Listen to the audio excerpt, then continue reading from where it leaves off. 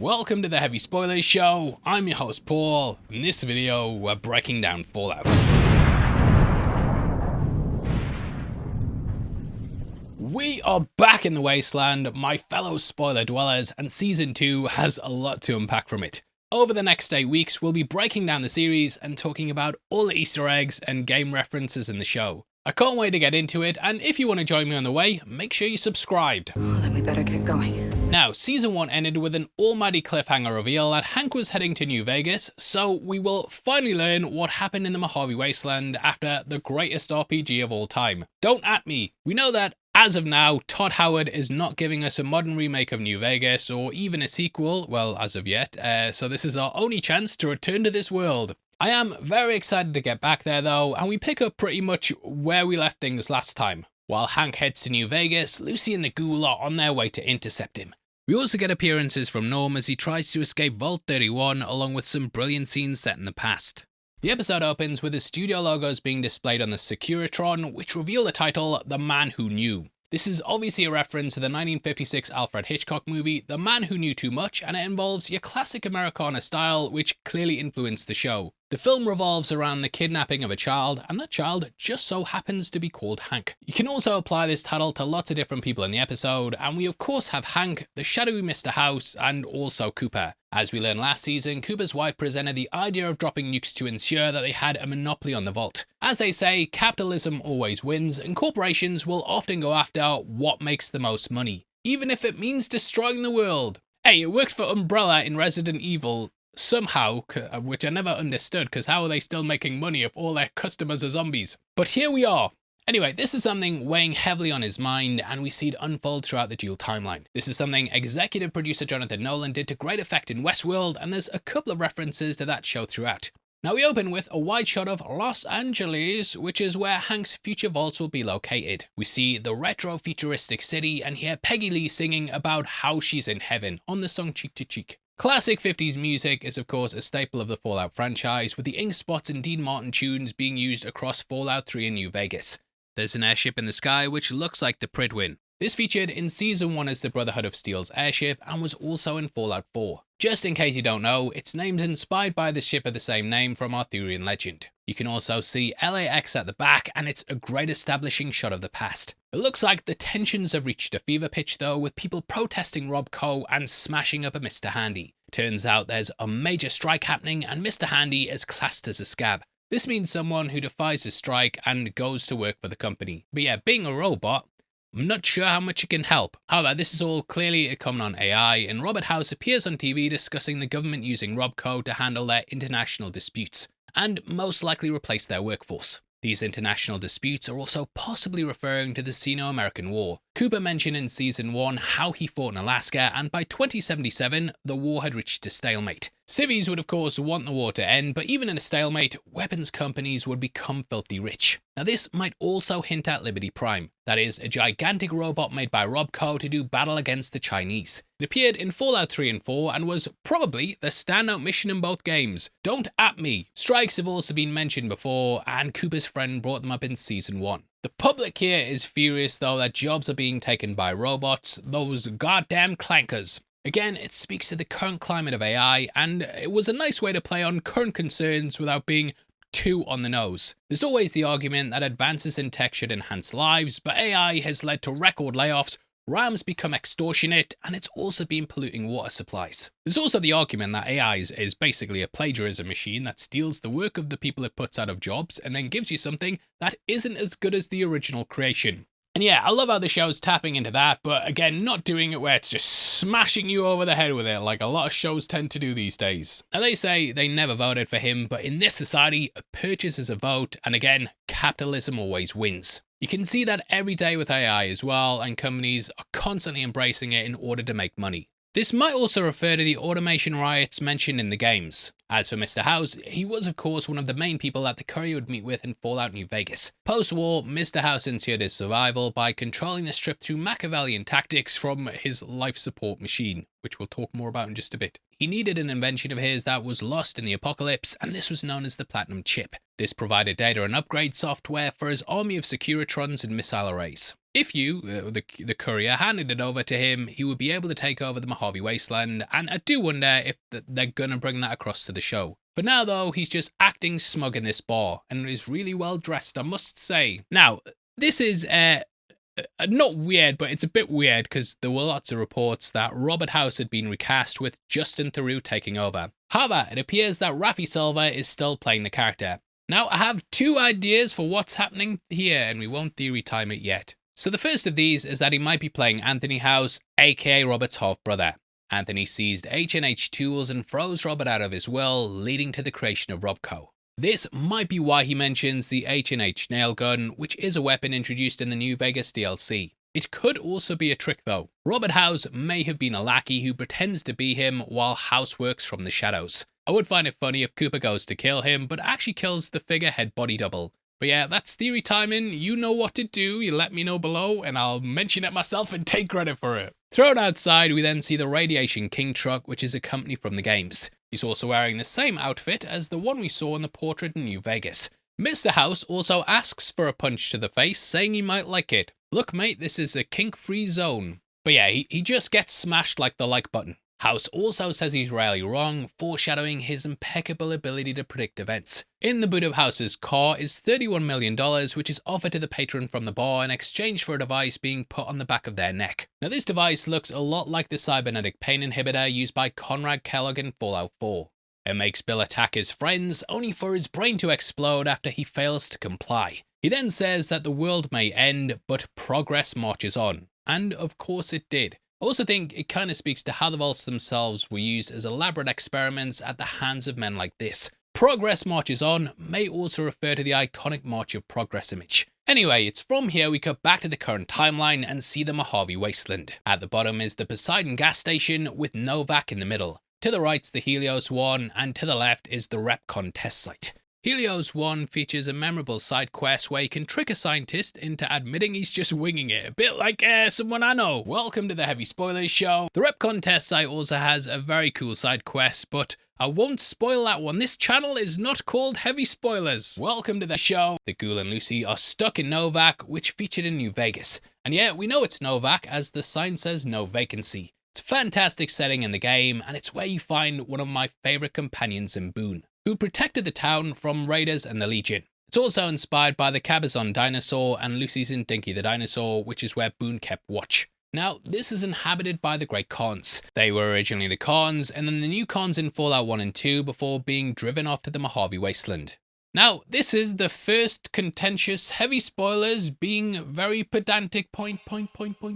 Fallout New Vegas had multiple endings based on your choices in the game. The game ended with the second Battle of Hoover Dam with the Khans, Legion, NCR, and House of Securitrons doing battle. The people behind the show never decided on which ending for the game was canon, and they just said it was hazy. Set 15 years after the game and its release, which is clever, they said that each faction thinks that they won, mainly because that's how life works. But yeah, one of them seems to take a jet inhaler, and in the game, the Khans were actually drug addicts. I love how they brought them to the screen as well, and they look fantastic in their biker gang look. The Khan member who's speaking mentions that the Ghoul's been harassing them for a very long time, and this refers to how he's being kept in stasis and every so often will be let out, just like we saw in Season 1. The Ghoul then mentions that one of the buildings used to be a store where he bought a soda pop 25 years ago. This is likely him referring to Nuka-Cola, which is of course, yeah, the soda in Fallout. He also says that the woman behind the counter was named Dollar, and New Vegas fans will know that there was someone named Carla who was Boone's wife in the game. She met a tragic end at the hand of the Legion, and is the subject of the fantastic side mission, One for My Baby. So the Ghoul may be misremembering things here. The scene is also very reminiscent of The Good, the Bad, and the Ugly. It's pretty much the con the man with no name was pulling off with Tuco, with him being handed in to collect the reward, and then being shot down and rescued, which is a detail I love. In general though, the show kind of fits around the classic Western archetypes that were explored in that film, and we have three main leads just like that movie. That film somewhat also deconstructed the archetypes of Westerns, and basically had, well, the good, the bad, and the ugly. Lucy is of course the good, with Cooper being the ugly, and yeah, the bad, you can apply that to Maximus, or hell, even Hank. Now, I think this was all done on purpose, as Nolan's a massive Western fan. Like, even Westworld deconstructed a lot of the confines of the genre. It used to be that you had your heroes wearing white hats and the villains wearing black. This was also how they chose their character types upon entering the park. However, over time, the lines became blurred, and we then got the updated Western that was kind of more of a middle ground.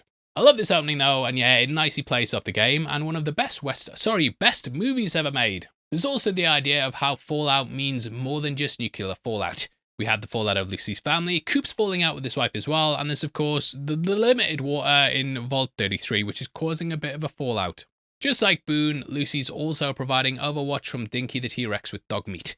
The problem is though, she wants to just abide by the golden rule, which is to treat others as you wish to be treated. She tries to pass a speech skill check with the Great Khans, offering them a peaceful resolution as opposed to an all-out firefight. However, the check fails, and they say whoever wins gets to eat the dog, which is a bit chilling, as the scene opened with a dog skeleton on a spit roast. She then shoots down the ghoul, who goes into full-on sicko mode, while Lucy just flesh wounds the gang, possibly in a reference to Terminator 2. But you should have picked good-natured. Now yeah, she may have failed to talk her way out of this one, but she manages to blow up a vehicle just like the game. I love how as we pan down to the pool with the ghoul as well, we can also see death before surrender, with surrender spelt wrong. To Big Iron by Marty Robbins, the ghoul then lets rip with the barbed wire rope, utilising his lasso skills which we saw in Season 1. Big Iron also comes from the Radio New Vegas channel, and it's hosted by Mr. New Vegas and voiced by Wayne Newton. Newton is of course a mainstay in the town, and in real life he's called Mr. Vegas due to his legendary run of shows. He actually also returned in the Ghoul log, which was made to market Season 2.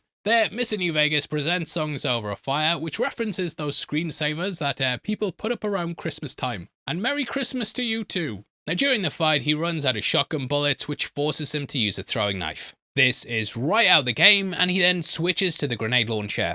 It's at this point he then uses VATS, which is referring to the Vault-Tec assisted targeting system, which yeah, if you've played the games, you'll instantly recognize. The slow-mo and the way you follow the shot is exactly like the game and is such a cool moment. He must have also got the Bloody Mess perk, as the victim's head just completely explodes. I guess a grenade will do that though. Look, I'm trying to guess his build here. Lastly, he gets a double kill with the grenade, and surely he must have leveled up. Leaving Novak, the Ghoul then uses radiation to heal himself. This is like the Rat Child perk from New Vegas, where you heal when you're irradiated. It's also similar to how playing as a ghoul works in Fallout 76. Walking across the desert, he then tries to give Lucy a reality check. The Mojave Wasteland is going to be wildly more dangerous, and factions like the Legion are extremely brutal and like Mad Max on steroids. They then arrive at a spot where we can finally see the New Vegas Strip. In the far distance, you can spot the Lucky 38. That's a resort and casino owned by Mr. House, and is inspired by the real-life Stratosphere Hotel and Casino. It looks to be the opposite side of New Vegas from the fastest route there in the game. Mainly because it looks like McCarran's airbase is on the left, which is run by the NCR. It's the easiest way to get into the Strip in the game, as opposed to paying like 2,000 caps to get into the Strip. The Ghoul may also be trying to avoid the countless rad scorpions and the Deathclaw. At the end of the last season, the closing credits showed a ravaged and destroyed New Vegas Strip, and there was a Deathclaw skull and an NCR vertibird, which made it seem like the NCR and Mr. House had a pretty harsh battle. Again, depending on which faction you side with, the NCR will stay or be run out of the Mojave. One of the endings also saw them annex the Strip, so perhaps after Shady Sands, they were then overthrown. Again, I've said other showrunners, never decided on the canon ending, but I feel like at some point they kinda need to decide. Lucy also mentions how it looks like old photos, but the Ghoul is not pleased about visiting. He mentions how the nukes over the Strip were also shot down by the missile array. As we learn, he was recruited by Moldava in the past to take out Mr. House. He was building a missile array and was believed to be the one who could kickstart the end of the world. In the games, at some point as well, he put himself into a life support system and wired his brain directly into his supercomputer. He had hoped to receive the Platinum chip before the Great War, but had to go without. It was located though, and again was transported by the courier, who is who you play as in New Vegas. Mr. House's lackey Benny ended up stealing it though, because he wanted to use it to take over the Strip himself. Benny was voiced by the late Matthew Perry, and it's such a shame he passed away before the season was made, and I did wonder if they had plans to include him. Once again though, we don't know exactly what happened to Mr. House post New Vegas, but the Ghoul implies that Mr. House betrayed the rest of the cabal of companies from season 1, especially as Hank seems to have been working for House in secret. Lucy then asks why her dad would go to Las Vegas, and while we don't find out why Hank is contacting House at the end, or whoever it is, we likely will. Cutting back to a flashback of last season's finale, we see as Coop learned his wife wanted to nuke the world to make the line go up.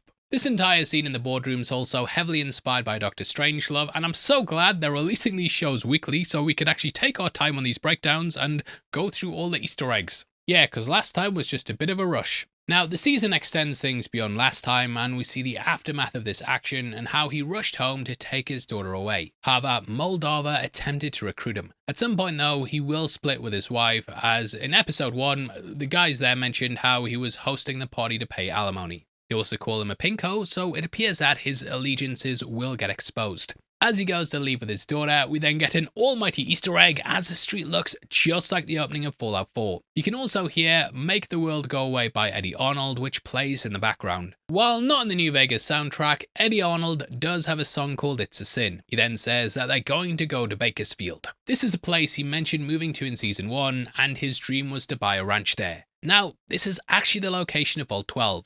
This is a big experimental vault where Vault-Tec basically wanted to study the effects of unprotected radiation on humans.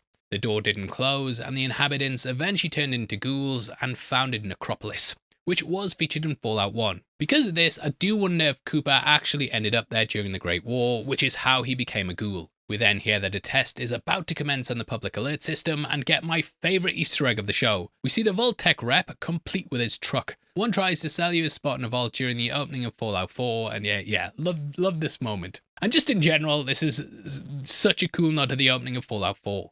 Just like the game, the public panics and tries to rush to a vault, and we also see a vertibird, which is the transport of choice for the military. I love how Cooper also turns and sees his face on the billboard as everyone's panicking. This is the advert he shot in season 1, but we saw in the opening how the thumbs up thing was kind of rubbing him the wrong way, and I hope you give the thumbs up as well. He's unwillingly become the face of the company though, and is engineering the end of the world. It says keep your loved ones safe, which is what he's doing right now as he goes against his wife. If you're going to a vault yourself then you're going to need some clothes for it, and why not check out our merch store right below the video. There we have a whole host of our Fallout inspired shirts, including our Nuka pinup, Ghoul, and also our Brotherhood one. Right now, we also have a Christmas sale on where you get 10% off every shirt. Beyond that though, the more you buy, the more of a discount you get, and it all helps videos like this get made, and your boy look fantastic. Well, I look terrible. I should have shaved. Look, I'm trying my best. This is the most hair I could get in a week. Cutting back to Vault 33, we see how they're getting on, and here Come Go With Me by the Del Vikings.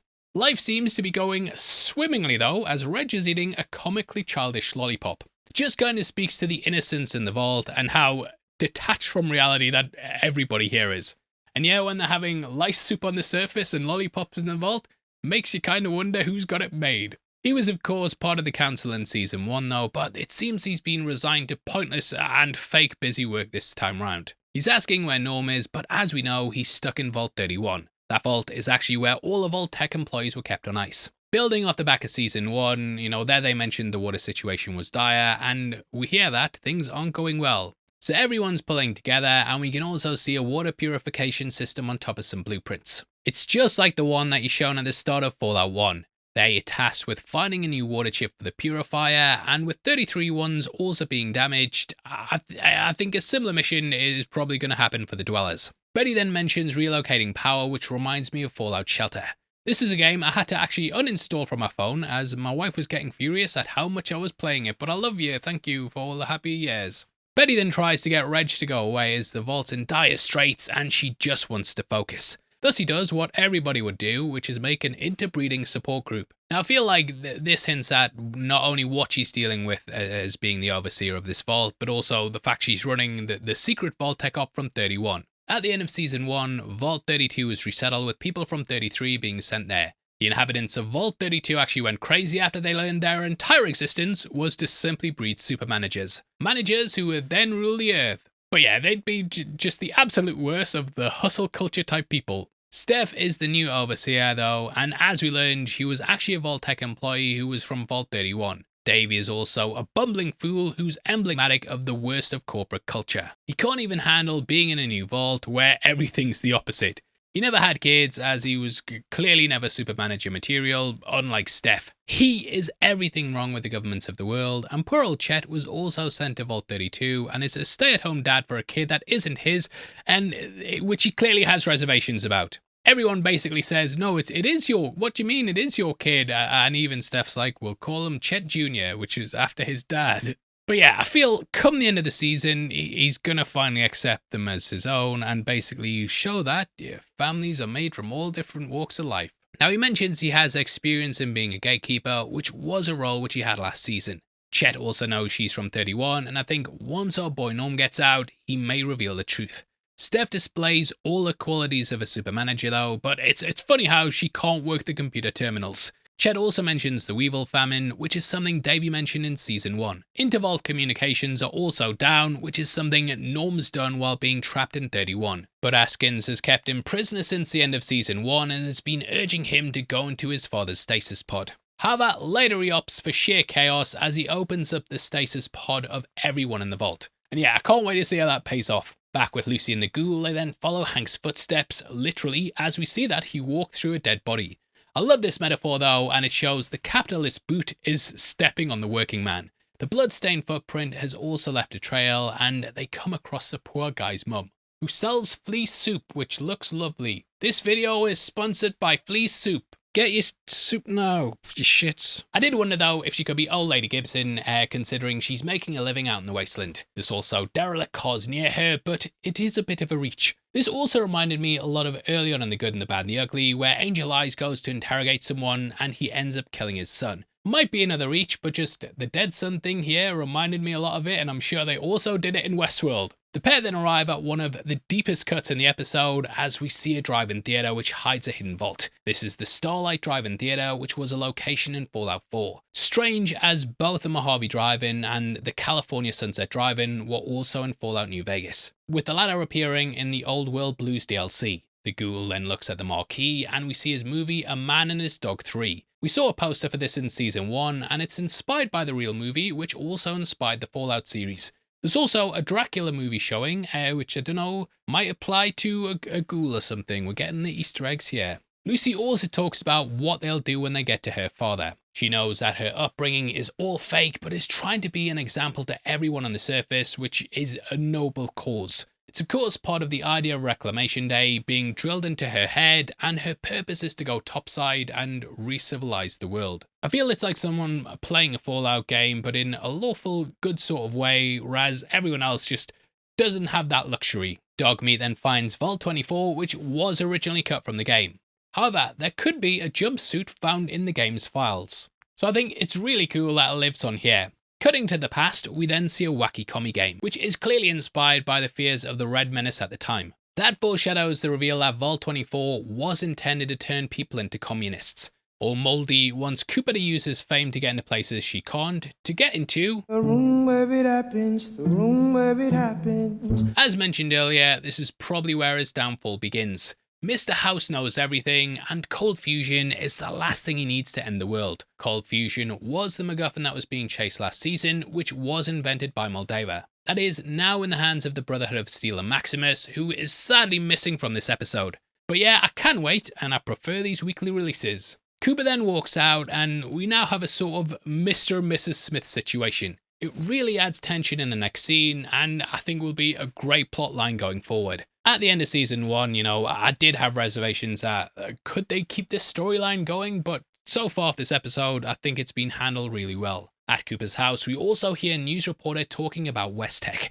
Their stocks are up amid reports that their new biological products will revolutionize skincare. They were part of the cabal of businesses arranging the end of the world and have been featured in the games. They actually helped design the T-45 power armor that Cooper wore in battle. As he showed last season, it had a design flaw that led to the deaths of many soldiers, and Bud Askins used to work there. We also might be seeing part of Cooper's history in the war, as the trailer showed him in the power armor. In the DLC for Fallout 3, Operation Anchorage, we got to see that battle via simulation, so there is the possibility that we might see for real this time. Super mutants were also created as a result of their forced evolutionary virus. They were mentioned by the Vault-Tec employees in the season 1 finale, and that was suggested making them using illegal immigrants. Mr. House also says that it's not a question of when the world will end, but who will press the button, which no doubt reminds Coop of Moldava mentioning that House will be the one to hit it. Hit it like the like button. I love the display of guilt on Bob here though, as both she and her husband are on opposite sides of the corporate plot. Cooper is the man who knew, but he's having to bite his tongue and play coy. The framing is also fantastic as she walks in, and we can see another movie poster of Coop's on the left. It's called Revenge of Brutus and refers to one of Julius Caesar's assassins, Brutus. Julius Caesar was of course betrayed, and there's that undercurrent throughout this scene. Season 2 will also feature the Legion that appeared in New Vegas, and they were led by Caesar, who's a guy that really does think about the Roman Empire all the time. I just want to clarify as well, mate, before you start, it's pronounced Kaiser in the game. Before you start, mate, before you bloody start your shit. I wonder if Cooper will use his acting skills, though, and lines from The Revenge of Brutus to manipulate the characters. The most famous line, Et tu Brutus, appeared in Shakespeare's Julius Caesar. A friend ends up killing a friend to stop them from becoming king and tearing apart the Roman Republican Empire. So here, Coop is going to have to go against his wife to stop the world from ending. The vault is also clearly abandoned and a far cry from Lucy's home. The Ghoul says he's been to a lot of vaults, which makes sense considering he's trying to find his wife and daughter. Whatever happened to them must have happened quickly after the bomb dropped. Although, as we mentioned, he may have ended up in the necropolis. She's forced to open the vaults up properly, with a process looking just like Fallout 4. They then discuss the Vault experiments, with it being revealed that Vault 24 is indeed another in a long line of hellish vaults. We also see a Chinese Red Army hat, which gives me an interesting thought. I did wonder if this could be a vault that housed Chinese citizens as part of Vault-Tec who were just wanting to get filthy rich regardless of ideology. And as I always say, capitalism always wins. Going down into the vault though, we learn the truth and discover that Vault-Tec, for some reason, wanted to turn people into communists. And as I always say, communism always wins. As they walk down into the tunnels though, we can see a red star on the wall to the left of the window. At the table, dead vault dwellers sit in front of a Chinese flag, but there's an even bigger twist on top of this.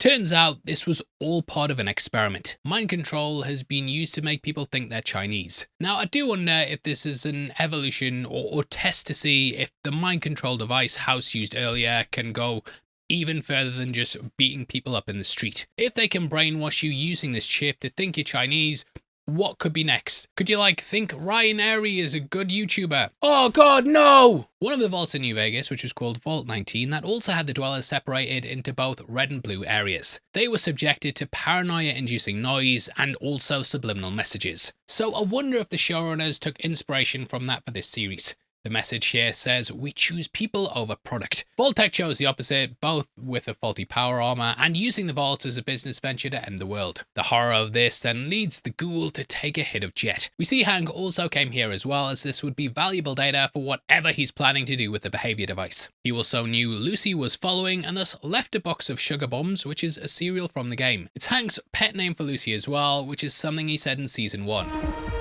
My little sugar bomb.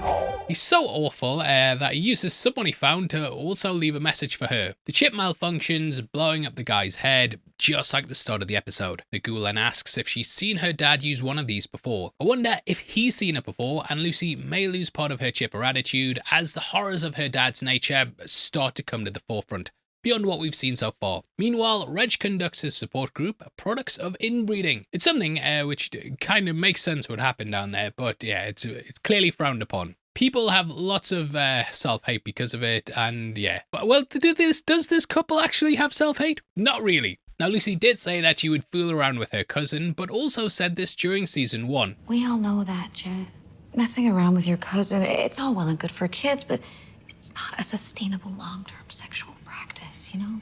Not many people have turned up though, except for Marianne from season 1, who's sat there munching on popcorn. There's also 2 who are clearly there to try and change the rules to allow inbreeding. Realizing this won't work, they then get up to go and leave. To the left is also a special poster referring to the primary stat categories such as strength, perception, endurance, charisma, intelligence, agility, and luck. Now, Reg is clearly searching inside himself to get sense of purpose after not becoming an overseer. He's desperate for something that gives him a meaning in life, which is why he starts to indulge Marianne's theories. We then hear It's All Over But the Crying by the Ink Spots. It featured in Fallout 4 and Fallout 76. Due to how much their music's appeared in the games, shows and marketing, the Ink Spots have kind of become synonymous with the franchise. Cutting to Norm, he then asks what his dad was like. Gets told he's ambitious, as we know, but is desperate for Norm to get into his father's pod. He was sort of a disappointment in a way in season 1, and he just seemed completely indifferent. I had like that interview when they were going to punish him for not doing it, and he was like, I'm just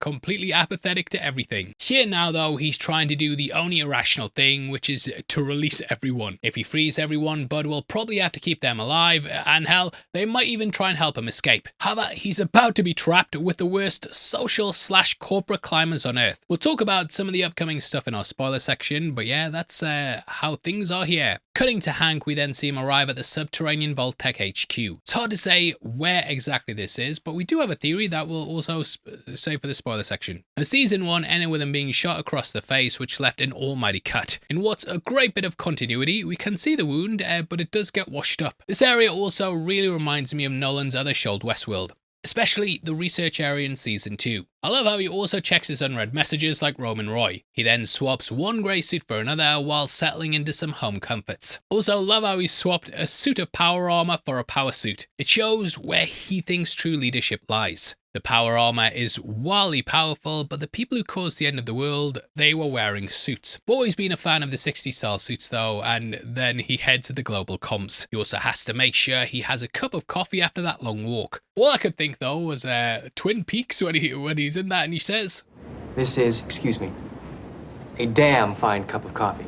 My guy even has a Pip-Boy 3 billion. This was in the game, but the show version seems to be just gold and missing the diamonds. He then puts out a message saying that no one knows he's here and that he's still alive. He also finds a room full of corpses missing their heads and the chips going through miniaturization. Hoping that this will get him a promotion, he vows to complete the work that was started and that it will end with who I'm guessing is House begging for him to help him. As we saw at the end of season 1, Hank was just a lowly executive assistant, but also a big fan of Cooper. So I can't wait to see them face off again. Again, Bud said earlier in the episode that he clearly has ambition and he's trying to climb the corporate ladder during the end of the world. And it's like, what's the point? Closing out to Working for the Man by Roy Orbison, we then cut to credits, which hints at some things that could be coming. We see the derelict El Diablo roller coaster, which is a location in the game. Zooming out, we can also see the Mojave Express sign on the top of a building. They're a courier company from the game who the main character worked for, and we then see Bison Steve Hotel, which is also in Prim. Now I wonder if Lucy and the Ghoul will be heading there next, as we see the sign for Lucky 38 Casino, which plays on the in-game one. Now that kind of takes us into our spoiler section, where we're going to talk about the trailer shots and things that could potentially ruin the series for you.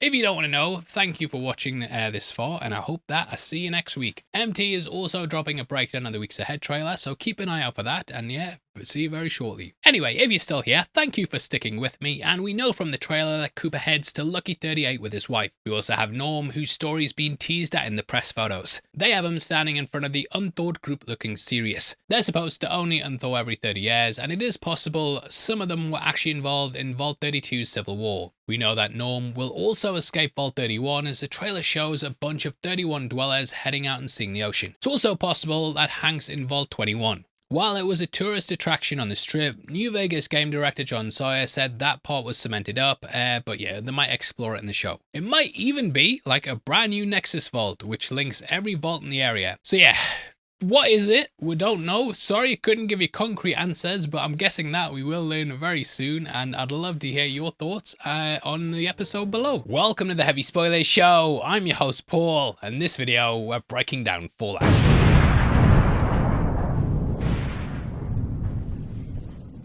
We are back with Fallout, and episode 2 is an absolute banger. Once again, there's a lot to break down in this episode, so if you want to ignore your family this fine Christmas Eve, then pretend you've got a bad belly, pop in an AirPod, go to the toilet, and we'll get into heavy spoilers. Now, last week ended with Lucy finding out her dad and Vault-Tec were turning people into communists by using brainwashing tech. Maximus was completely missing from the episode, but we get that rectified for episode 2. We open with a flashback to Shady Sands pre-nuke as You Belong to Me by Joe Stafford Plays. It's a stark contrast to the opening of episode 1 where we saw LA in the past. It's also nice to just having a thriving surface community, especially as Vault propaganda convinced us that this was never the case. I kind of see it as a sort of mirror of the opening of the first season where we saw an idyllic life and a thriving community. This was then destroyed by nefarious forces infiltrating things, much like we have here with the mind-controlled man with the cart. In season 1, we also had the projector begin to burn, which created the effect of an atomic explosion. Shady Sands was of course destroyed by Hank as Vault-Tec wanted to control the post-apocalyptic world. However, this city was a major threat to their plans. As we see, it's a thriving society, which in the game was founded by the people of Vault 15. They went out and created their own paradise by using the Garden of Eden creation kit to terraform the area. You might notice that everyone's clothes are also pre-war style, showing how the world is still stuck in time. It actually reminds me of how you can find loads of pre-war stuff when looting in the games. Now here we see a young Maximus walking around. In season 1, we saw how he survived the nuclear blast by hiding in a fridge, which was very Indiana Jones-like. That was only shown in a brief flashback though, but I love how we get to see the real origins here. This episode is absolutely incredible, and I think everything production-wise just goes to the next level. As we know from this point, the Brotherhood of Steel then found Maximus, and then he joined their ranks as one of their grunts. As he walks around, we can also see NCR troopers, who are the backbone of the new California Republic Army. After the death of the settlers at the hands of raiders, the NCR set about pacifying the Mojave Wasteland. There's also an NCR Ranger with them as well, which is a great inclusion. Now originally they were a small independent group focused on freeing slaves. They then unified with the NCR in an official capacity. But yeah, it's very picturesque, and this is an idyllic home free from the horrors of the Wasteland. Maximus's father even has his own water purifier, which looks like the ones from Fallout 76. It's an incredible achievement, and I really like how Maximus's dad contrasts with the Brotherhood of Steel, who completely hoard their tech. There's also no rads in the water, which is a stat you need to keep an eye on in the games. If you accrue too much, then your maximum health bar goes down, and then you have to use a rad away. So access to clean water is imperative to a colony's survival. He then mentions how they can grow more crops and rationing could be a thing of the past. It shows just how advanced that Shady Sands was and how it was on its way to doing what Vault-Tec had said they would. But here, it's not in the pursuit of profit, so it juxtaposes them really nicely. Now, as we know, helping the general public rebuild society was never part of Vault-Tec's agenda. Just like the cold fusion reactor, reclamation was a proprietary thing only for Vault-Tec use. Right now, things are thriving though. Old Papa is even considering another child, which shows how optimistic that they are. However, the end of Shady Sands is nigh. A dude watches as a caravan arrives in town, which is pulled by Ibrahim, which is the in-universe mutated cattle. They're used by various factions in the franchise, including the Crimson Caravan in New Vegas. It's through this that we learn how Hank managed to get his nuke into Shady Sands, and we see a mind-controlled NCR trooper. They constantly repeat, patrolling the Mojave also makes you wish for a nuclear winter. It's all they can say, and it's kind of like just talking about the weather, I think, to help him bypass everyone. Chances are, mate, you've talked about the weather with someone today. It's all anyone ever talks about. It's just generic. But yeah, I did also wonder if it might be one of the last things they said before being slapped with the mind control device, and it's possible that it could even be a password or something. It might also be used for a cover as to why they don't talk, and people could just think he's gone mad. Mojave is of course a hellish wasteland after all, and probably the worst assignment in the NCR. He basically then goes into the center of town and drops down with blood streaming from his eyes. Maximus's dad checks his neck and then the cart, which is where he discovers the nuke. Now, due to him seeing the device and doing this straight away, I did wonder if he knew about what the device really does. I don't know if Hank would send the explosives in straight away, and maybe the two fathers had talked in the past. If that's the case, then yeah, it does kind of add a dynamic to Lucy and Maximus's relationship, and I do kind of hope that we get a scene like that at some point. Now, the explosive itself looks just like the Fat Man bomb that was dropped on Nagasaki during World War II. The same design was also used in Fallout 3 for the bomb at Megaton. There, you could either disarm it or, as attempted here, allow it to blow up. Which you, of course, didn't do, mate, did you? I know you didn't do that, did you? Well, hey, I didn't do it. The Fat Man name was also used for a mini nuke launcher in the games, and it's also what one of the villains in Metal Gear Solid 2 was called. Not this game, but it's still where I first heard the term, so I'm bringing it up here. As Maximus's dad says go home, we can also see a pillar which is from Fallout 1. He then seemingly defuses the bomb, only for the failsafe to activate. I love how the Pip-Boy also has a cheerful appearance while holding a bomb, and yeah, just kind of plays into the dark humor in the series. The contrast always makes me chuckle, especially once Hank gets notice of the detonation. Running home, the dad then puts Maximus in the fridge, and we've of course seen the other side of this. His dad imparts some wisdom, saying that you should leave the world a little better than you found it, and it's sad as his son ended up being the hero of a tech hoarding cult, who are just after their own ends. It's an ideal that he's now trying to achieve, albeit being twisted by an elder cleric Quintus. But he does later say a similar line, which is a great little callback to this. But yeah, Maximus has basically swapped one father figure for a warped one, and Quintus even calls him my son. His mum then says how they were just getting started, but now it's all over. Only Vault-Tec is allowed to progress society. Whew, and it's absolutely devastating watching his dad trying to reassure his mother as the white light hits. And yeah, what an opening. In the aftermath, we then see Hank literally washing his hands of his crimes. However, just like we saw with Bob last week, the horrific act is something that weighs heavily on him. In the end though, he puts on a happy face and goes back to Lucy and Norm to try and be a normal family. He reads The Wind in the Willows, and this might be a reach, I'm warning you, but lots of people get this confused with When the Wind Blows. That is a book about nukes and the fear surrounding them, and I didn't know if it was a nod to that. I did say it would be a reach. We then cut to the title, which is covered in the ash of nuclear fallout. Now it's at this point that we see what Maximus has become. We then get a Marvel-style look inside his helmet, and shoutouts to MT for pointing out in our trailer breakdown that the heads-up display appears to have the same meter that Fallout players see when operating the power armor.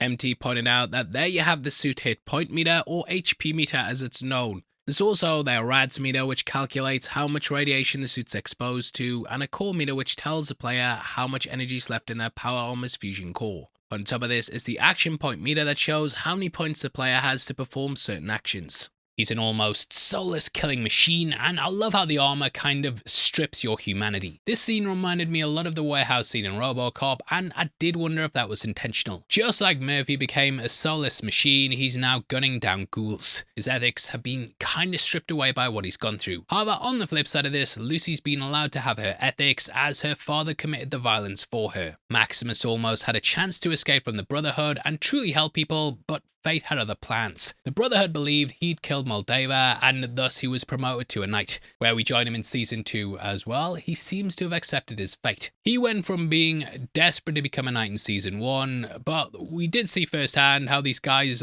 aren't what they portray. Knight Thaddius was a complete dickhead who'd never hit the thumbs up, and after filling his armor, he's sort of become just like him. I like how they keep the consistency up in the costume design as well, and we can see the claw marks on the panel, which I think nicely helps him stand out against the rest. However, it does also show that he's basically just becoming Titus. The Iron Man view is back as well, where we're inside the helmets, and slag off the Marvel Universe all you want, this was a really good way to portray it. But yeah, Maximus is completely unfazed as he kills what seems to be feral ghouls. It's sort of the power fantasy that Fallout 4 lets you live out, for better or worse. Look, I did have fun with Fallout 4. The mission's completed flawlessly though. We can also see this was a former NCR outpost due to the uniform on the desk. I also kind of recognize this device Maximus retrieves, but I just can't quite place it, so let us know if you know below. My brain is mush of useless movie, game and TV trivia, and I still can't remember it. But yeah, it's seemingly innocuous, however it grants entry to Area 51. I'm glad we didn't do a trailer breakdown as well, as I thought they were heading to Hidden Valley from New Vegas, and I would have looked even more of a mug than I normally do. Now why I thought that is because that was a place in New Vegas which housed the Mojave chapter of the Brotherhood of Steel. They were sent to the Mojave to secure the Hoover Dam, however Father Elijah, the chapter leader, he wanted to take over the Helios one. It led to a disastrous defense, which in the end meant most of the chapter got killed. You can wipe them out for Mr. House if you like, as he saw them as the greatest threat to his plans to control the Wasteland. Sadly, it wasn't included in New Vegas, as the developers said it was too far away from where the game was set, and Bethesda already included aliens in the Mothership Zeta DLC. And there is a little nod to that later on. The guy next to Maximus though is completely shocked that's all they came for, but Maximus just nonchalantly says it doesn't matter and to pack it up. Maximus then arrives back on the airship, and the docking procedure looks just like Fallout 4. And I really appreciate the attention to detail. Honestly, seeing that ship for the first time in Fallout 4 was just awe-inspiring, and I'm a sucker for people discovering advanced societies in post-apocalyptic worlds. Like the Commonwealth in the Walking Dead comics. Even though it was just like a regular town centre and something I see every day. But it was amongst the Wasteland and looked great. But yeah, this whole scene was incredible, and I felt like it was such a step up from what we'd seen in the first season. It felt almost like a steampunk take on Arthurian legends, and reminded me of stuff like Mortal Engines, which is a very underrated movie, mate. His mate Dane then looks on, and we learn that they're a scribe now. I wonder if the pair will end up fighting though, as they do kind of seem to be drifting apart, and yeah, Quintus is obviously a scribe here. Will Quintus get replaced? Will it cause them butting heads? Lots of things to discuss. We then see two BOS members insert a fusion core to the power system and open up Area 51. The cores are used throughout the games, and they're what basically powers the Brotherhood's armor. I also love how this is rocket shaped, and if you view the nuke at the start as being like that, then you have two rocket shaped things changing the fate of Maximus. Now Quintus then mentions that the Brotherhood's been fractured. Uniting all of the chapters is something he also brought up at the end of last season, and cold fusion is what's going to bring them all together. Each game has had a slightly different take on the Brotherhood, and it's something the show acknowledges here when we meet the other chapters. With a united Brotherhood though, they'll be able to rule the Wasteland. The chapter in Fallout 3 gradually moved to a more Guardian role as opposed to retrieving old tech. The Brotherhood just wanted to hoard it forever, believing that humans couldn't be trusted, and I guess we kinda did prove that after the Great War. The Capital Wasteland chapter then aimed to kill the super mutants and help protect the citizens. This chapter was ignored by HQ and they received no resources. Due to this, the situation deteriorated and a group of outcasts split off. However, just before the events of Fallout 4, Elder Arthur Maxson managed to reunite the East Coast Brotherhood. He was actually a descendant of Roger Maxson, the guy who founded the Brotherhood after discovering the awful tech the government had been making. The reunified chapter then shifted towards keeping dangerous tech out of the wrong hands, while also working to rebuild a better public image. Anyway, the sand's blown away to reveal Area 51, and again, it reminds me of the Hidden Valley. In New Vegas, it was protected by dervish camouflage, and as such, it became very hard to find. So while this isn't the game's base, it is inspired by it nonetheless, and I'm gonna try and convince everyone I was right. This is the point where Quintus calls him his son, and Maximus gives him a smile, showing he loves feeling accepted. My son. He's been chasing a father figure since Shady Sands, and it's a great way to build off the thematic elements of the opening. He's also spared no thought about wiping out the abominations, and this is something which might also change again when he meets up with Thaddius. In case you don't remember, he's someone who started to mutate at the end of Season 1. We then cut to Lucy and the Ghoul, and it cracks me up that she calls him rude as Lazy Day Blues by Burt Whedon, Derek Scott and Freddie Poser plays. It appeared in New Vegas under both Black Man Radio and Mojave Music Radio. She's kept her chipper attitude thus far though, and as I said last week, this is very much a lawful good playthrough. Or should I say, good karma playthrough. It also kind of remind me of some of the walk through the desert scenes in The Good, the Bad and the Ugly, with it being similar to the sort of dynamic between the man with no name and Tuco. On their walk to the hospital, it also appears that she's recited the whole of A Christmas Carol by Charles Dickens. As we know, she was a vicarious reader and had a book club with her father in Season 1, where they read When the Wind Blows. Sorry, Wind in the Willows. It's the same thing. It wasn't a reach. Where they have reached, though, is the affordable hospital where they hear a cry for help. The only hospital in New Vegas was the medical clinic, so this seems to be new. The name affordable is also, playing on capitalism, which fits perfectly with the games. I did hope that we'd also see Dr. Mr. Handy again with Matt Berry's voice, but that sadly doesn't happen. The Ghoul also doesn't want to help as well, as he's had over 200 years of experience and is completely jaded by these sorts of side quests. He says how he used to be like her, stupid. This is possibly referring to how his pre-war Robert House mission went wrong and he ended up being labelled a pinko. The hospital's also a wreck and there's bodies scattered everywhere showing how life was ended when the bombs fell. There's also a weight loss clinic, and I did wonder if they'd used Vault-Tec as Zempic. Lobotomies were half off as well, so that's where Screen Crush got theirs. Are you having that? Now, lovely lads there, and if you're feeling generous, then why not check out our merch store right below the video. There we have lots of Fallout themed shirts, including our Ghoul one, Nuka-Cola, and our Brotherhood one as well. We are running big discounts and sales for Christmas though, and I've also just launched gift cards in case you want to give your mate the gift of t-shirt. You'd be a ghoul not to. Now, just like most of the Wasteland, it's completely abandoned and can be seen with spray painted words saying dead, dead, dead, dead, dead. This kind of reminds me of The Walking Dead's Don't Open Dead Inside writing, and it does kind of foreshadow what's basically gonna happen if they stay too long in the hospital. There they find a poor lady in a tunic who's hurt, but the Ghoul thinks they don't deserve saving and he ends up killing the dude. He then grossly eats a part of the guy and spits it out. As it turns out, the dude was irradiated. Now, these are actually members of the Legion from Fallout New Vegas. The tunics are the same as in the game, and it's a faction that kind of spells where things could be going for Lucy. The two we meet here are victims of the Rad Scorpions, which are an enemy type we meet in the game. Honestly, they're kind of really annoying, but I do like how they add the creepy factor to them here. It's very facehuggery and is overall a really good scene. The one we see here is the New Vegas variant, and it's even scarier on TV. The Ghoul must be thinking, why oh why did I listen to that girl? We then see a giant one come out, and to make it worse, it's a cannibal that eats the smaller variants. The Ghoul then uses the woman as a shield and then sticks a grenade in the Scorpion. Now ethically, this isn't very good. But I love how Lucy kind of reflects this, and her ethics are really put to the test here. She can only use one single stim pack on the woman or the Ghoul, and it's a kind of trolley cart test. In the end, she uses the stim pack on the woman as, yeah, the Ghoul will heal without it, and I'm guessing that he'll have to pull her out of the predicament next week. He says, golden rule, motherfucker, but she says it's only for people and calls him disgusting. Hey, cool it with the anti-Ghoul remarks, yeah? She then promises to return, but after taking the random woman back home. But I don't think Lucy is going to have an easy time doing that. She's going right into the Legion of Caesar, or well, Kaiser, as is said in the game, and this likely won't be somewhere where she's instantly left free. The lady also appears to be a slave in the region. In the game, they run around carrying large backpacks, and it looks like a completely miserable existence. They're also just like the Kings, who are a group inspired by Elvis, and the Legion is also inspired by pre-war life. Again, they're led by Kaiser, who does really think about the Roman Empire all the time.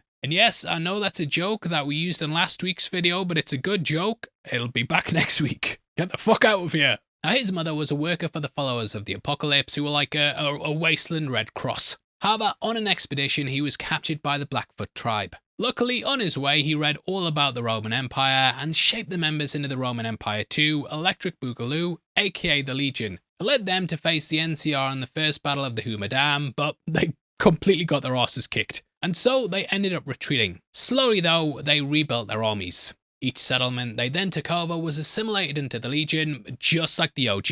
Now, Fallout New Vegas gives us a myriad of endings depending on whom we choose to help, betray or kill. You can agree to help them take out the NCR and then control the New Vegas Strip, or just wipe them out. On top of this, Kaiser is also suffering from a brain tumor. There's a great side quest named A Tumor Brute, and you can either remove it or allow him to die. Should he die, Lanius will then take over control of the Legion. It's a brutal society, and considering the showrunners haven't chosen a canon ending to the game, we don't actually know what happened after the second battle of Hoover Dam. We do know though that they will play a role in the show, and I'm very excited to see what the writers cooked up. I'm quite a bit more hyped for this season, as I was boring my wife by explaining that this is technically a sequel to New Vegas, because Todd Howard decided to re-release Skyrim a billion times, Fallout 4, and Starfield. Give me Larian Studios Fallout New Vegas 2 though, and my life is yours. Anyway, where were we? Yeah, Lucy is taking the slave woman back to the Legion, who are just going to enslave her once again. Meanwhile, Norm has managed to unfreeze all of Bud's buds. Yep, the corporate trainees are out of their pods and ready to continue the company dogma. They're confused as to why all of them have been released at the same time though, and surmise that this must be Reclamation Day. This is when the vaults will open up and the dwellers can go up and repopulate/rebuild America. It formed the base out of Fallout 76, the utter disaster that's sort of a kind of MMO Fallout. Probably the worst launch of a game until Cyberpunk 2077. As a side note though, I'm not getting paid for this, it's actually pretty fun now. Got it for like £2.50 a few years ago and it was definitely worth £2.50. But obviously, you know, I'd have a different reaction if I spent all that cash on like special edition versions of it. I remember watching Young Yao did a video saying how shit it was, and it was just I realised I dodged a bullet there. But £2.50? Fantastic. Now, it does appear that the Reclamation Day is different for each vault, as the 76 one was just 25 years after the bomb dropped. We also get a little nod to Han Solo being blind after coming out of Carbonite in Return of the Jedi, as one of the Unthawed says, "Should I be able to see by now?" Norm then lies and says that Bud Askins is dead, and their final test is to escape Vault 31. Bud is then shown upside down in a bin, and I did wonder if he's dead or just faulty. They then panic, and I love the guy asking if there's anyone else they could speak to. Classic, can I speak to the manager? A lady also sounds shaken up due to someone eating the crackers from her welcome kit, which was most likely Norm due to him being starving last week. It's absolute chaos though, and yeah, this is the plan that Norm chose last week. He may be undervalued and underestimated, but in this episode he proves he has all the leadership skills of his sister and father. We then catch up with the latter at the subterranean Vault-Tec HQ. He's driving a little golf cart, which did make me think of Austin Powers, especially with the corridors. My guy is also playing with the yo-yo he found last week. It's similar to Reg having the comedically childish lollipop in episode 1. At this point though, he's nuked Shady Sands, killed his way to the vault, and even now is conducting horrible experiments. All the while playing with a yo-yo that one of the victims we saw last week used. Shows a major disconnect between reality and his crimes, and he then heads to the cryogenic biorepository. This is where he then gets more live subjects for the brain-computer interface. The montage here to the plodding music and watching him kill little poor animal after little poor animal just shows how kind of useless he is, but he doesn't really seem to care. However, we do have an idea of where this may be going based off the Weeks Ahead trailer, which we will talk about in the spoiler section. The final mouse actually climbs up onto the chair as well, ready to work before then exploding. But this is why he then goes and gets another poor victim. However, it is questionable how innocent they are. Back at Area 51, the Brotherhood of Steel then enter the hangar, which has the funniest show Easter eggs to date. Inside a working fridge is a frozen alien which looks just like the ones you meet in the aforementioned Mothership Zeta DLC. It's a pretty neat reference for fans of the games, and these are called Zetans. They featured in Fallout 3, New Vegas, and also 76. Fallout 1 also had its own Area 51 encounter. No one cares about the alien though, and they just push it out the way. The dudes here just care that the icebox works. We then pan about the Area 51 hangar and see it's filled with all sorts of old artifacts. There's a terracotta warrior, the US Constitution and a flag, the Ark of the Covenant, and a weapon that looks like it might be from one of the games. Sadly, I don't recognise this one either, so if you do, let me know below. The whole scene felt like another nod to Indiana Jones though, namely the warehouse scene at the end of Raiders. And start of Crystal Skull, which doesn't actually exist as a movie because there were only ever 3 Indiana Jones films, and then we ended with him riding off into the sunset at the end of The Last Crusade, which was called The Last Crusade because it was the last film, and he rode off in the sunset at the end, and it was perfect, it was the perfect ending, and Hollywood should just learn to leave stuff alone. Now there's also what looks like holy hand grenades from Monty Python, but it doesn't have a cross on the top. However, there is a grenade named that in New Vegas. Also love how the 2 bonehead knights are playing with what looks like a plasma grenade. They even end up setting it off later like an absolute pair of chumps. The voice changer on the armor though cracks me up as it makes them sound like total bros, and they then discover a red car. This pristine car is a rarity in the Wasteland, and notably you can't drive in the Fallout games. They get super excited to bring it outside though, only to then just blow it up. Yep, the one potentially drivable car in the Mojave is just used for Gatling gun practice. Blows up just like the one in episode 1, as the knights say, "Oh yeah." Which I did think might be a Ferris Bueller reference, as the song "Oh Yeah" by Yellow was used when Ferris hops in a red Ferrari. The squire's also carrying what is essentially a giant golf bag, and that will forever be hilarious. This and the later grenade scene also shows just how thick the Brotherhood are. They've been completely indoctrinated by the religion and now have to give full devotion. Maximus then powers up the new base using the cold fusion from last season. Now it's here that I feel like we may indeed get the schism between Maximus and Dane.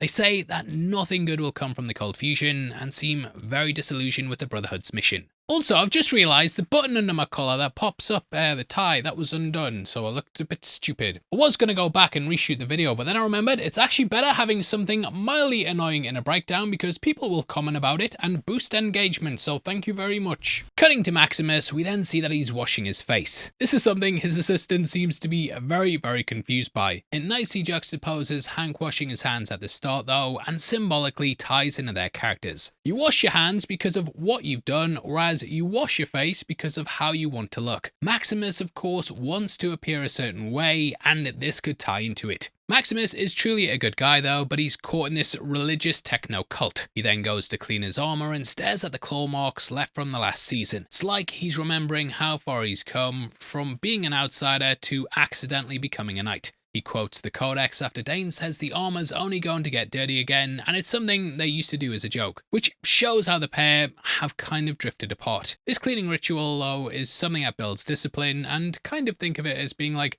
wax on, wax off. The Codex itself is of course a core doctrine and a list of laws that the Brotherhood abide by. The Brotherhood is advertised as being the best place to live out the end of the world, but Maximus could have had the dream life with Lucy. However, life here has a way of never giving you what you want. Now, as we see, Quintus is seizing power, and with the cold fusion device, they have unlimited energy and thus unlimited power. This means they can take over by force if they need to. Maximus is trying to stick to the simple things though, and I don't think he's quite prepared for how this will play out. He even goes back to cleaning the crotch piece that he kind of got humiliated into doing in season 1. Dane says something interesting though, and that the Commonwealth haven't been included in Quintus's plans. Now, this does get to Maximus, as though he isn't specifically a true believer in the religious cult. He simply wants to make sure that something like the Great War doesn't happen again. Quintus is acting alone though, and against the interests of the overall Brotherhood, as he's not CC'd in the Commonwealth. Now in the game, Elder Maxon led the Brotherhood to post-war Massachusetts. They ended up fighting against the Institute, who were a secretive organization whose aim was to ensure human survival at all costs. They sent super mutants to the Commonwealth as part of their experiments and replaced people with synths. If you back the Brotherhood in the game, they stay in the Commonwealth and continue. So with this show set around 9 years after the events of that game, I guess they became a separate chapter from the capital Wasteland ones. They are possibly the strongest chapter in the game though, hence Quintus wanting to get one up on them. We then see multiple airships arrive, just like the Commonwealth sending the Pridwin in season 1. We have a representative from the Grand Canyon, which is a location that's been mentioned in the New Vegas DLC. There's also a Yosemite chapter, as well as one from Coronado, California. If you're an X-Files fan like me, then chances are you'll recognize Brian Thompson from his role as the shape-shifting alien bounty hunter.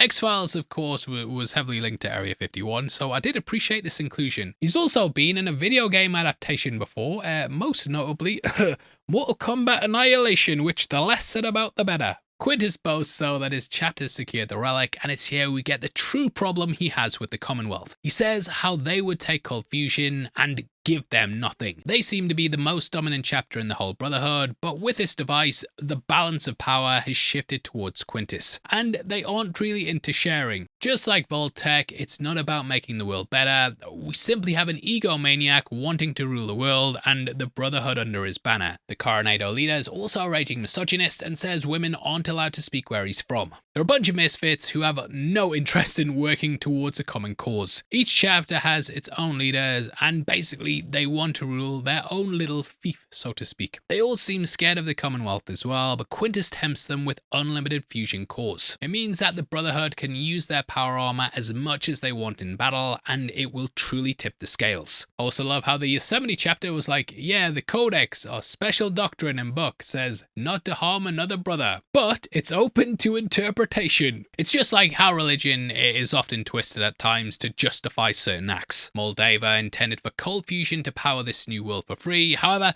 it's been taken by the Brotherhood, and it's now up to Quintus as who gets to benefit from it. So it seems like a civil war is brewing between the Brotherhood. Meanwhile, we find Lucy taking her newfound friend back home. I love how enthusiastic she is about how she can speak Latin, and yeah, kind of ties into the whole ancient thing. An extinct language when humanity's on the verge of extinction as well, is also a really good touch. The woman also says, "You're a kindly profligate." This means a waste of space and is usually what the Legion call their enemies. She tells her to go home as she doesn't want her to be,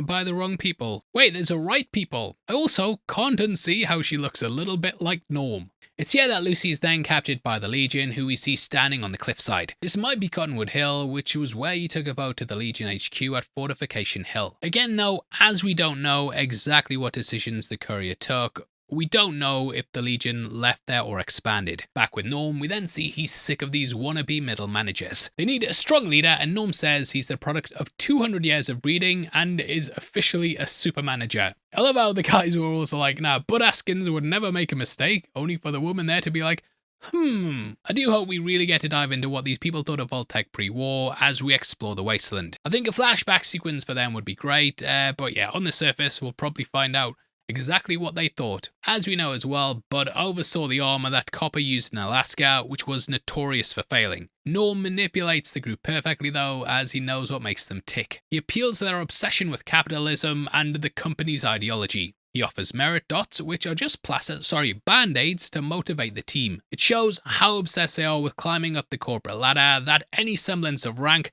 however small, will push them to work harder. Like how companies think a pizza party in the canteen, only on your lunch break, is a reward for working hard. And so, like I said last week, Norm's basically playing his own version of Fallout Shelter. Catching up with Hank, he's decided to experiment on a bigger subject and heads to the Premium Elite Plus section. It speaks to how money grabbing Vault-Tec are. It would have cost a lot to get a slot in a vault, but a Premium Elite Plus slot with a plus on the end cost even more. It's kind of a parody of those ridiculous classes on a plane, or like the unending wave of different tiers for streaming services. Like last week I got an Uber and there was lots of different tiers for what was basically the same taxi. What's next? A Fallout subscription called Fallout First? Oh, wait. It's here that he then grabs one of the people who paid top dollar to be in the Premium Elite Plus. The man also asks if it's Reclamation Day, as the music sounds very Fallout 4. Now though Hank seems like he's just a psychotic killer, it does come across like he actually has a code. He's someone who's done everything for his family. He wanted to get Lucy and Norm back and seemed like a good doting father in the first episode of season 1. It's why I chose this guy, as he only bought tickets for himself. Mate, what an absolute dickhead. Yeah, but anything for a bit of peace and quiet. In the end though, Hank blows his head off, and I do wonder what point we're really going to hit a breakthrough. Back with Lucy, she then sees the Legion's flag from the game and is captured by the soldiers. The armor is just like the games, with it being a hodgepodge of gear stylized to look Roman. She says she's nice, which again shows her naivety. In episode 1, she tried to speech check the Great Khans, which ended up failing, and no doubt she's failed it here as well.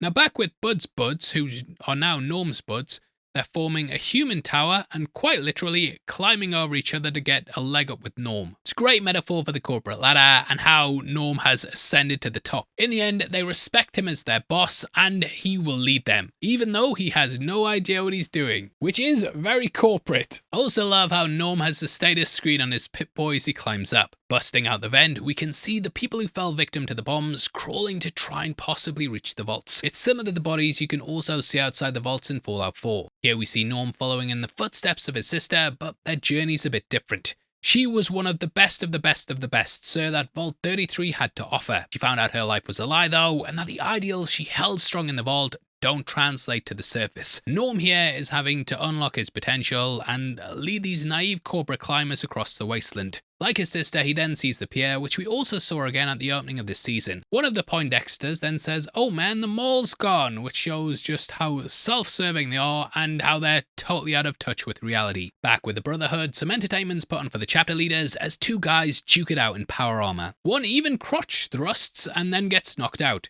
He should not have emoted. Maximus is then confronted by someone from another chapter who challenges him to a fight. Quintus is watching though, so there's no avoiding it. He has to show his strength in this. The tall dude cheats though and doesn't even let Maximus take his jacket off. He also pulls out a knife, even though he did say bareback. So no armor, no weapons, that kind of thing. The leaders are unfazed though, as they sit at the top table and smoke their cigars. This is also a great example of showing how uneven this society is. I really hope that he'd go down like the baddie in Indiana Jones, you know, the guy has a fist fight with, and he would get killed by the vertibird. But yeah, they didn't do that. They're all hacks. Heavy spoilers is better at doing Indiana Jones Easter eggs. Maximus does have to kill the guy though, which further makes him lose a part of his humanity. We see the rapturous roars of his comrades, but yeah, the look on Dane's face, it ain't going well. This is all broken up though as the vertibird arrives, and yeah, Kamal Nanjiani is playing someone from the Commonwealth. So it does seem like they got wind of the meeting and decided to swing by. Now when the trailer dropped, I, like many of yous, I was very confused about who the guy was playing. He does look like Elder Maxon, who as you mentioned leads the Commonwealth Brotherhood of Steel chapter. However, he is playing someone called Xander Harkness. The only other Harkness in the Fallout lore that comes to mind for me is the synth from Fallout 3, which you can find in Rivet City. I guess post Fallout 4, sick jackets and slick back hair became all the rage. So once again, we will see how high up Xander is in the Commonwealth, but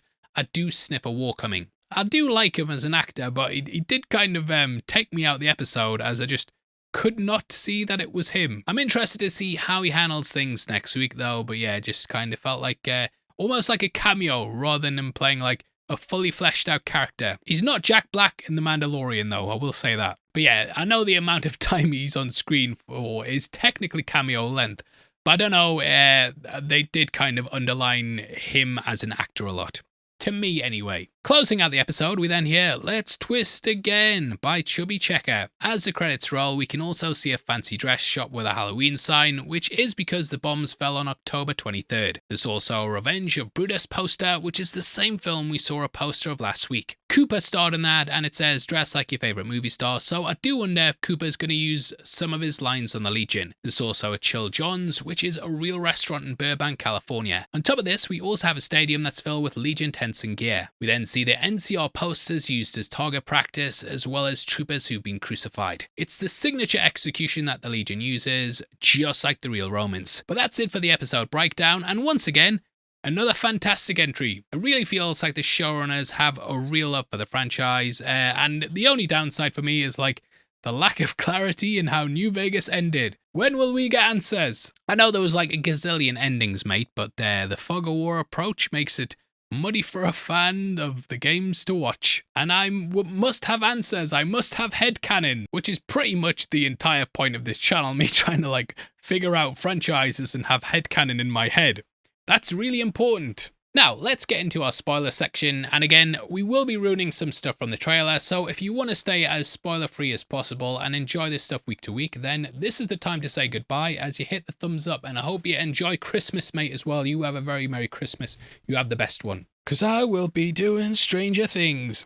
But we all have our crosses to bear. Okay, so throughout the video, we've said how Maximus has been at odds with Thane while trying to live up to what Quintus wants him to be. In the trailers, we actually also see him with his old mate Thaddius. So it seems the pair will meet up, and he might have to kill him as per rules of the Brotherhood, or let him go and leave this life of steel. I feel the latter is going to happen though, as we saw him wear NCR power armor in the trailers to fend off against a Deathclaw. Thaddius also says in the trailer that he would have grown up good if he'd grown up in a cozy and penetrable society. This of course links back to Maximus and the ideas he implanted in him. Lastly, I do have a feeling that Hank will use his new device to control Lucy. In the trailer we see her pass by a door that says simulation, and in other shots she wakes up in an idyllic vault style room. So the ultimate test for the tech would be to go and see if he can make his now rebellious daughter back into the sugar bomb of the past. Lastly, no doubt we will see more of the Legion next week, and we should see who Macaulay Culkin's playing. As of recording this,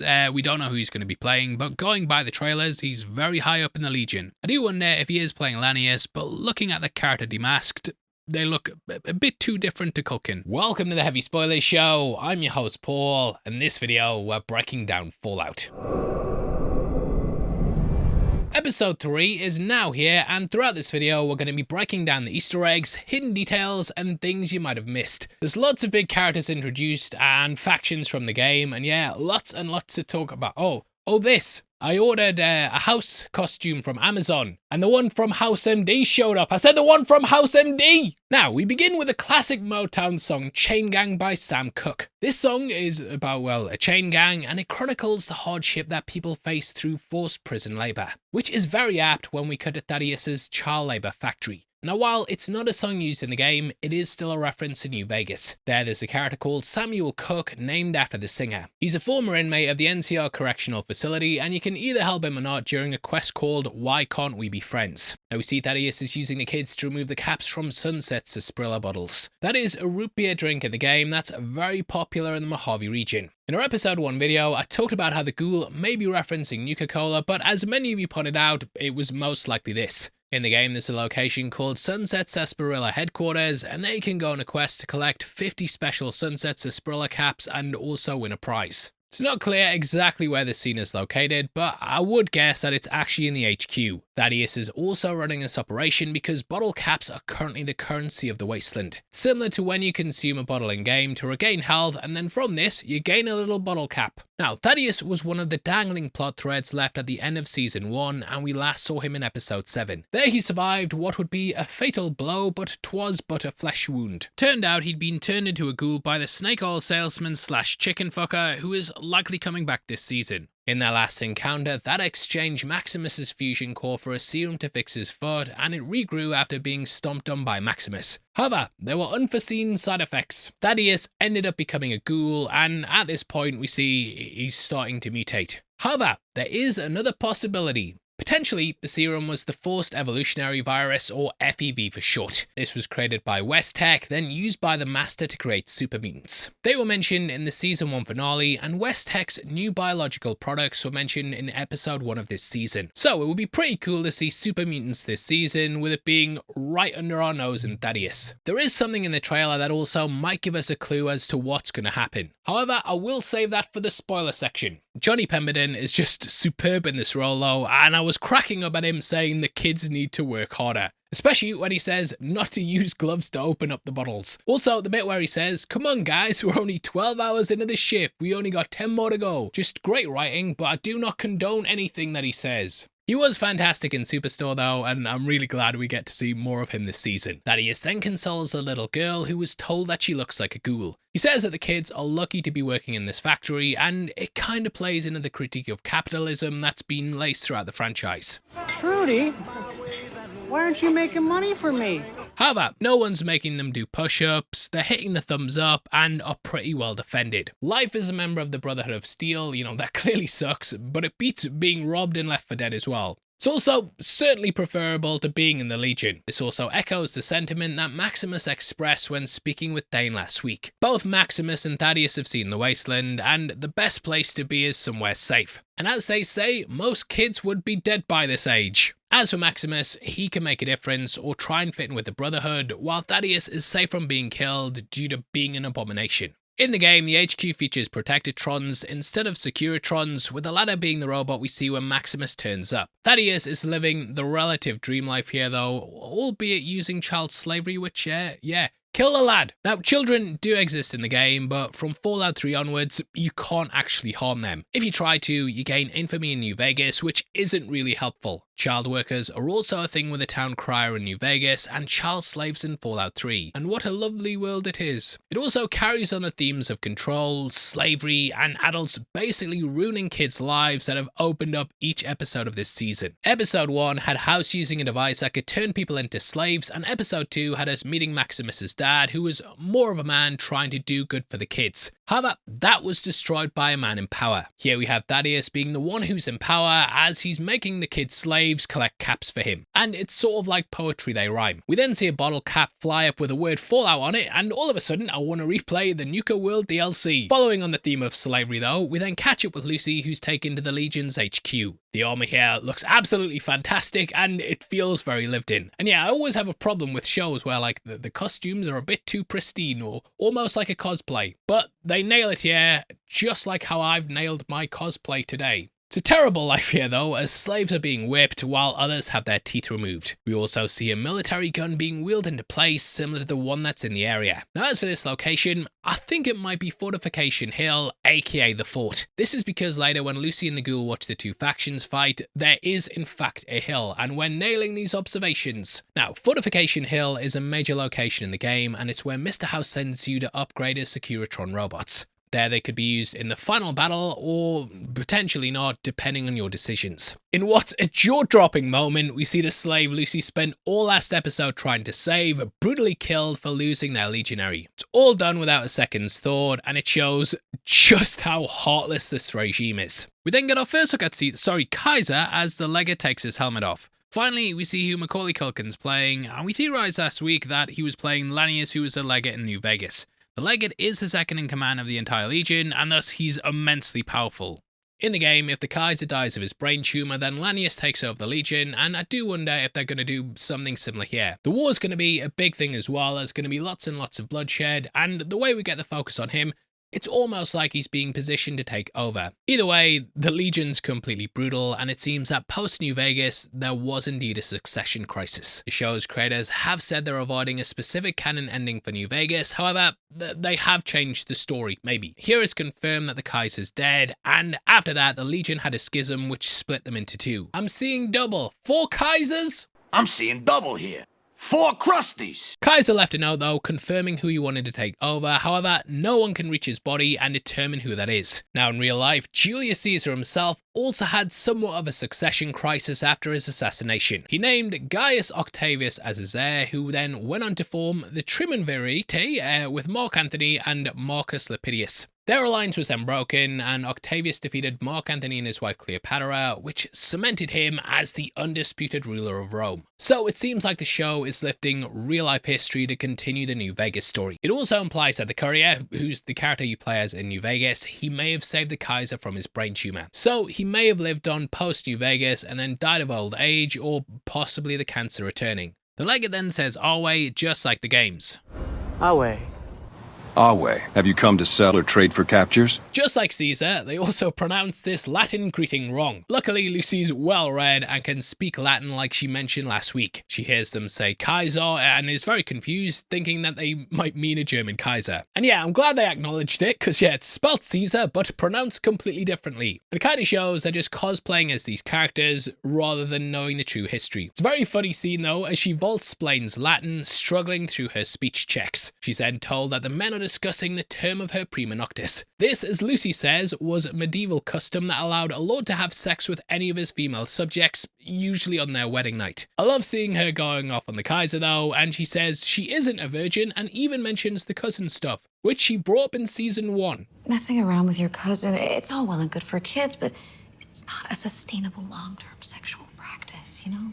The legate then says they're at war with the Khans, Brotherhood and NCR. However, they need to solve the succession crisis first. Again, this implies a possible ending to New Vegas, as we mentioned in our episode 1 breakdown, as the Khans stuck around and it sounds like the Brotherhood's still out there somewhere. As mentioned last week as well, the Brotherhood are in a very sorry state in New Vegas, and you can wipe them out if you choose a certain path in the game. They could go ally with the NCR or simply take over the region. However, they're still a major threat to Mr. House in game. Considering that last week the Brotherhood didn't head to their HQ, the Hidden Valley, means that maybe they were indeed wiped out. As such, the legate might be talking about them in general. Outside, we also see the camp, which is split in two as the factions mirror each other. There are people on crosses, and crucifixion was of course a typical Roman punishment. We then pan over to the dead Kaiser's body and can see the displacer glove that he wore during the game. On the underside of the note, we can see war and what seems like I am on the other side. Now, Culkin says they've been trying to retrieve the note, but the other side shoot them whenever they go near it. However, I do wonder if they're finally going to get to it and that Lucy may return here at some point to retrieve it. Because yeah, it seems very video gamey and this is like the closest we're going to get to New Vegas 2. Their civil war is currently at a stalemate though, and Lucy offers a cheaper solution to help settle this dispute. Doesn't go well though, and she's put on the cross herself. Also, love how she protests and says this is America. I thought this was America! However, the legate says that America doesn't exist anymore and it's just maps drawn by the dead. It's interesting as the USA was inspired heavily by the Roman Empire, with the founding fathers using the Republican system as well as its architecture. In the Fallout world, the Empire of America has fallen, as did Rome. So they've basically resurrected the idea of Rome and are trying to get it to replace the US. Used to be that Rome was an idea, and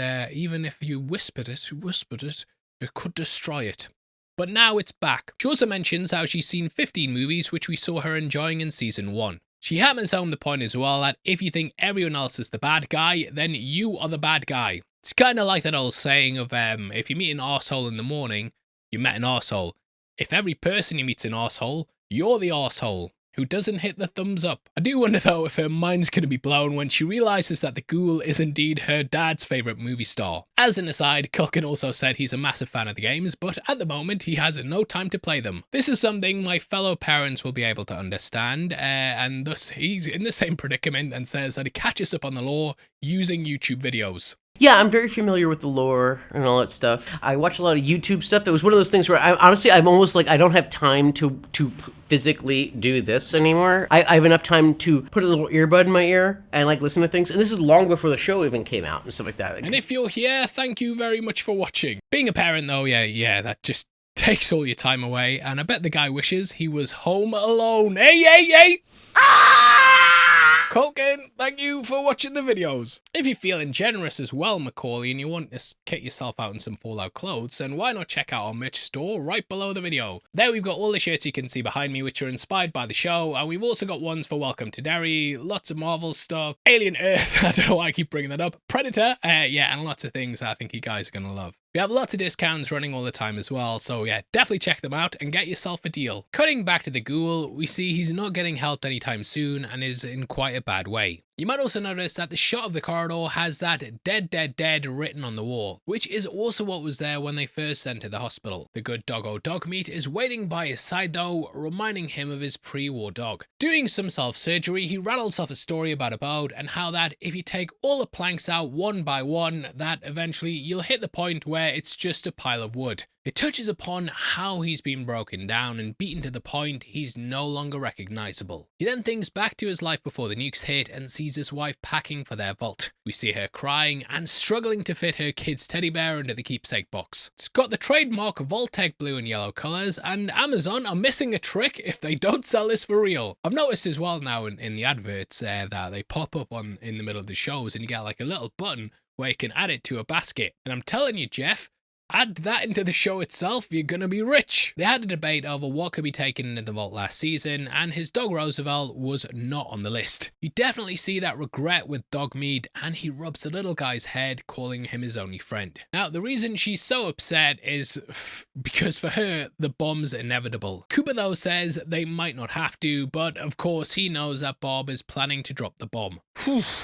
Walton Goggins to me is just fantastic in the show, and I love the way he kind of seamlessly can go back and forth between the past and present Cooper. Both characters are essentially two different personas, and it reminds me heavily of William in The Man in Black in Westworld. He's got to live with the knowledge his wife's engineering the end of the world, and the heavy weight on his shoulder that only he can stop it. Cooper then heads out to the veterans presentation, and we can see a photo of soldiers in a jeep, as well as a dude in some power armor. We know that Cooper fought in the Anchor Ridge campaign, which is where he wore the faulty T-45 suit. You mentioned this in Season 1 and of course used their weakness as a way to win. As we cut across the room, we can also see the flag of the United States, which is different to the real-life version. It's inspired by the Betsy Ross flag, which had 13 stars to represent the original colonies that rebelled against British rule. The utter ungrateful buggers, the lot of you. In the Fallout timeline though, the state system was then changed into 13 commonwealths. There's also a very typical mid-century spread here with jelly or jello for you ungrateful Yanks. You bloody fools! Why don't you want to talk like this? We then meet up with Charlie Whiteknife, who we saw in Season 1, and he's part of Moldaver's communist group. The pair serve together in Operation Anchorage, and Coop talks about Mr. House. The resistance seems to be expanding beyond just the meetings at Hollywood Forever, and they're even getting intel on their targets, which Cooper then scoffs at. He doesn't want to kill Mr. House, and this of course mirrors his acting in Season 1. There his character was made to kill people instead of just arresting them, which he felt didn't fit his character. However, he's basically become this ruthless killer in the future, and it showed how much he changed when he didn't even want to kill them on screen at one point. Charlie says that everyone in the room has killed someone, and of course that was war. However, this is arguably a more noble cause. The war was something Vault-Tec and other corporations profited from, and a state of perpetual war was in their interests. Now though, they have a war that actually means something and will make real change. We then meet Representative Welch, played by Martha Kelly. You may recognize her as the drug dealer in Euphoria, or Agent Harrington in the excellent Common Side Effects. Unlike her peers, she doesn't have any corporate funding, which sounds like something these veterans would support. But at this point, they just seem jaded by politicians in general. It should be noble in the Fallout universe, heck, even in our world. However, she's written to seem like a bumbling and disinterested politician, showing how even the ones who refuse corporate funding are indifferent to the veterans. We then meet what we think is Mr. House. Now there has of course been a lot of chatter online about who Justin Theroux's actually playing. When he was cast, it seemed like a simple recast, as they would need a more famous actor, as Mr. House is such a big thing in New Vegas. However, as of Season 1, it seems like Rafi Silva is the public-facing Mr. House. And my theory since Episode 1 has been that he isn't Mr. House, but this is the real Mr. House. I said the real Mr. House. Mr. House is based on Howard Hughes, the real-life business tycoon who also had a tool company like the House family's H&H Tools. Both also lived in Las Vegas, with Hughes doing that towards the end of his life. He became a recluse, ended up paranoid, and some think he even employed body doubles. He heavily inspired Willard White and Diamonds Are Forever, and basically he locked himself away in his penthouse to avoid facing the public. Now, I actually think that the Theroux house is controlling the body double, and since the story with House is so heavily centered around mind control, I wonder if this is through like a prototype device. He's the one working from the shadows, and it's basically a sort of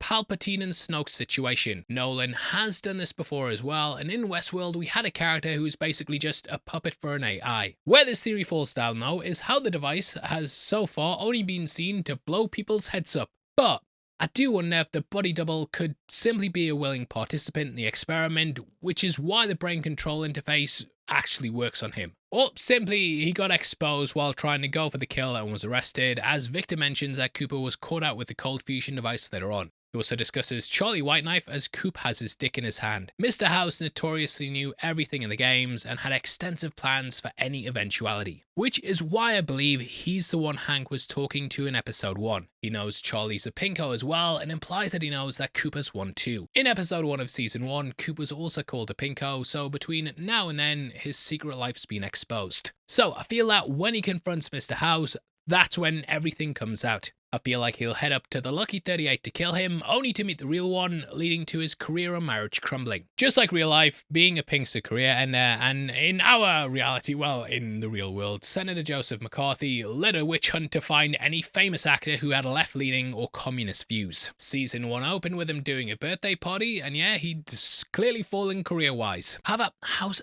does understand the pinko point of view, as they distrust institutions. He's a character who's basically trying to fix the world and save it, and yeah, New Vegas survived because of his actions. Theroux is also doing a fantastic job, as he's very menacing and immensely unsettling. It's not quite to the level of René Auberjonois, who voiced the character in the games, but it is getting close. House clearly knows that Coop isn't on the plan to kill him, and yeah, this whole conversation is clearly an intimidation tactic. Cutting back to the Brotherhood, Quintus' plans have all gone wrong. The Yosemite chapter refuses to join him to unite the whole Brotherhood, as the Commonwealth's now here. They know about the looming civil war, but Quintus says that his plans are noble. He likens himself to Roger Maxon, the founder of the Brotherhood of Steel. He was a member of the military who discovered that Vault-Tec were using the forced evolutionary virus on human subjects. Maxon led his fellow troops to interrogate the scientists, with a great war happening shortly after. He then took his troops and their families to the Lost Hills bunker, which is where he formed the Brotherhood. It was originally intended to preserve human knowledge and also keep the tech out of evil hands. As all things do though, it became twisted over time. Quintus evokes his name and says that his rebellion against the Commonwealth is similar to that of their founders. This chapter is also wildly different from the others.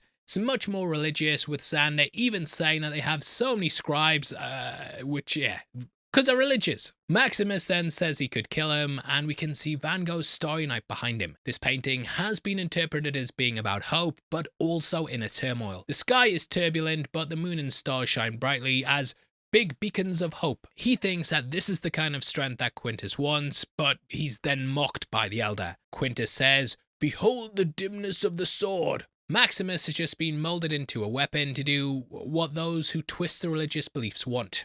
But because of this, they just see him as a machine. We talked about how Maximus's introduction just painted him out as a soulless machine in the power armor, and it's clear that that's all he's viewed as. The teachings of Maxon have also been corrupted, and despite trying to live up to what Quintus wants here, he's shown what his real place is. The alliance is over, and offering to kill him, he then comes across Xander. Maximus feels like he shouldn't be talking to him, with Xander saying this shows he's a soldier. However, Xander explains how in the Commonwealth, people like them are in charge. Maximus retrieved the cold fusion, but it's just being used for Quintus's plans and not for the betterment of humanity. As I mentioned as well, Quintus likens himself to Roger, but really, it's these dudes putting their asses on the line who are more akin to the original founding principles. However, as we see at the end of the episode, this plan to stop the Civil War goes very, very wrong. Also, last week I said Kumail took me out of it when he arrived. However, gonna hold my hands up and say I was wrong. I think he does a fantastic job in this episode, and he was very, very good. Back at the Legion HQ, the Ghoul then spots Lucy on a crucifix. Also love how he discovers there's two Kaisers as well. Civil War really is the theme of the episode, and he then goes to get help from the NCR. Fans of the game will probably instantly spot that this is Camp Golf from Fallout New Vegas. It was actually an NCR base that used to be Mr. House's resort and golf club. Here though, it's abandoned as the Ghoul hits his inhaler, which might contain the stuff that the NCR give him later. He says that he'll need Lucy's help despite not liking her, which yeah, I can't wait to see that meeting with her dad. He's of course also been to countless vaults and probably thinks that his wife and daughter are frozen in one of them. As we saw last week, you need a Pip-Boy to open them up, so she's vital to his efforts. As the Ghoul walks in, we also see the NCR flag, which always looks great, and we then get an amazing reveal. Victor! It's Victor! You meet the robot in Good Springs after leaving Doc Mitchell's house at the start of the game, and he worked for Mr. House in secret and was searching for the platinum chip. Once found, the robot then arranged for the courier to deliver it to Lucky 38. Once again, there are a fair few different endings for Victor, and if you side with Mr. House, he either ends up back in Good Springs or the Lucky 38. Alternatively, if you go against Mr. House, he attacks you at 38. So it seems like,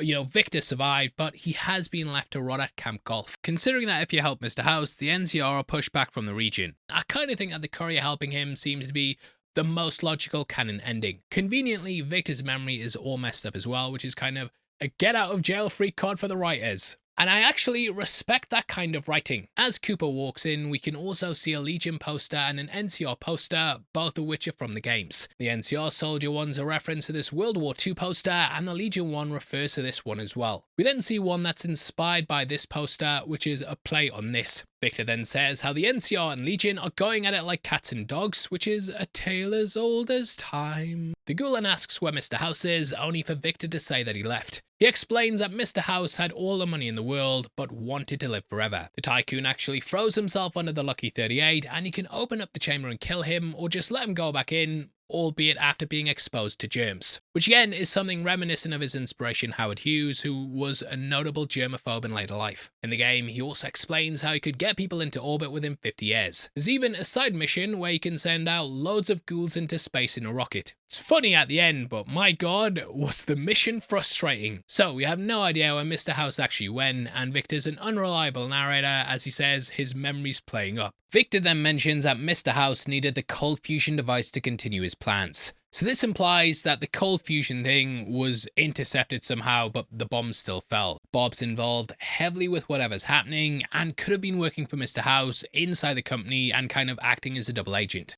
In Season 1, there was a shadowy figure watching over the meeting, and I do think that that was indeed the real Mr. House. Obviously, the Ghoul then asks where the NCR are and learns there are just a few Rangers left in the hills. The Rangers operated solo for a while before unifying with the NCR. We then catch up with Maximus, who heads out on patrol with Xander. No need for a pilot, as the Commonwealth envoy is an expert vertibird pilot. It's basically them hanging out for a bit, and Xander even tells him he has spare armor. Maximus is shocked that the Commonwealth have this, which just shows how well stocked their chapter is and why they're such a formidable force. Maximus then looks over it and is very impressed by the motion-assisted servos. These were first in Fallout 4, where you could mod your power armor with one to increase the strength stat. They're also available in Fallout 76. Xander though is just a badass and doesn't care about that nerd stuff, he just knows how to kick ass using it. He's basically living the high life and enjoying the luxuries of it. Or so it seems. He just wants Maximus to help hand over the relics so there's no bloodshed, and acknowledges that if he doesn't, they'll be fighting each other very soon. However, we get some really interesting lore info from Xander. He mentions that they're really up against it back home in the Commonwealth. So it's clear Xander's trying this approach to get him to hand it over the easy way. He's kind of begging for it, but he says to trust him. Now, like New Vegas, Fallout 4 has lots of different endings, albeit not as many, as the dialogue options were minimal. There though, the Brotherhood were up against the Minutemen, a kind of East Coast NCR. Another settlement has sent word that they need our help. Yes I know, Preston, now kindly bug off. Another settlement has sent word that they need our help. Just go away!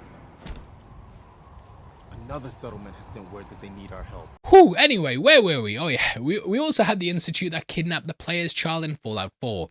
They ended up sending super mutants up to the surface and also created synths to replace key figures there. There's also the Railroad, who helped the synths escape the Institute. So naturally, you can side with either of these factions. The Minutemen and Brotherhood can also become allies or wipe each other out, but if you maneuver it right, all the factions can coexist, minus the Institute. So I think the Institute were destroyed, but the Brotherhood still faced a mammoth task to pacify the Commonwealth. In the post-game, you can repeat the quest to provide reactor coolants for the Proctor Ingram, which is needed for the Pridwin. So with cold fusion, it would make life a lot easier. Xander is trying to appeal to him as a soldier though, as he no doubt knows that Maximus might be a little sick of the religious speech from Quintus. They suddenly then pick up a power signature, which is unauthorized, and the little icons on the map look just like the ones on your Pip-Boy in the game. Just like the knight Thaddius, he risks everything for the thrill, and Maximus is unknowingly heading to kill Thaddius. We then cut to the Ghoul and can see the town of Prim in the background. You may recognize this from the credits last week. He's shot at by Captain Rodriguez, who's wearing NCR trooper clothing, which we also saw last week in the flashback, and he's then knocked down by an NCR ranger. The latter you may recognize as he's played by John Grease, aka Uncle Rico. However, beyond that, he was also in The White Lotus. Season 3 starred both him and Walton Goggins, and I won't spoil it in case you haven't seen it, but yeah,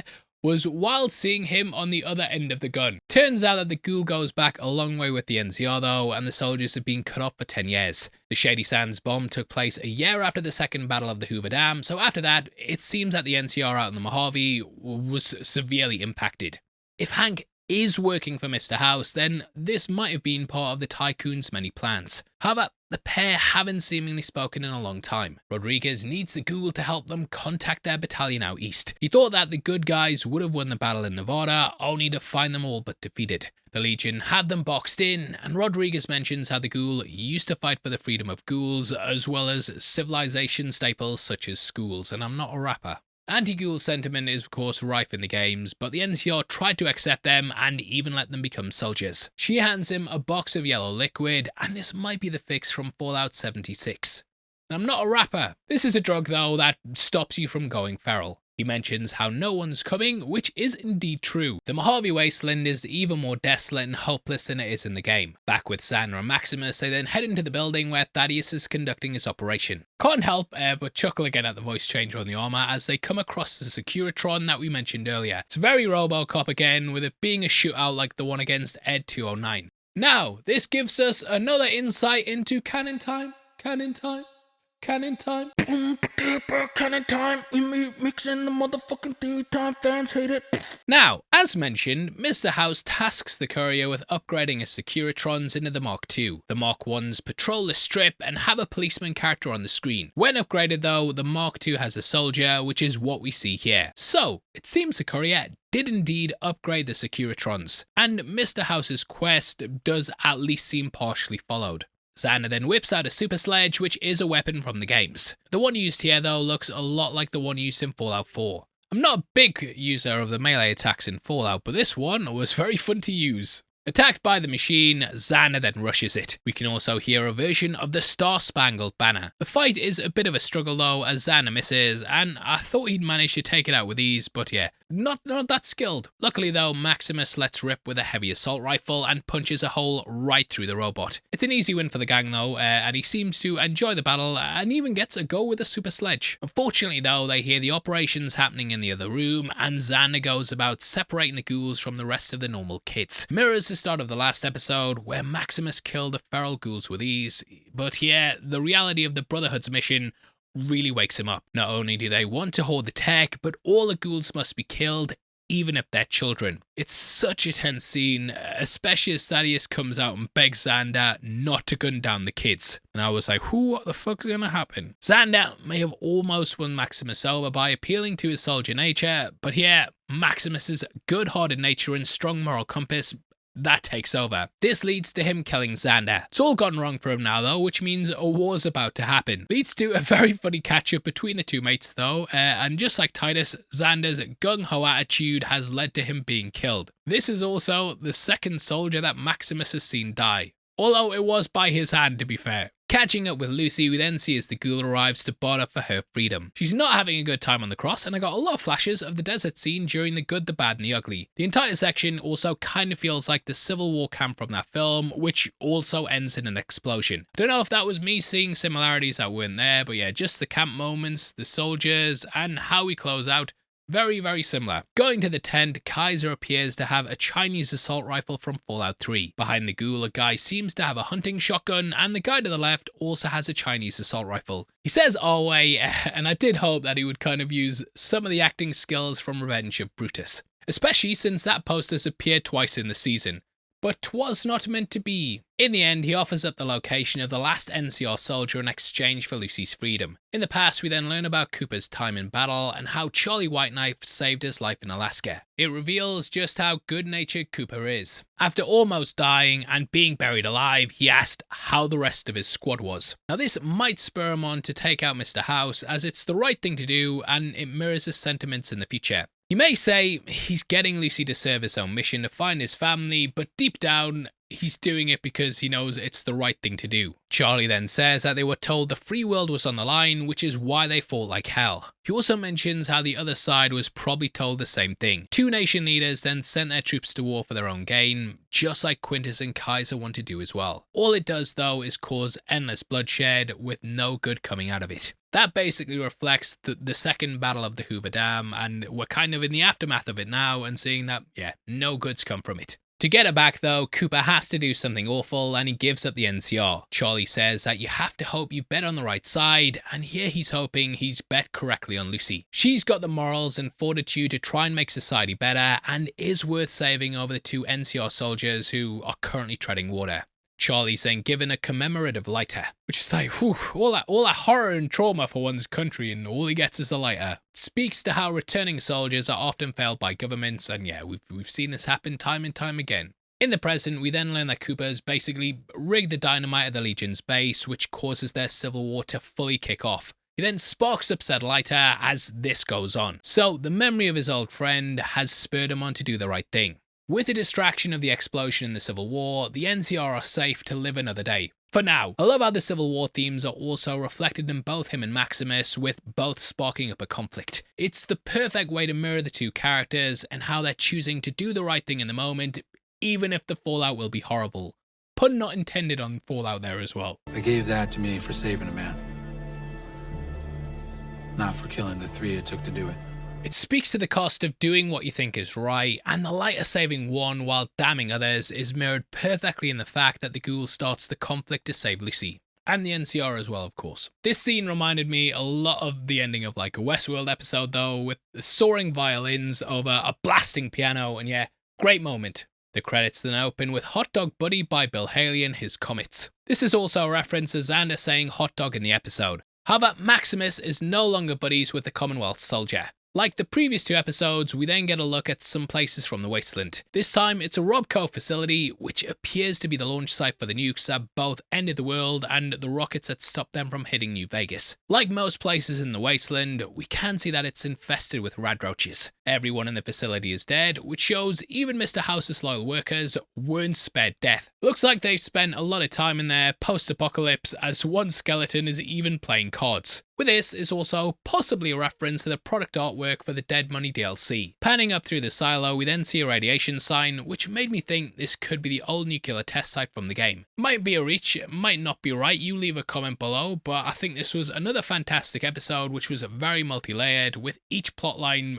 being very gripping. Anyway, that ends the breakdown of the episode itself, and now we go to the spoiler section where we talk about some stuff that leads off the back of what we know from the trailers. If you don't want to know, then sod you mate, but I hope you have a good new year, and thank you for all your support over the last 365 days. Tonight when the clock goes down, I won't be there with you, but I'll be there in spirit as your best mate Kevin Spoilers, wishing you well. Anyway, going to the spoiler section, we do know that Thaddius is saved, which you would know if you had seen the trailer. We also see that he has a mouth growing on him, and while the super mutants were created, some FEV victims mutated into unique specimens, so he might even turn into something bizarre like poor old Harold the Talking Tree, which is quite a strange character, but I would love it if it's in the show. In the trailers, the two lads are also chatting by a fire, so it's clear that Thaddius survives his trip to Area 51. Seems that the Legion will also return as Culkin's character stabs a fellow soldier, which is shown in those teasers. The Weeks Ahead trailer also shows him wearing Kaiser's laurel wreath. If you want to see an in-depth breakdown of that teaser, then check out the one that MT's done on the channel. Beyond that though, yeah, another banger episode, and I'm loving the series so far. Welcome to the Heavy Spoilers Show. I'm your host Elvis, and in this video we're breaking down Fallout. We'll ignore that, but we're back in the Wasteland, and this week's Fallout is probably the most lore-heavy for fans of the games. Viva New Vegas! The dual timelines has really worked in the series though, especially this episode, which lets us see part of the Battle of Alaska. This balance is something Nolan mastered during Westworld, and it's used to great effect here as well. In other video game apocalyptic TV shows, we've also seen this appear in stuff like The Last of Us. However, that fizzled out, whereas Fallout has used it to its advantage. Either way, thank you very much for clicking this. Now let's get into the episode. Sorry, who are you? We're the New California Republic.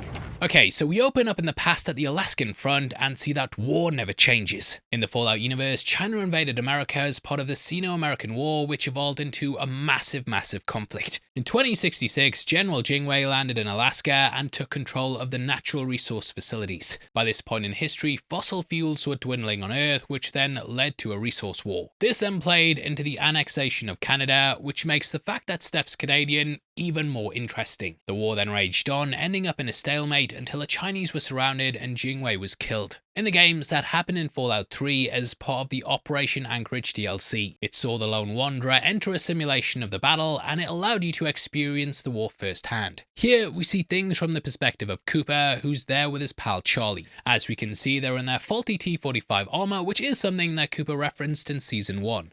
I wore the T-45 when we almost lost the great state of Alaska to the Reds. Those design flaws of yours cost a lot of good men and women their lives. Both of the guys' armor is sparking and generally useless, with Charlie's left arm being locked up. Now, considering they're wearing the T-45 armor, this scene is taking place before the Anchorage DLC. Cooper's requests are also denied, and he's told to continue searching for another unit. We see his selflessness on show here as he lies about Charlie being allowed to turn back. Last week, Charlie brought up how 3 people had to die in order to save 1, and it's not clear if this is that moment. After he sends Charlie back, Cooper then hears the Deathclaw's roar, which is then played up later at the end of the episode. He's then attacked by the Chinese soldiers, and his power armor malfunctions. Now, the soldiers here look like the ones we saw in Operation Anchorage, and it's a really great little Easter egg. The leader Wenji taunts him and asks what they've got him wearing. She says that the future is here and that the Chinese generals will have them wearing the same thing soon enough. However, in the games, the Chinese never managed to deploy the power armor, with them using the stealth armor instead. She says that when they're offered it, they'll likely say the same thing that Cooper did when he was told to wear it, which is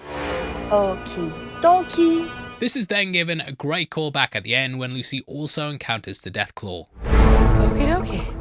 I love how it brings things full circle from this moment, and we get a great mirror of the Deathclaw showdowns. Now, in Season 1, Charlie mentioned how Vault-Tec are the real threat. West-Tec no doubt make a lot of money selling faulty armor to the US government, and the Chinese soldiers are also being used as pawns in the games of those in charge. Just like the real-life Cold War, it's the capitalists versus the communists in a war of ideology. Cooper fought for what he thought was right, only for Vault-Tec and the rest of the companies to club together and to bring about the end of the world. Here he sees firsthand how precarious things are and how you go from one deadly situation to the next. He's about to be killed when the Deathclaw then wipes out the Chinese soldiers. The messed up thing is as well is that the US military actually created these creatures as a sort of cost-effective unit to fight wars. So the show is kind of confirming that the US managed to do this, as it was ambiguous in the game whether they deployed them or not. Todd Howard, though, has said that the show is canon and that it will even influence the events of Fallout 5. Whenever that comes out, I'll be dead by then.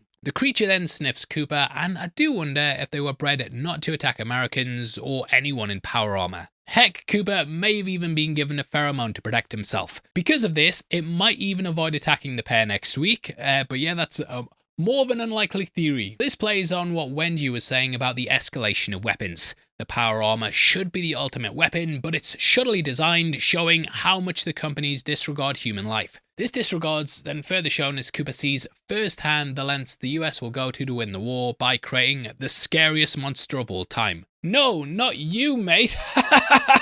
Yeah, we have fun here, don't we, folks? Just a bit of fun, though, really. Just a bit of fun there. It is potentially, you know, a major lore addition, though, but in Todd Howard we trust. Now, what's probably a general then congratulates the soldiers on forcing the Chinese to retreat off the island. He says, "We did it, but really, it was the nightmare-fueled Deathclaw." He's then left in his broken armor, and though we don't see what happened, I'm guessing that Charlie came back for him. It's also important to note that at this point he's still with Bob, as Charlie says she'd kill him if anything happens to Coop. After this, he then probably left the army and then began his acting career. Now this is something that mirrors real life, as Fallout, despite having an apocalypse happen in 2077, is inspired by the 50s. Especially the retro futurism that merges the 50s style with advanced tech. So Cooper and his comrades are akin to the then returning World War II GIs. Like Cooper, many real World War II vets became household names such as Kirk Douglas, Sir Alec Guinness, David Niven, and also Christopher Lee. Lee's cousin was Ian Fleming, who created James Bond, and he even wanted Niven to play the character on screen, which he did in Casino Royale. The shit one. Video on the channel now.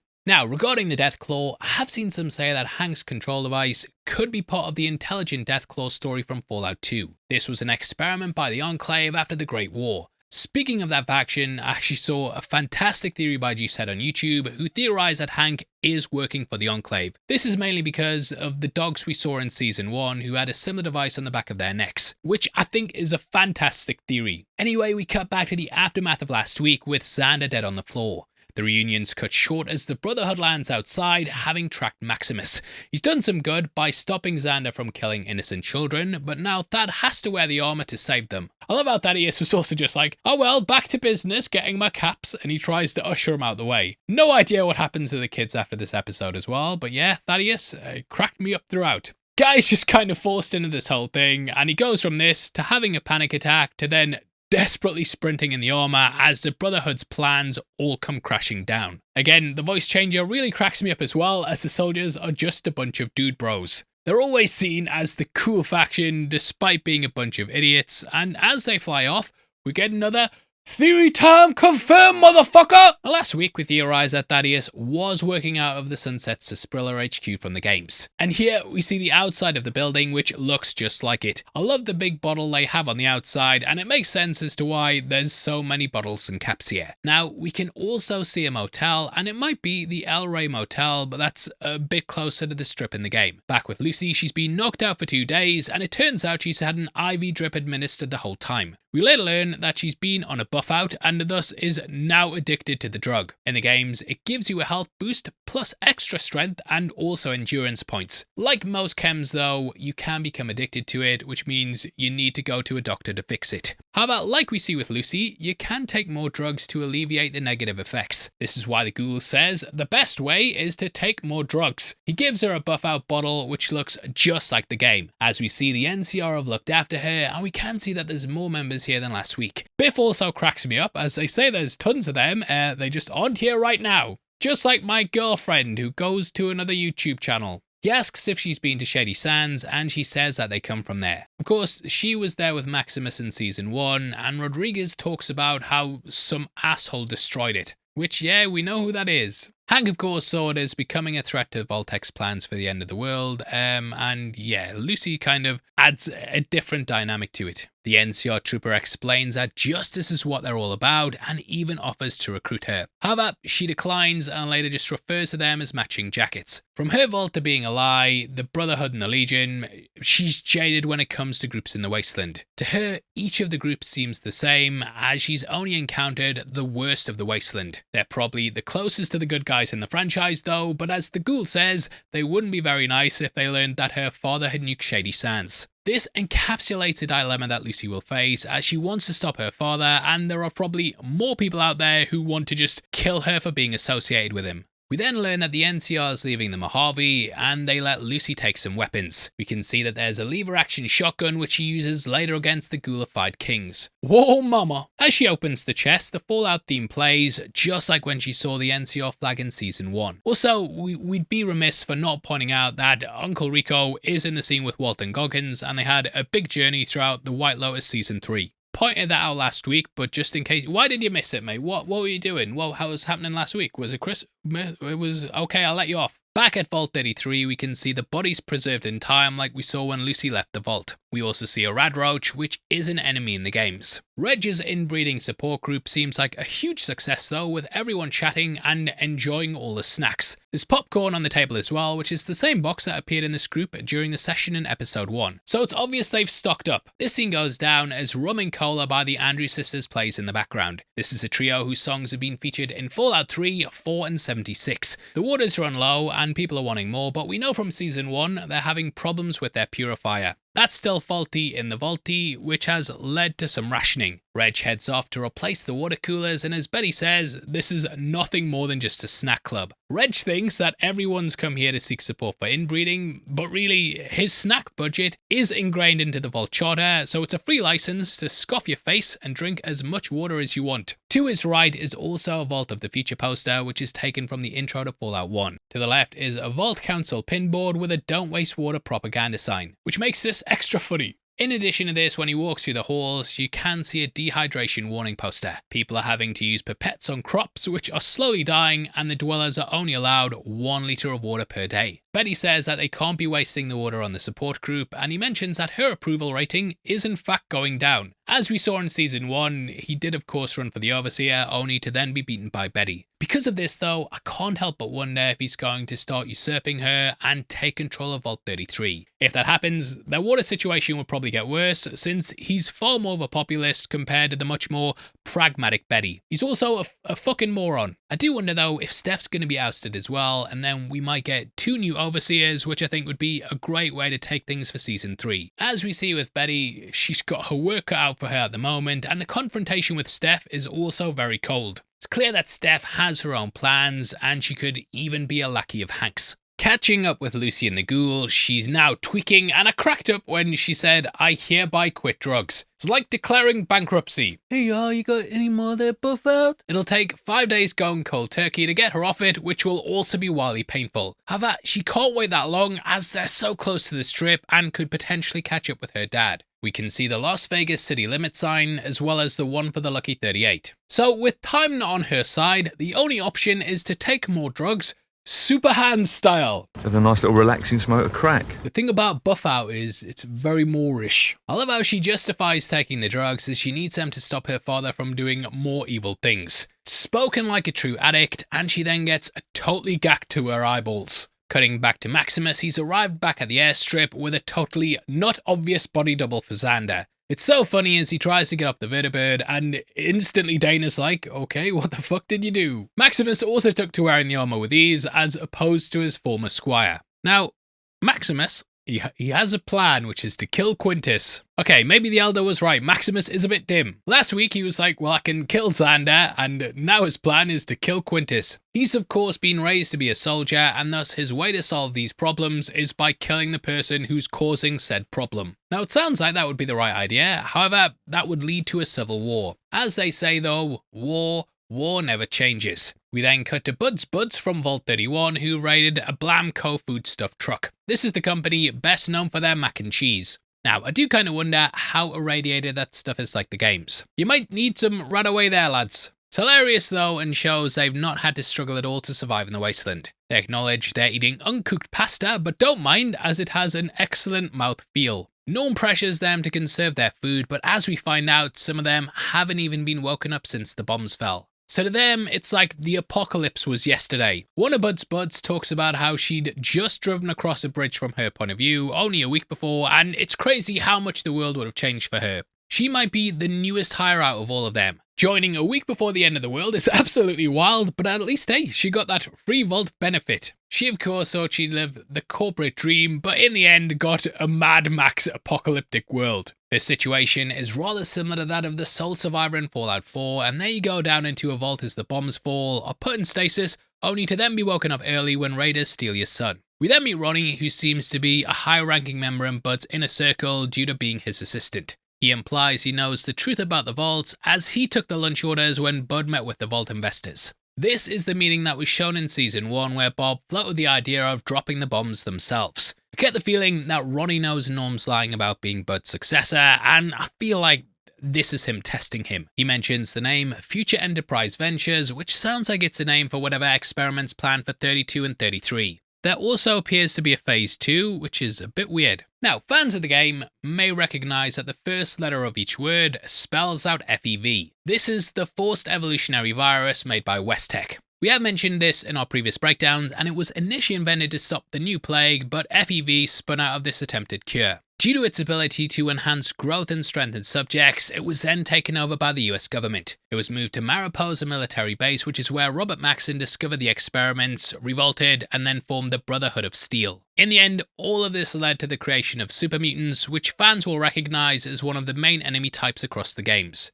They can be extremely intelligent and talkative, or just stupid like Ryan Airy. Various factions use the FEV to either convert humans into super mutants or just experiment on the virus to make super soldiers. Vault 87, which featured in Fallout 3, was the site of Vault-Tec's experiments using FEV. It went wrong and was subsequently overrun by the super mutant population. In our episode 1 breakdown, we did theorize that we might see FEV this season, as in season 1, West-Tec mentioned creating super mutants. In the season's opener, we also heard about West-Tec working on their biological products for skincare. In Fallout 2, the Enclave wanted to modify the FEV so that it killed anyone on the surface, including non-mutants. Anyone untainted like the Enclave would survive and then take over the world. Luckily though, they were stopped at the end of that game. Now, we don't know exactly where this is going, and we could just be overanalyzing as per usual. It is possible that Thaddius is actually becoming a super mutant rather than a ghoul. Anyway, Ronnie is told to lead the way, and I do wonder if Ronnie's leading the group all the way to where Hank is. The vault is empty, and I'm sure our boy could do with some help working on that brain interface. I'd love it if Norm was also reunited with his dad before Lucy then arrives, and we then get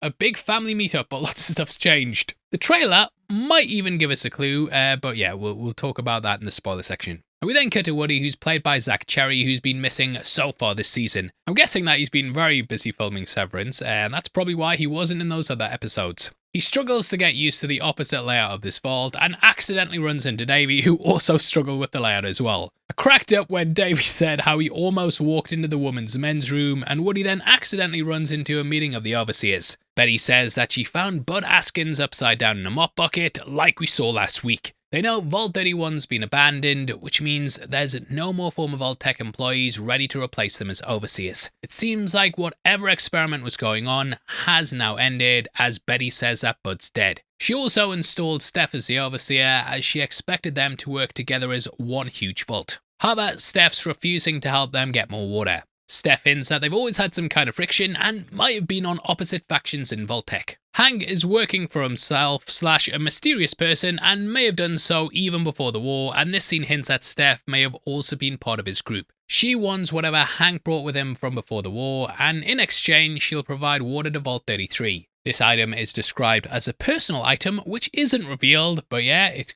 probably is only going to be a bad thing. Steph belittles Betty, and they also touch upon how they both know how bad things can get. It's quite a chilling line that is perhaps hinting at the horrific experiments in the other vaults. Woody then overhears, and we later learn that they shouldn't be opening the vaults like this. Thus, he has to report it to the overseer, which just so happens to be Steph. Basically leads to her marking her own homework, and you'll often see this in governments where the government decide if the government's done wrong. And it never does, it's always been great. I'm not entirely sure where this is going though, especially as the big reveal later with Steph is a bit odd, but yeah, definitely something worth focusing on. We then cut to New Vegas as Lucy is tweaking out her goddamn eyeballs. The Ghoul also thinks that something's off, as there's no one there to meet them. Fans will know that when you try and enter the strip, you're greeted by Securitron. In this, you must have 2,000 caps on you to be let in to enjoy the delights of the New Vegas strip. Now, we do get a bit of an allusion to this, as we see a broken Securitron on the floor. At the end of the last season, it was revealed that the strip was in a bad way, and there appears to have been a battle between the NCR and what I think may have been Mr. House's Securitrons. There was also potentially a Deathclaw involved as well, as we did see a skull. Last week we theorized that the courier had upgraded the Securitrons, just like how you can in the game. Once again, the showrunners decided on a more ambiguous approach when it came to choosing the canon ending to that game. Instead of the Securitron, there's a roaming band of Elvis Presley impersonators who have been ghoulified and all shook up. This is the group of scavengers who discovered the King's School of Impersonation and worshipped Elvis like a god, just like Austin Butler. And me, of course. There were a lot of different endings that involved the Kings, but they weren't ghoulified in the game. The Ghoul mentions going into the strip via Eastside, which is where Freeside's located. That is, of course, also a play on the real-life location of Fremont Street. Freeside is where the Kings are from, and it's a major location in the game. Lucy has other ideas though, and is done with all the sidetracks and detours. This season, she's been doing side quests, but is like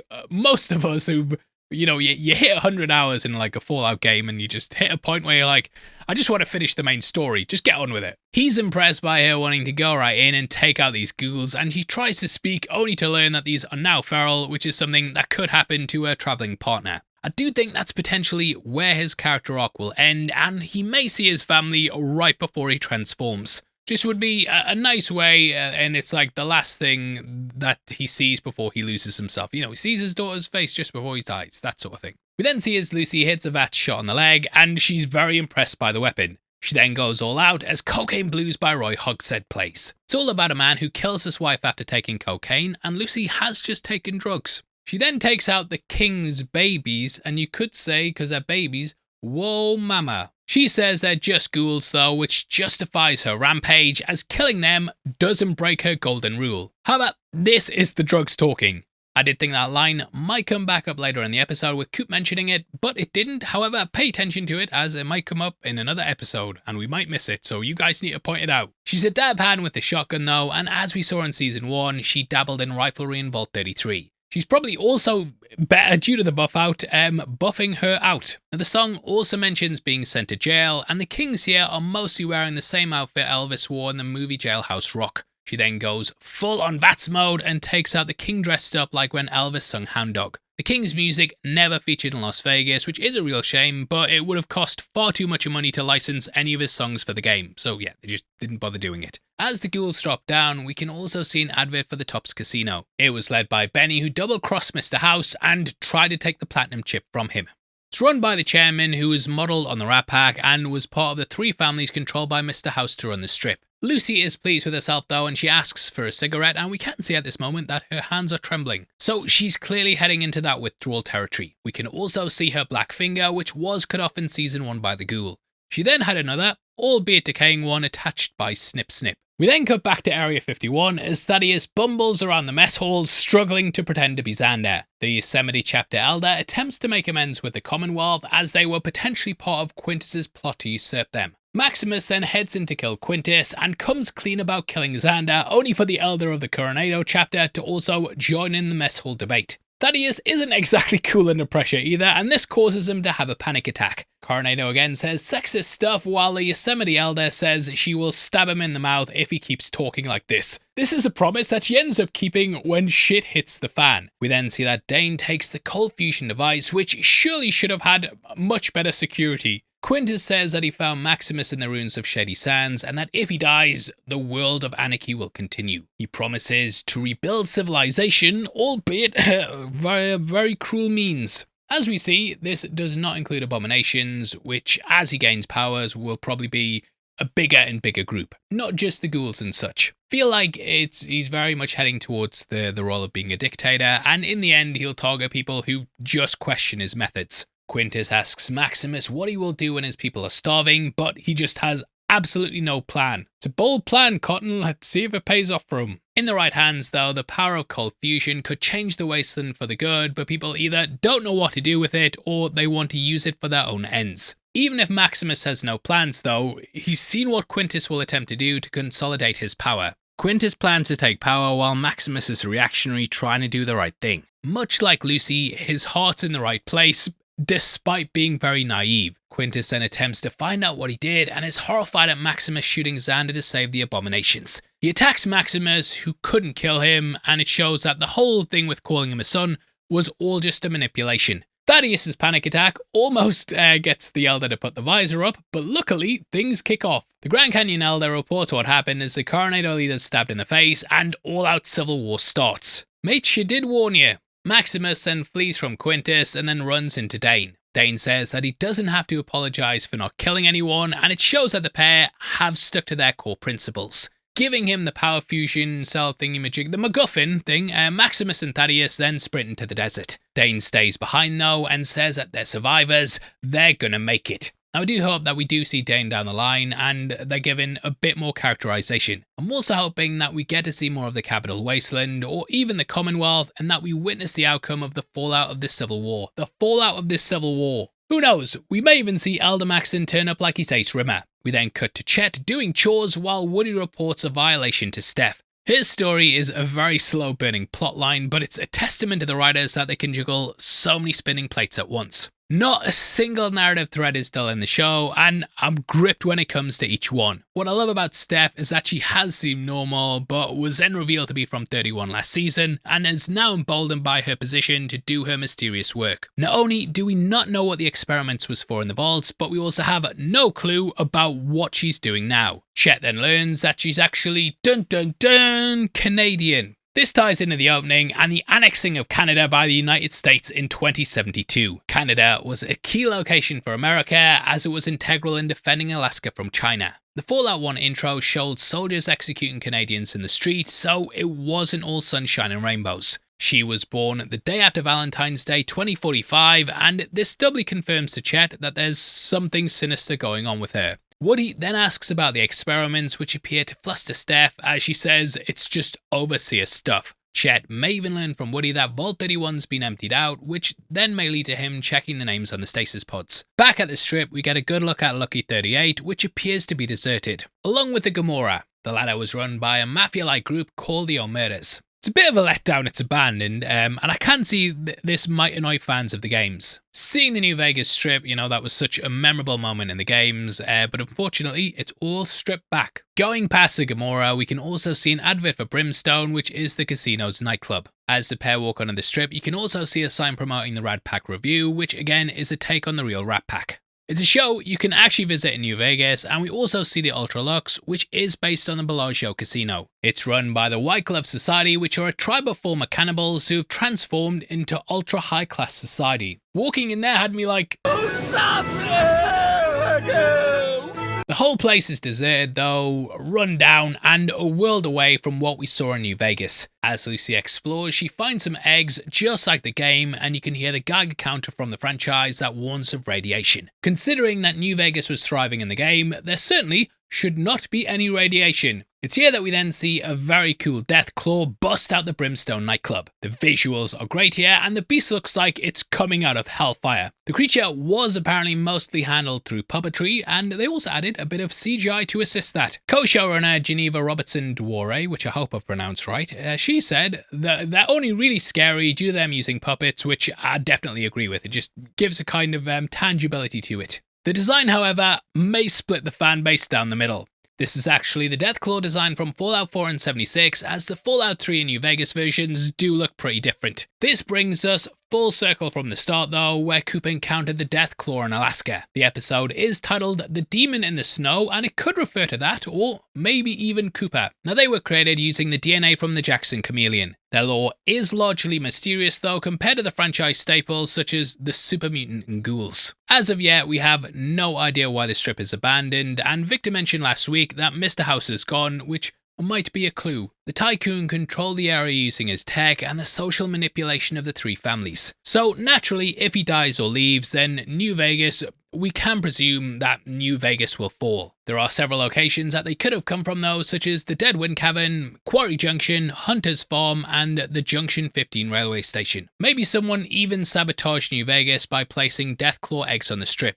Either way, that closes out the episode as we hear He's a Demon, He's a Devil, He's a Doll by Betty Hutton. This was featured in Fallout 4, and the credits then feature a table with cards and Nuka-Cola caps at an NCR base. They also seem to have been stabbed with Legion swords. There's a board that says Rights for Ghouls, which was something mentioned by Rodriguez earlier in the episode. As the camera pans out, it's also revealed that this is Camp McCarran, based on the Las Vegas airport. It used to be named after US Senator Pat McCarran, but was renamed Harry Reid International Airport in 2021. This was also an NCR base in the game, and it looks like things have gone very wrong since New Vegas. Anyway, that wraps up everything we could find, and overall I feel this was a very solid episode. However, I do think kind of not creating a canon ending for New Vegas has led to the locations and factions not being used to their full effect. That said, this is Lucy's story, but New Vegas fans, are often so ignored by Bethesda that this is the only piece of content that we're ever going to get. And it would be nice to have some clarity. Come on, guys.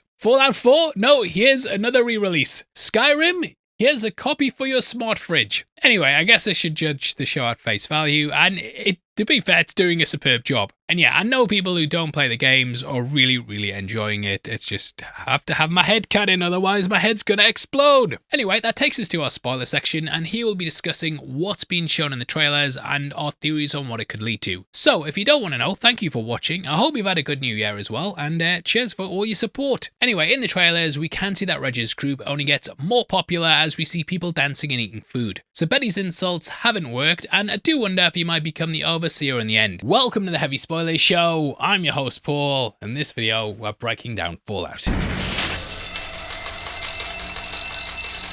Okay, so episode 5 is one of my favourites in the entire season, and it's packed with some massive reveals and some pretty cool Easter eggs. So if you're sick of us mentioning the FEV every single week, sorry, but it's gonna continue. There's also a big theory upturn that we were betting the house on, and a major reframing of the events in the show. I don't want to waste any more time though, so let's just jingle jangle jingle right into the episode. The bombs will not be dropped by me or any of the idiots at that meeting. Now, we pick up immediately with where we left things off last time. Episode 4 culminated with Lucy and the Ghoul under attack from a Deathclaw. But what's worse than one Deathclaw? More Deathclaw. Yes, the eggs from last week kinda hinted to this, but there's multiple Deathclaws in the area, which I'm guessing is all part of a lovely family. There's even a baby Deathclaw as well. Oh! These creatures also feature in the New Vegas game, and you can find them in the Quarry Junction, which we later learn is the source of this infection. Also, I was cracking up when Lucy was asking for more drugs, like, hey, you got any more of that buff out? She also ponders what weapon they should use, as the Ghoul asks if they have a rocket launcher.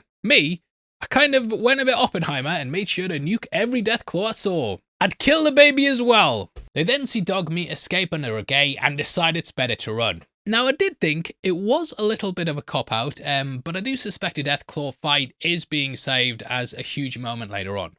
But yeah, considering the last episode began with Cooper on his back coming face to face with one, I did find it a bit weird the ultimate full circle arc was to just run away. As mentioned last week as well, it's clever how the Deathclaw came out of Gomorrah's casino, and it looked almost like a demon rising from hell. In the Bible, Sodom and Gomorrah were destroyed due to the vast amount of sin being committed. Vegas is of course nicknamed the City of Sin, so here the New Vegas Strip looks like it's been destroyed by God and now demons roam the land. The pair then flee the strip as we cut to Freeside during the day and pan over the Gomorrah Tower. There's also the King's HQ. The former there was actually inspired by the Dunes Casino in Las Vegas, and here we can see a sign for Mick and Ralph's on the left. This is a shop in Freeside in the game. Freeside here is also much more lively than the games, which was due to technical limitations. This location is a play on Fremont Street in Las Vegas, which is a place just as iconic as the Strip. To the right of our wanderers is a building called Golden Globe's adult word that begins with a P that we can't say on YouTube, which is a deep cut Fallout 2 reference.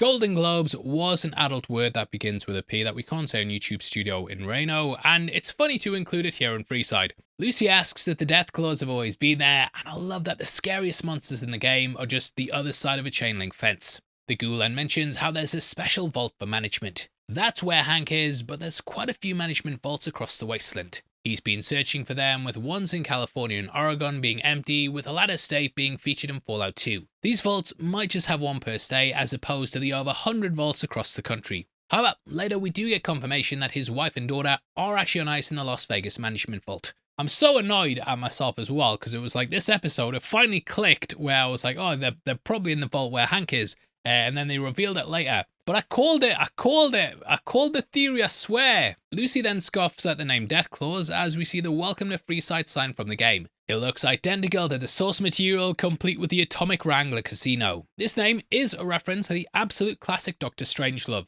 in that a character rides an atomic bomb, which is also referenced later when Cooper rides a mechanical nuke. As they head down the street, we can also see Smitty's from the game. On the right is Sunny Sundries, and this might refer to Sunny Smiles, who's a character in the game. They then see a guy with a sign that says, "Beat me up, 4 caps." This feels like very, very key to the location, and it's something that isn't really out of place in a degenerative location like this. Shit, even Mr. House wanted to be punched in episode 1. I remember being shocked at also seeing a woman offering Spanx for $5 in New Orleans, but yeah, it's all what goes on here. When they're walking down Freeside, there's also a guy in a prison outfit, which I wonder might refer to the NCR Correctional Facility. This place also might be busier than the game, as it looks like all the casino staff are down on their luck after being run out the strip. There's a load of bellhops and performers, and Lucy's told to go and get some Addictol. It featured in Fallout 4, and it strips all addiction debuffs from your character. The Ghoul, however, decides to head to the Atomic Wrangler and get fucked up. As he enters, we can see a poster for Maxis on the left, which is a magician mentioned in the game. To the right is a poster for Joey Baxter. This is a character who, along with Maximus, was supposed to perform at the Sierra Madre Casino from the Dead Money DLC. There's also a slot machine in the foreground, which you can use in the games.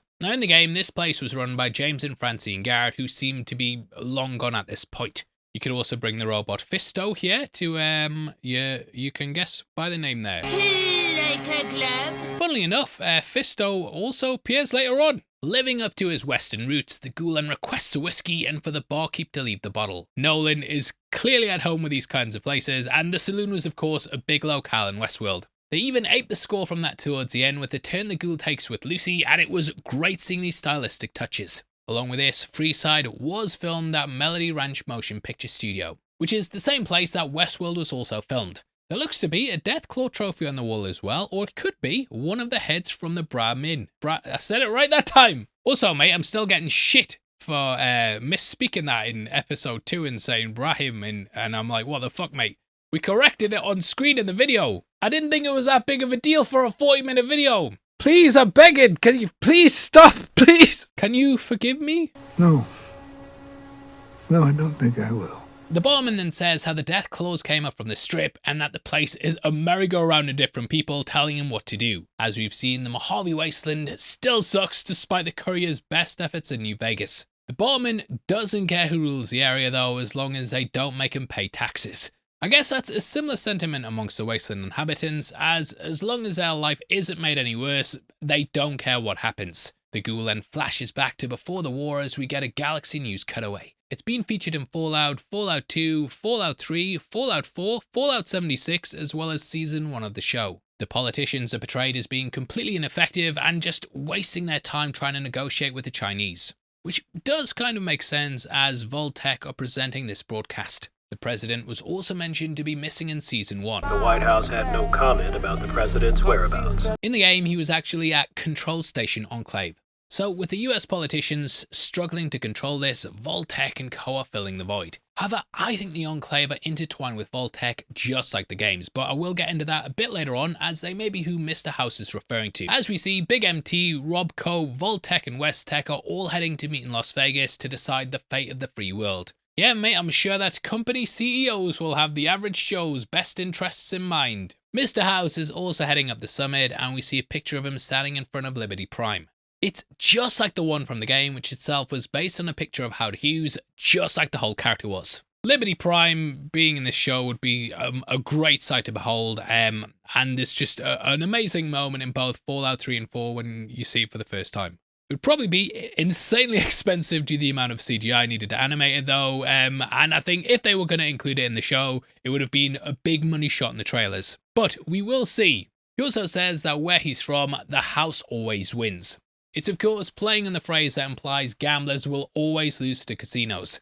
He's of course Mr. House as well, and even in the apocalypse, the house won by saving Vegas. However, it's also the name of House's quest in Fallout New Vegas, and the path of Cooper this episode is very akin to the House Always Wins Part 1. Cooper arrives at the airport and is then quickly accosted by his biggest fan, Hank. He's got a Vault-Tec briefcase that's handcuffed to his arm, and considering Bob's heading to Las Vegas to sell Cold Fusion to Mr. House, I am sure that is indeed what will be inside the briefcase. Cooper then has to do some spy stuff, and he makes contact with Moldaver using a payphone. He's given a vial of poison to take out Mr. House, however, he refuses to do it. To him, she's just another person telling him to kill. Be it the politicians, the army, or even corporations, Coop just feels like he's had enough of killing and is trying to do things the honourable way. This was even shown on the TV show during Season 1, where he didn't want his character to be a killer. However, the director came in, told him, oh, you have to do it, sort of thing. And again, it's carrying on those motifs of like someone in power basically telling him to kill. As he's on the phone, we can also see Hank talking to two of Bud's buds that his son Norm will unthaw in the future. I cannot wait to see how Hank goes from being a keen assistant to the badass that he is now. There's clearly more to uncover, especially with that secret keepsake box that Steph mentioned last week. The framing of this scene is fantastic though, and it gives it the feeling of a 60s spy thriller. I think the past timelines as well, flashbacks and shows can often be boring, but I think they're just as strong as the present ones. As we pan down to the entrance of the Lucky 38, we can also see a Vault 21 sign on the right. This was a vault where all social problems were solved by gambling. Mr. House eventually got them to be part of his New Vegas strip and subsequently filled the lower levels of the vault with cement. It's why we've theorized that the management vault is actually these lower levels. To the right of Vault 21, we can also see Cooper in the Vault-Tec advert from Season 1. Bob and Coop then arrive as Rags to Riches by Tony Bennett Plays, which was also used in Goodfellas. As far back as I could remember, I always wanted to be Mr. House. There are protesters outside as well, with signs such as Separate House and State, which is of course a play on Separate Church and State. It's also basically demanding that money be taken out of politics. The place is also locked down tight with a policeman Securitron straight out of the games and military police also standing guard. There's no doubt there's a connection, especially since each of these companies supplies the military. The officers even wearing what appears to be NCR Ranger armor. Interestingly, the Ranger armor was originally Los Angeles Riot gear, so this could be an early version of that. The entrance to the Lucky 38 also looks just like the game, and Cooper's told that he sold out the public. He's someone who served in the Marines and believes all the propaganda from Vault-Tec and big business. It is great to see New Vegas in its heyday though, but I still can't help but wish it was populated like the game in the modern timeline story. Now through his wife, he's become the corporate face of the company and by extension, also their awful business practices. As they exit the car, he also talks about Vault 21 being a Vault-Tec hotel. Okay, so I always thought that Vault 21 was a vault first and then turned into a casino after the Great War. So it seems like it has always existed as both a tourist attraction and also a vault. That does actually change things a bit and actually kind of makes it more interesting. The piece is then interrupted by the rep from the veterans presentation. She's demanding to be heard, but from now on, the companies are deciding what happens. As Mr. House said in episode 1, every dollar spent's a vote. She's unceremoniously thrown out and Cooper helps her up like the good guy he is. He tells her to keep at it as he goes in to complete his mission. The rep was shown to be bumbling last week and I feel like this is an attempt to portray how ineffective even the good politicians are. Bob then heads off to speak to the reps at Robco and there's a load of nerds wearing Pip-Boys. This is something Matt Berry's character also lamented last season. I see it as being basically a comment on the tech world shaking up business and things like the social media boom of the 2010s and subsequent invasions of powerhouse apps and AI changed who was in charge.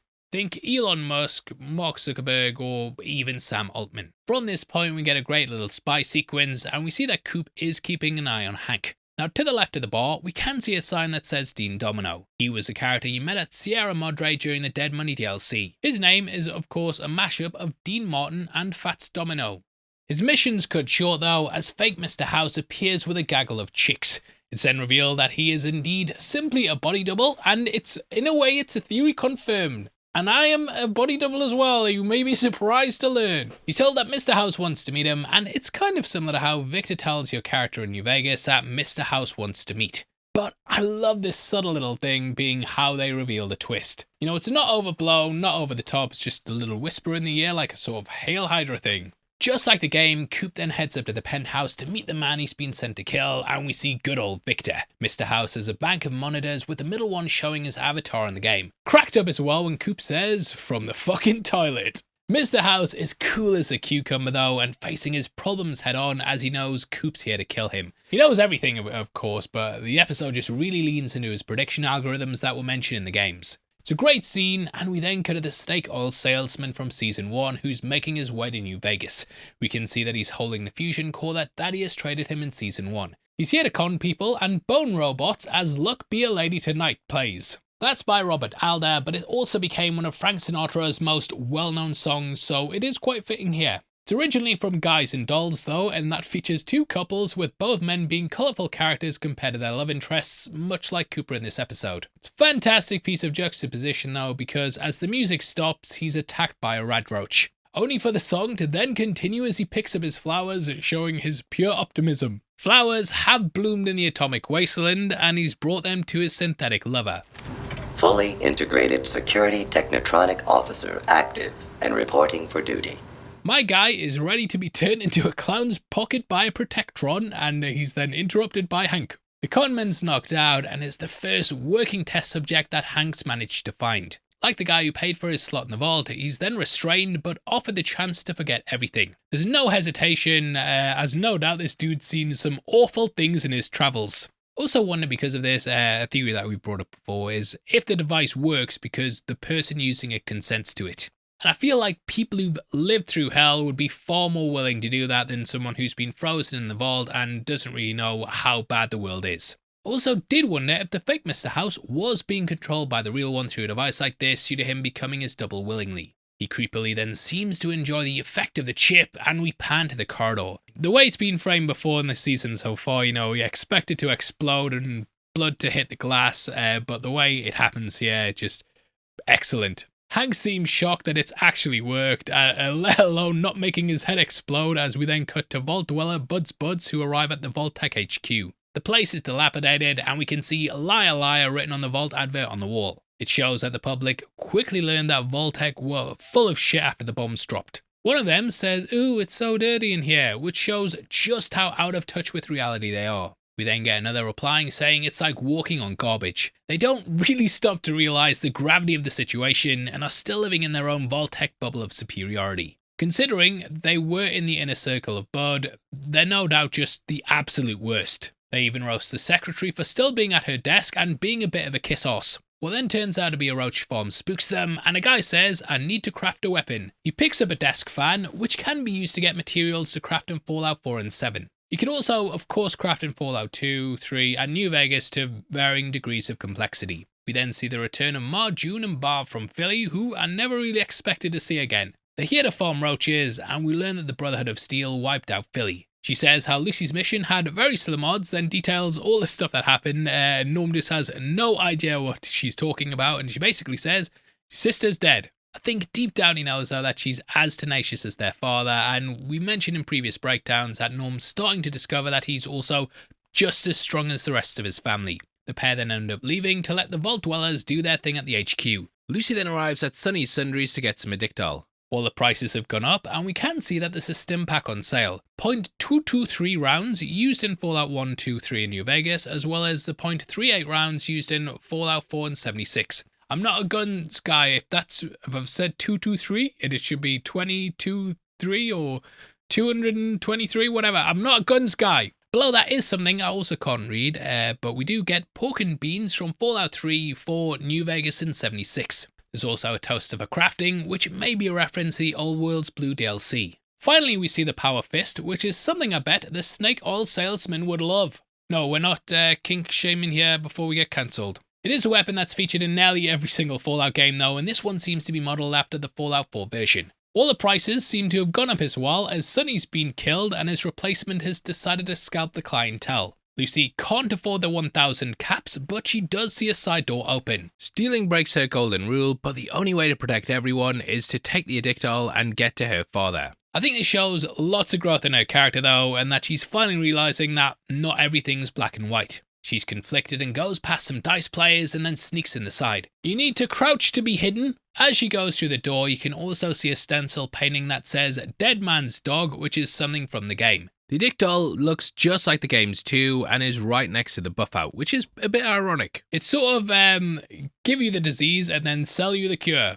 And yeah, it just nicely plays into the themes of the show. She then sets her eyes on the Power Fist, which is next to what looks like a sawn-off shotgun. Hey, if you're gonna steal, you might as well go all out. As she picks it up, we can also see the junk jet from Fallout 4 behind her. There's a myriad of weapons as well, just like Mick and Ralph's. Finding the original Sunny, this dude's tried to wear his clothes and take over, but yeah, it doesn't fit at all, and funnily enough, she's not actually committed a crime here, as the person she intended to steal from has been killed. Well, that's the way I'm justifying it anyway. On the wall of the right, there also seems to be a 45 auto pistol from New Vegas, and below that might be a pipe pistol or revolver. I love the way the new store owner has literally stolen Sunny's clothes as well, and they don't fit at all. Also explains why the body's naked. Now, if your clothes don't fit and you're also naked, why not get some clothes at our merch store below the video? There we've got loads of Fallout inspired shirts like our Brotherhood one, the Ghoul one, Nuka-Cola, anything you want. We've got a good shirt. We've got one good shirt at least. We always have lots of discounts, and the more you buy, the more of a discount you get. So yeah, go check them out, and thank you everyone who does it, because it massively helps out the channel. Now, the owner says it's not weird to rob a store naked, and a lot of people do it. I mean, to be fair, like, I have had some quite bad outfits in Fallout. Again, just like a Western though, we get a very quick shootout. She thinks he's been maimed, only to see that she actually killed him. He's landed on what appears to be a missile launcher, which might come in handy later on in the season.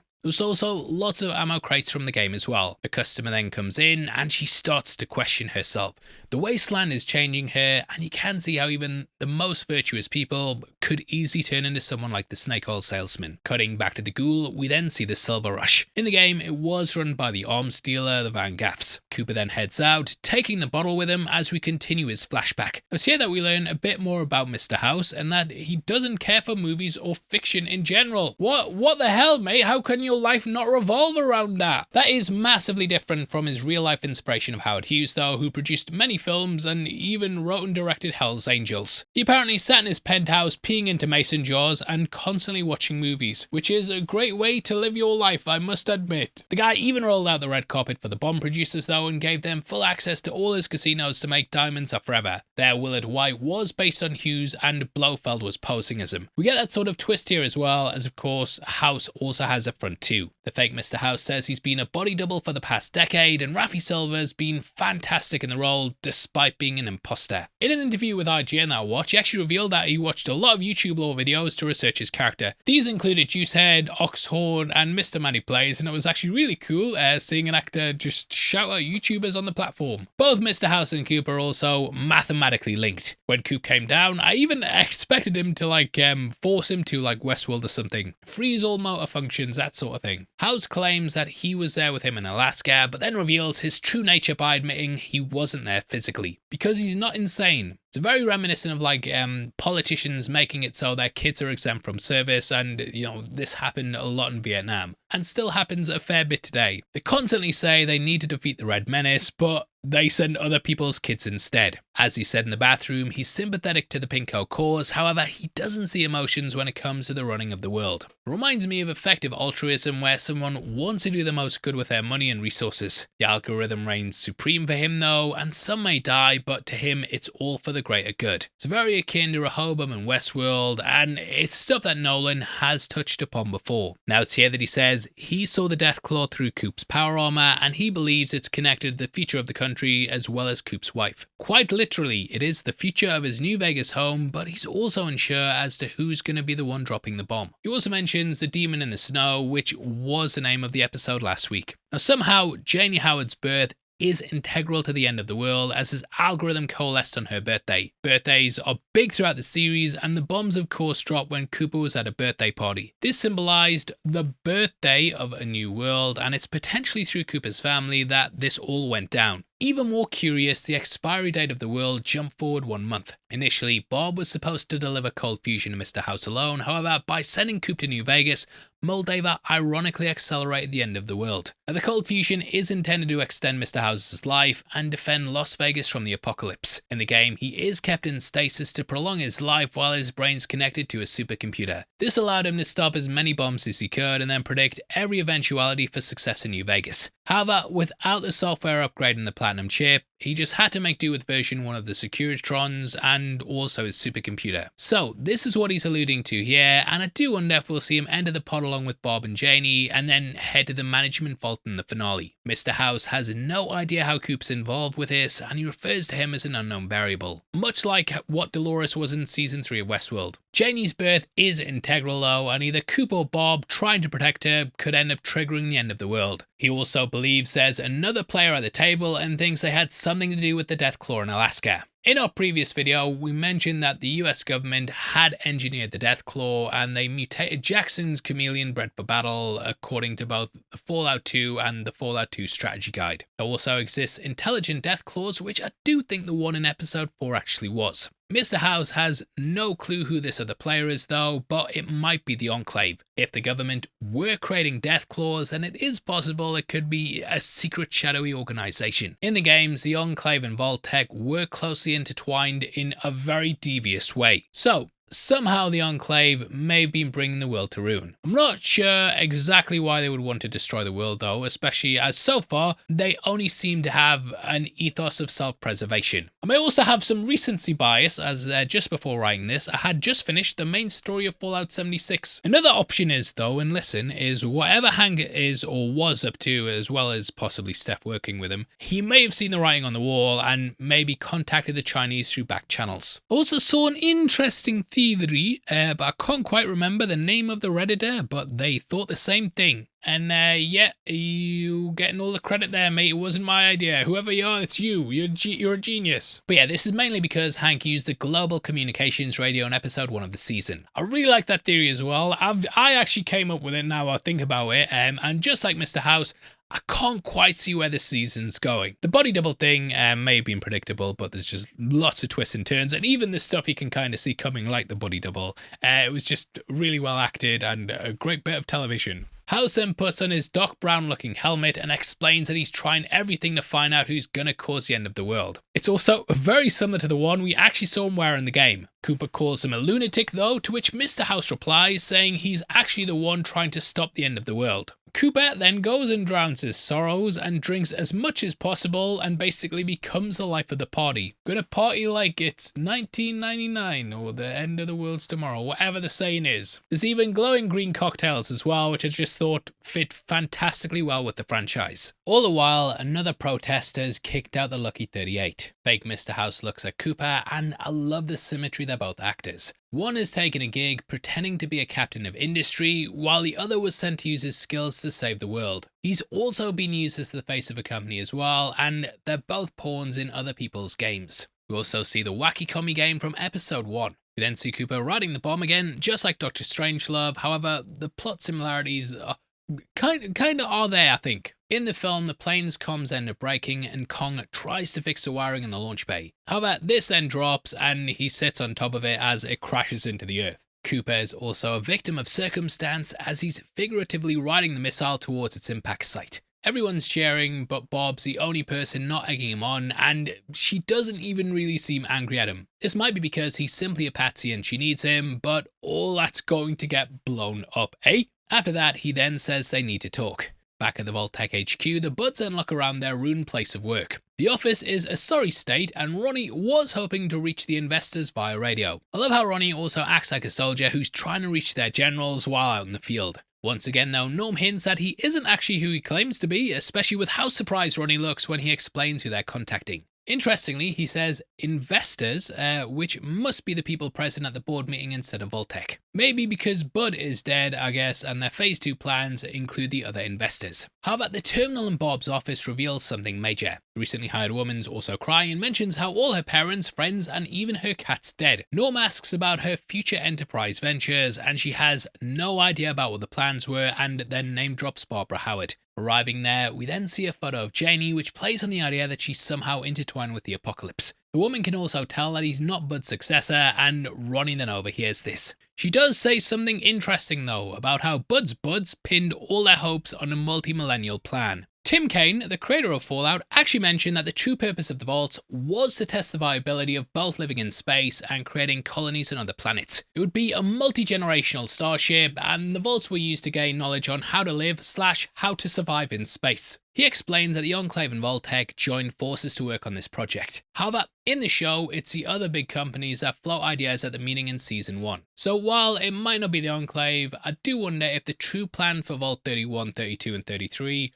was to head into space and to colonize the planet. However, with the reveal after this, it might be a little different. We're told that Bob handled all the Vault proposals and that future Enterprise proposals doesn't bring up anything, but FEV does. Yes, the forced evolutionary virus is part of one of the Vault's plans. Now, I've got two ideas about how this could work out moving forward. One is that it could be Bud's plans to supercharge his management program and literally turn them into super managers by altering their genes. As mentioned before, this was a West-Tec plan to stop the new plague. This is something which does exist in the show, as it was on the hospital sign earlier in the season. The US government then took it over, attempting to make super soldiers after creating a second strain of it.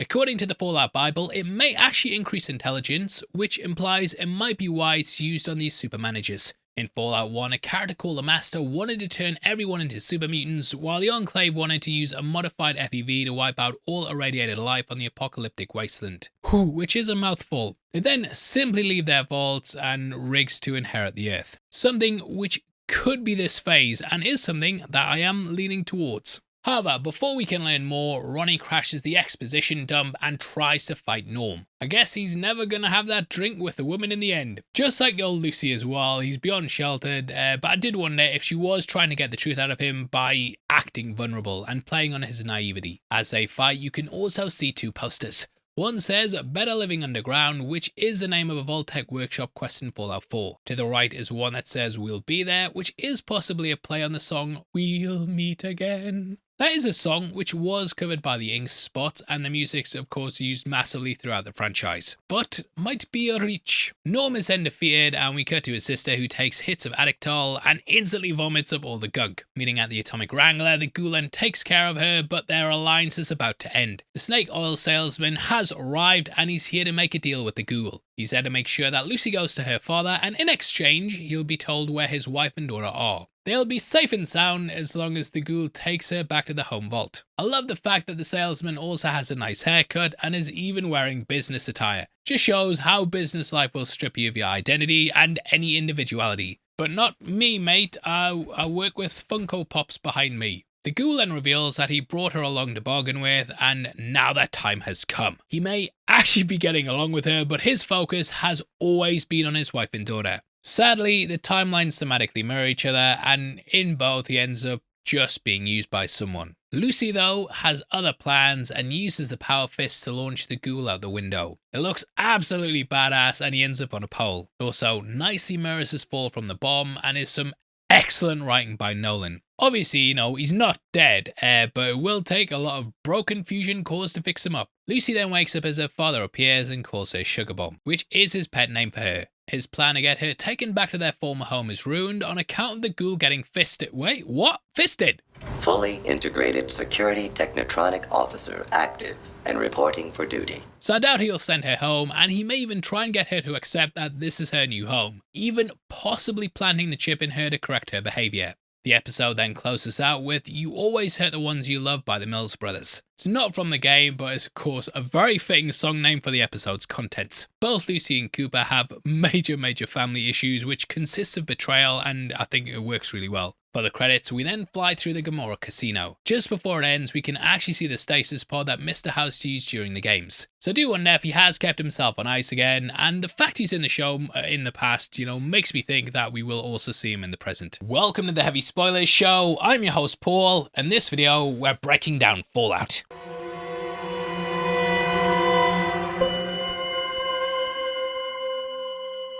We are back once again with a Fallout episode that's full of reveals and an awesome cameo for fans of the games. There's Easter eggs, big things going on, and lots of amazing moments, so let's just get right into it. The only way to guarantee results is by dropping the bomb ourselves. Now we open before the Great War as Vault-Tec workers callously discuss the marketing for the end of the world. We start the scene with a shot of Bob's eye and close out with it as well. Very Blade Runner-y, and I think Bob being shot like this also highlights she's finally starting to see the horror she could unleash. She's been desensitized to it before and viewed it as some abstract statistic that's part of a corporate plan. The nuke being reflected in her eye also builds off the opening of season 1. In many ways, she's witnessing the bomb that her husband saw in the first episode. And it's a great callback. Nolan, as always, messes with our perception of the timeline, and we discovered this is before the meeting of the season 1 finale. Now, last week, one of Bud's group said Barbara was in charge of the pictures for the vaults, which is what this scene's all about. The scientist then presents the water purifier from Fallout 1 as well as this show and drops some very interesting lore.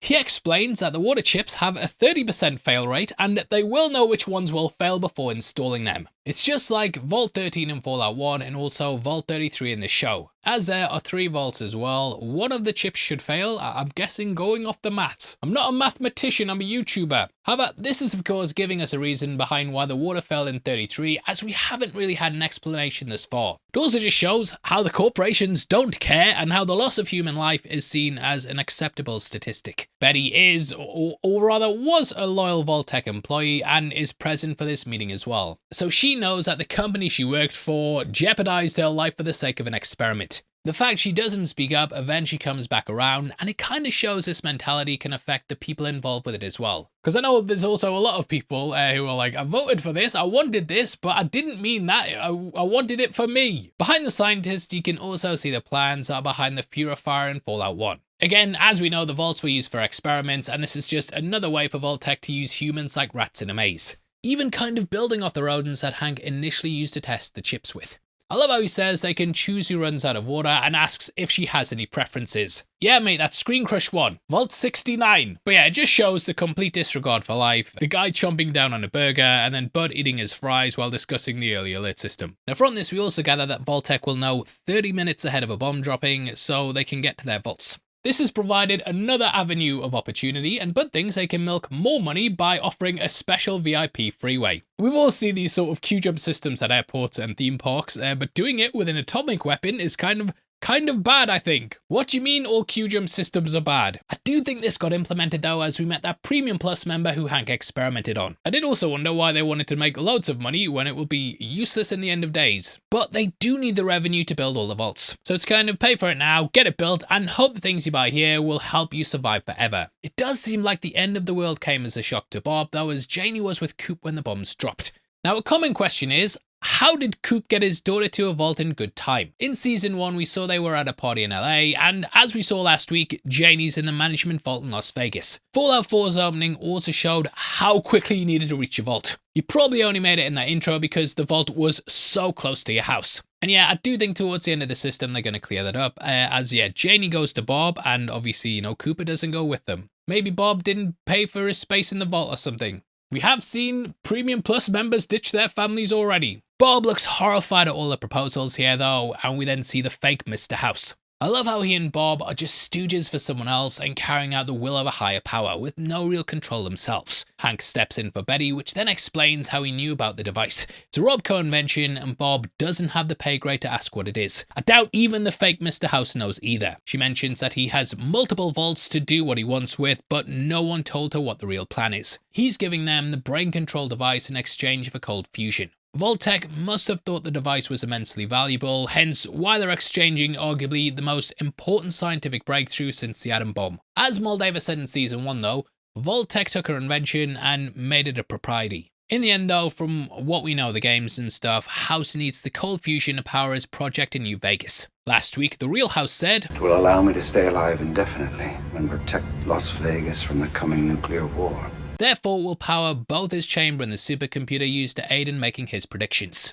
Instead of using it to provide cheap, limitless energy, they're simply trading it for a chip that controls people. House says that he spent a lot of time trying to make his machines more lifelike and calls it the automated man. In the future, or the present in the Wasteland, Hank's managed to perfect the device to control people and make them completely docile. Even the dreaded Legion. He also seems to idolize House in this episode, so I do think he was the one he was trying to contact in episode 1. There he said nobody in Vault-Tec knows he was there, and he did ask Betty to sit in on this meeting. I did wonder as well why Robco product was being used in the Vault-Tec vaults, but it does look like House did use a chip in a few of his assigned vaults in the end. This did give me a wild theory time though. Bring it back, theory time. And I will always theory time.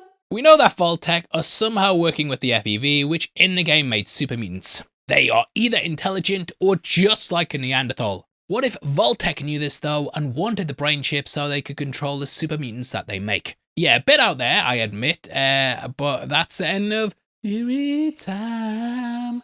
Memories, that is all I'm taking with me. We then see her look at her family photo, which reflects in her eyes once again. It makes me think of the poster for the New Vegas DLC or the Old World Blues. After the title, we see Cooper dealing with the aftermath of last week, desperately reaching for his health vials. Everyone just ignores him though and goes about their business. Even dog meat can't help him. And unfortunately, it looks like he's starting to turn feral. I do have a theory that he will finally see his daughter and Bob and then tragically succumb to becoming an uncontrollable ghoul. I don't know why, I never noticed this before as well, but he's actually wearing the shirt he wore at the party in episode 1. So it does seem to indicate that the clothes he wore when the bombs fell were the ones he survived in ever since. He then thinks of his time in Vegas, and I love the way they transition here. Just the shot of him upside down on the pole and then cutting to his bed is handled perfectly. Here we see the aftermath of his drunken binge last week, and he talks about when he proposed to Barbara. She's shocked at him calling her a monster, and Coop then admits he knows just what she was planning to do. You do kind of wonder as well if in all this and Coop trying to kill monsters, if he's become a monster himself. And yeah, it sure does look like it when he's raging out and almost going feral.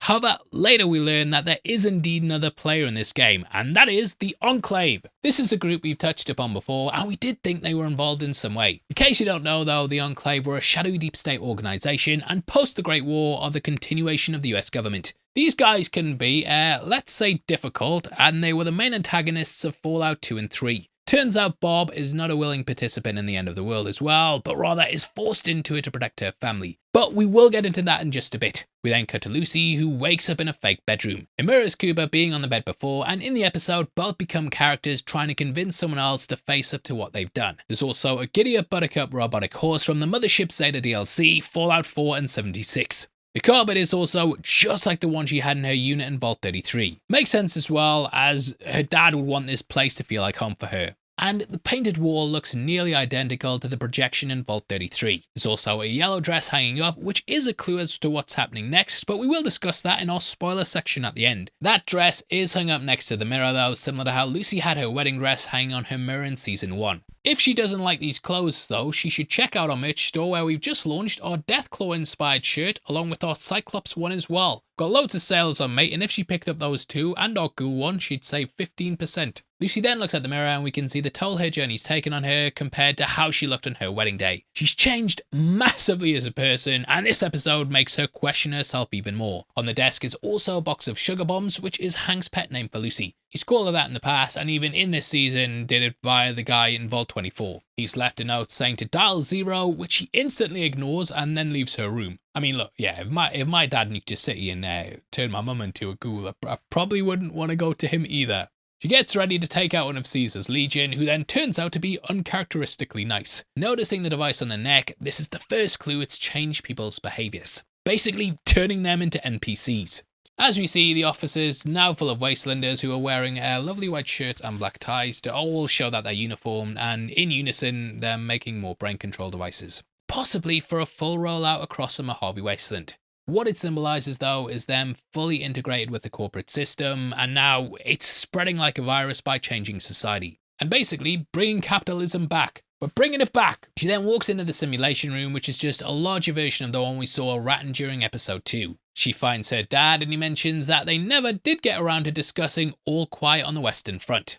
We know that they had a family book club from season 1 where they were reading War and Peace. All Quiet on the Western Front though is a book by Erich Maria Remarque, published in 1929. It was then adapted into a movie in 1930 and again in 2022, which is an absolute must watch. It follows a young man who joins the German army during World War I, and Hank's take is that people in the war were just fighting for nothing. It's a common criticism of World War I that thousands of men were slaughtered for just inches of land. Hank refers to the ending as a humdinger, and in it, the main character dies on a seemingly peaceful day, less than a month away from the armistice. You can watch it on Netflix, or you pick up the nice 4K steelbook that I have here. Very, very good movie. Definitely recommend it. I'm not getting paid for it anymore, though, so they can fuck off. I didn't get paid for it at all, actually, which I'm a bit annoyed about now.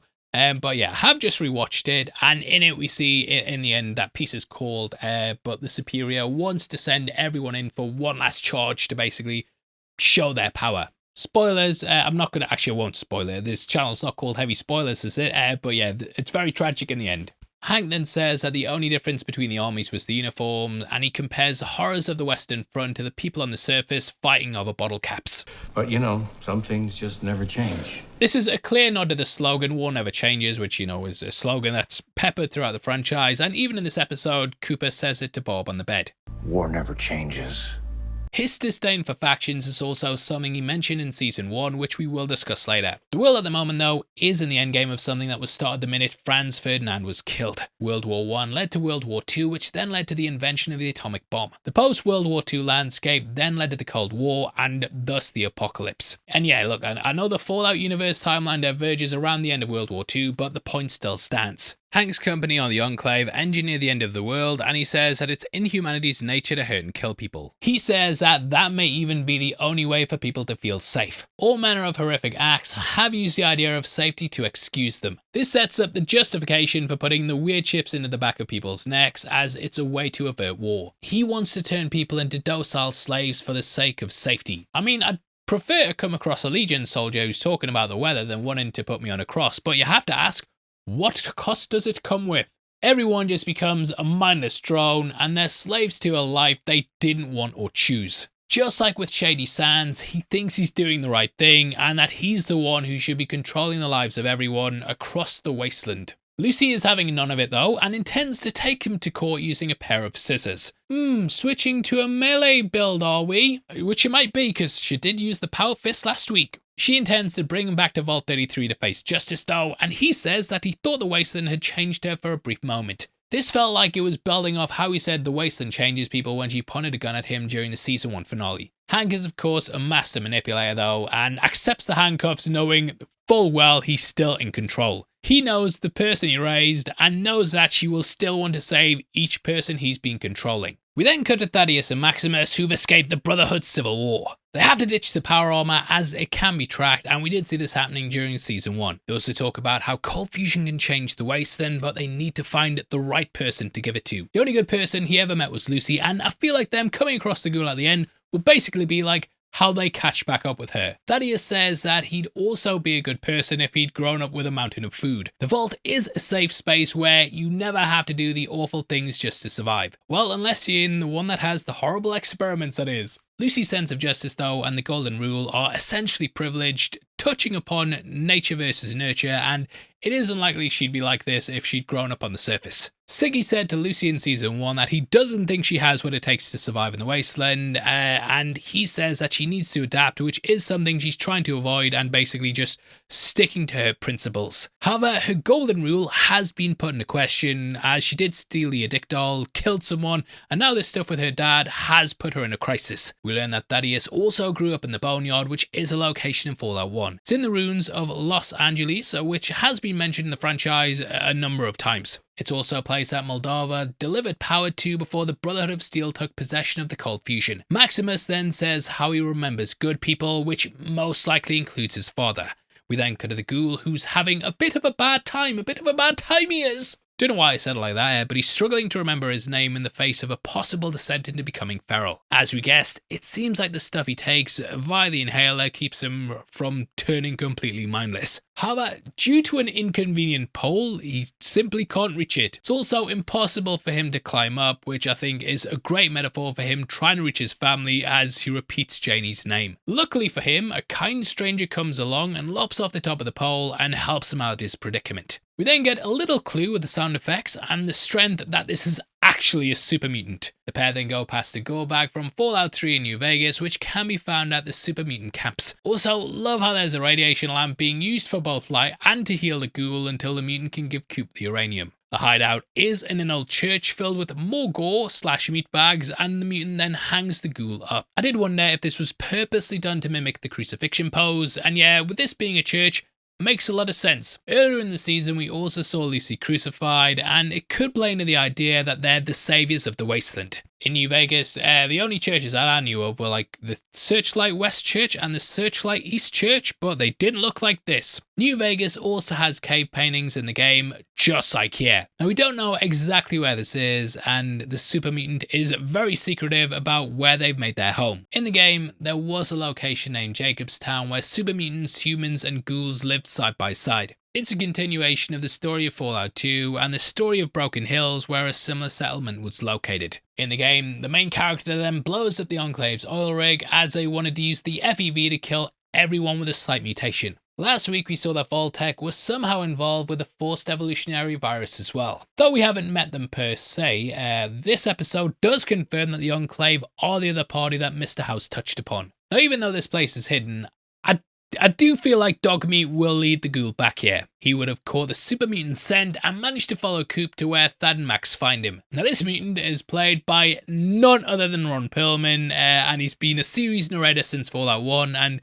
no one else says, I'm going to butcher it, but no one else says war never changes like him. As of making this video, they had kept it completely in the wraps, and I had no idea that the guy was actually playing a part in the series. Sorry if you knew, but yeah, seeing this, I was like, fucking hell, it's him. Now, he says that the Enclave both created the super mutants and hunted them to extinction. As mentioned in our previous videos, the FEV was created by Vault-Tec after it was spun off from a potential cure to something called the new plague. The military started using it to experiment on humans at the Mariposa military base, and this is the same place that Roger Maxim became disgusted with the human experimentation and then went on to found the Brotherhood of Steel. Fallout 1 also featured the Master, who aimed to turn everyone into super mutants. A cult called Unity was then formed, and then another group called the Children of the Cathedral. The Cathedral is near the Boneyard, so it would have been a slug for the mutant to take him there. However, this church-like idea and the cult may be why the super mutant dresses like this and also chose a church. The mutant mentions that war is coming and the ghouls need to unite with the super mutants to take down the Enclave.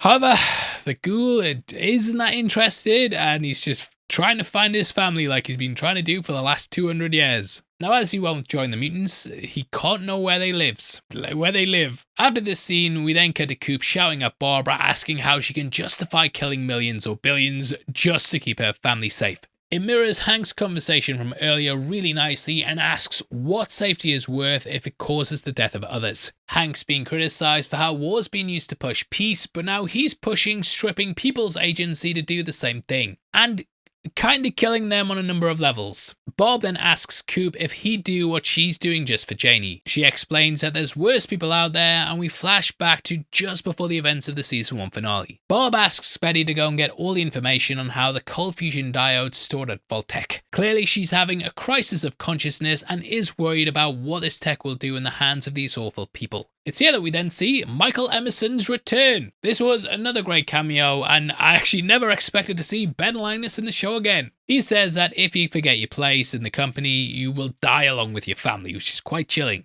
It's basically a threat, though, that forces her to conform to whatever great plan that the Enclave had. This cements that she is willing to do horrible things for their daughter, whereas we're left questioning if Coop would do the same thing. Siggy also seems to have become disillusioned with the Enclave already, and he's merely passing on this thread as he knows that he has to. By the time of the main future timeline, you know, he's so disillusioned that he smuggled cold fusion out of the Enclave's research base. Of course, we don't know where this is, but it was filmed at the Brooklyn Army Terminal in New York. We did speak last week about how Tim Kaine, the creator of Fallout, actually mentioned that the true purpose of the vaults was to test the viability of both living in space and creating colonies on other planets. Last week, one of the buds also said that Phase 2 was some multi-millennial plan. It is up in the air as to exactly what's happening, but I am glad that the Enclave have returned and we have confirmed it. Theory time confirmed, motherfucker. Now, while the ghouls meeting with Green Hellboy, Reg's support groups turn into a fully fledged party. We see the Ginger kissing cousins, who later share a strawberry, which does show they have access to fresh fruit while the rest of the vault is to save water. To the left is also the VIP entrance. I believe it says very important verified interbred persons, but I don't know for definite. You see, kids, when we get sent these episodes out, they're normally like potato quality. For I don't know why, but Amazon are just sending out in potato quality,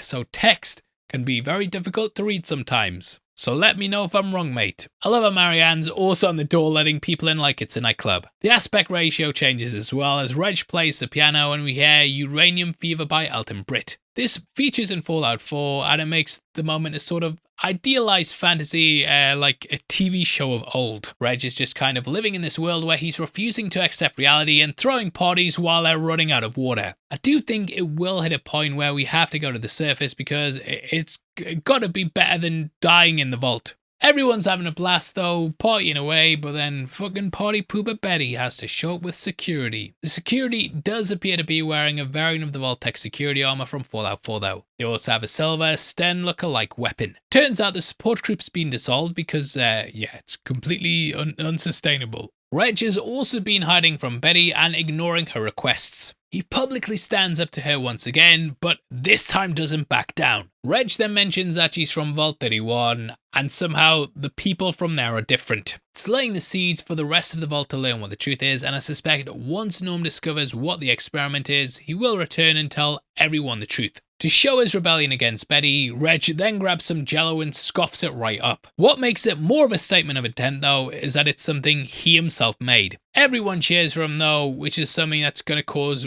Betty a little Betty trouble. Her approval rating is already in the toilet, and yeah, I do think come the end of it, she is going to get ousted, and possibly Steph as well. But yeah, I think for the rest of the episodes, it's going to be a real us versus them moving forward. The Weevil famine just isn't something she can use anymore, as no one cares because that was in the past, lady. Moldava, of course, also explained that someone was siphoning water from the vault, and Lucy's mother found out as well, so the truth about the experiment, Steph's work, and Vault 31 are just, yeah, long overdue at this point. Back in 32, we then see lots of people beautifying the new home, and Chet is once again stuck with someone else's kid. Poor old Woody is missing, and Davey can't find him. After last week, it also looks like he's been either killed or possibly put in stasis. Again though, you know, in real life, I do wonder if this was because Zach Cherry was probably filming Severance. With him going missing though, and Chet seeing that Steph is 200 years old, and even worse than that, Canadian, he will start to investigate her. I'm just playing, Canada, you know I love you. Not like England's any better. He then learns that he's actually getting married as we hear Drag in the River by Ferlin Husky. Now, there's actually a little hint of this in the trailers, which we will discuss in our spoiler section. No doubt though, she's trying to secure Chet so she can appear normal. The notice board is also filled with a fair few funny flyers.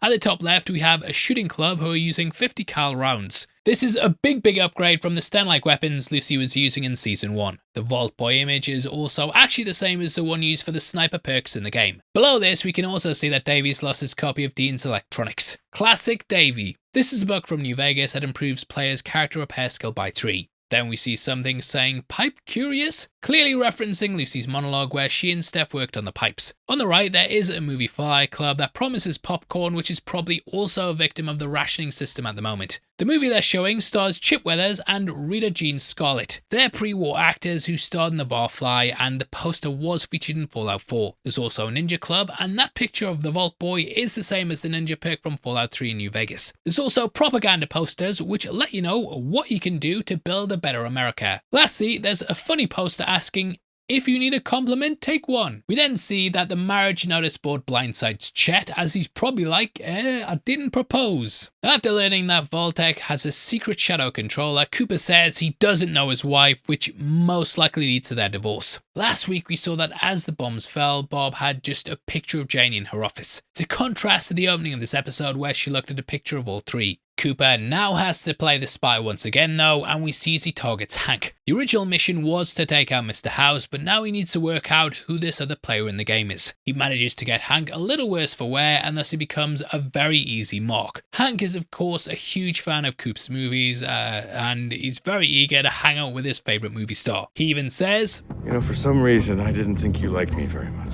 Coop then uses a drug to knock him out and basically find out what's inside the briefcase. Turns out though that it's just a device used to remove the cold fusion from people's heads. We saw Siggy use it in Season 1 to inject the cold fusion into his, and this is so he could be delivered to Moldava. Here though, Coop's wife calmly comes in and removes the fusion from Hank. Earlier in the episode, we saw her ask Betty how cold fusion is stored, and despite the Enclave threatening her, she's managed to learn more about the MacGuffin. Also found it funny how she doesn't have to say anything, and we can just see how pissed she is at her husband. But yeah, we got a theory wrong because we did think the cold fusion was inside the briefcase, but it turns out it was in Hank the whole time. Now, the question remains, what will they do with it? It could power Mr. House's supercomputer to find out who's behind Vault-Tec, or he could even hand it over to Moldava. For now though, we do know that at some point he will be labelled a Pinko.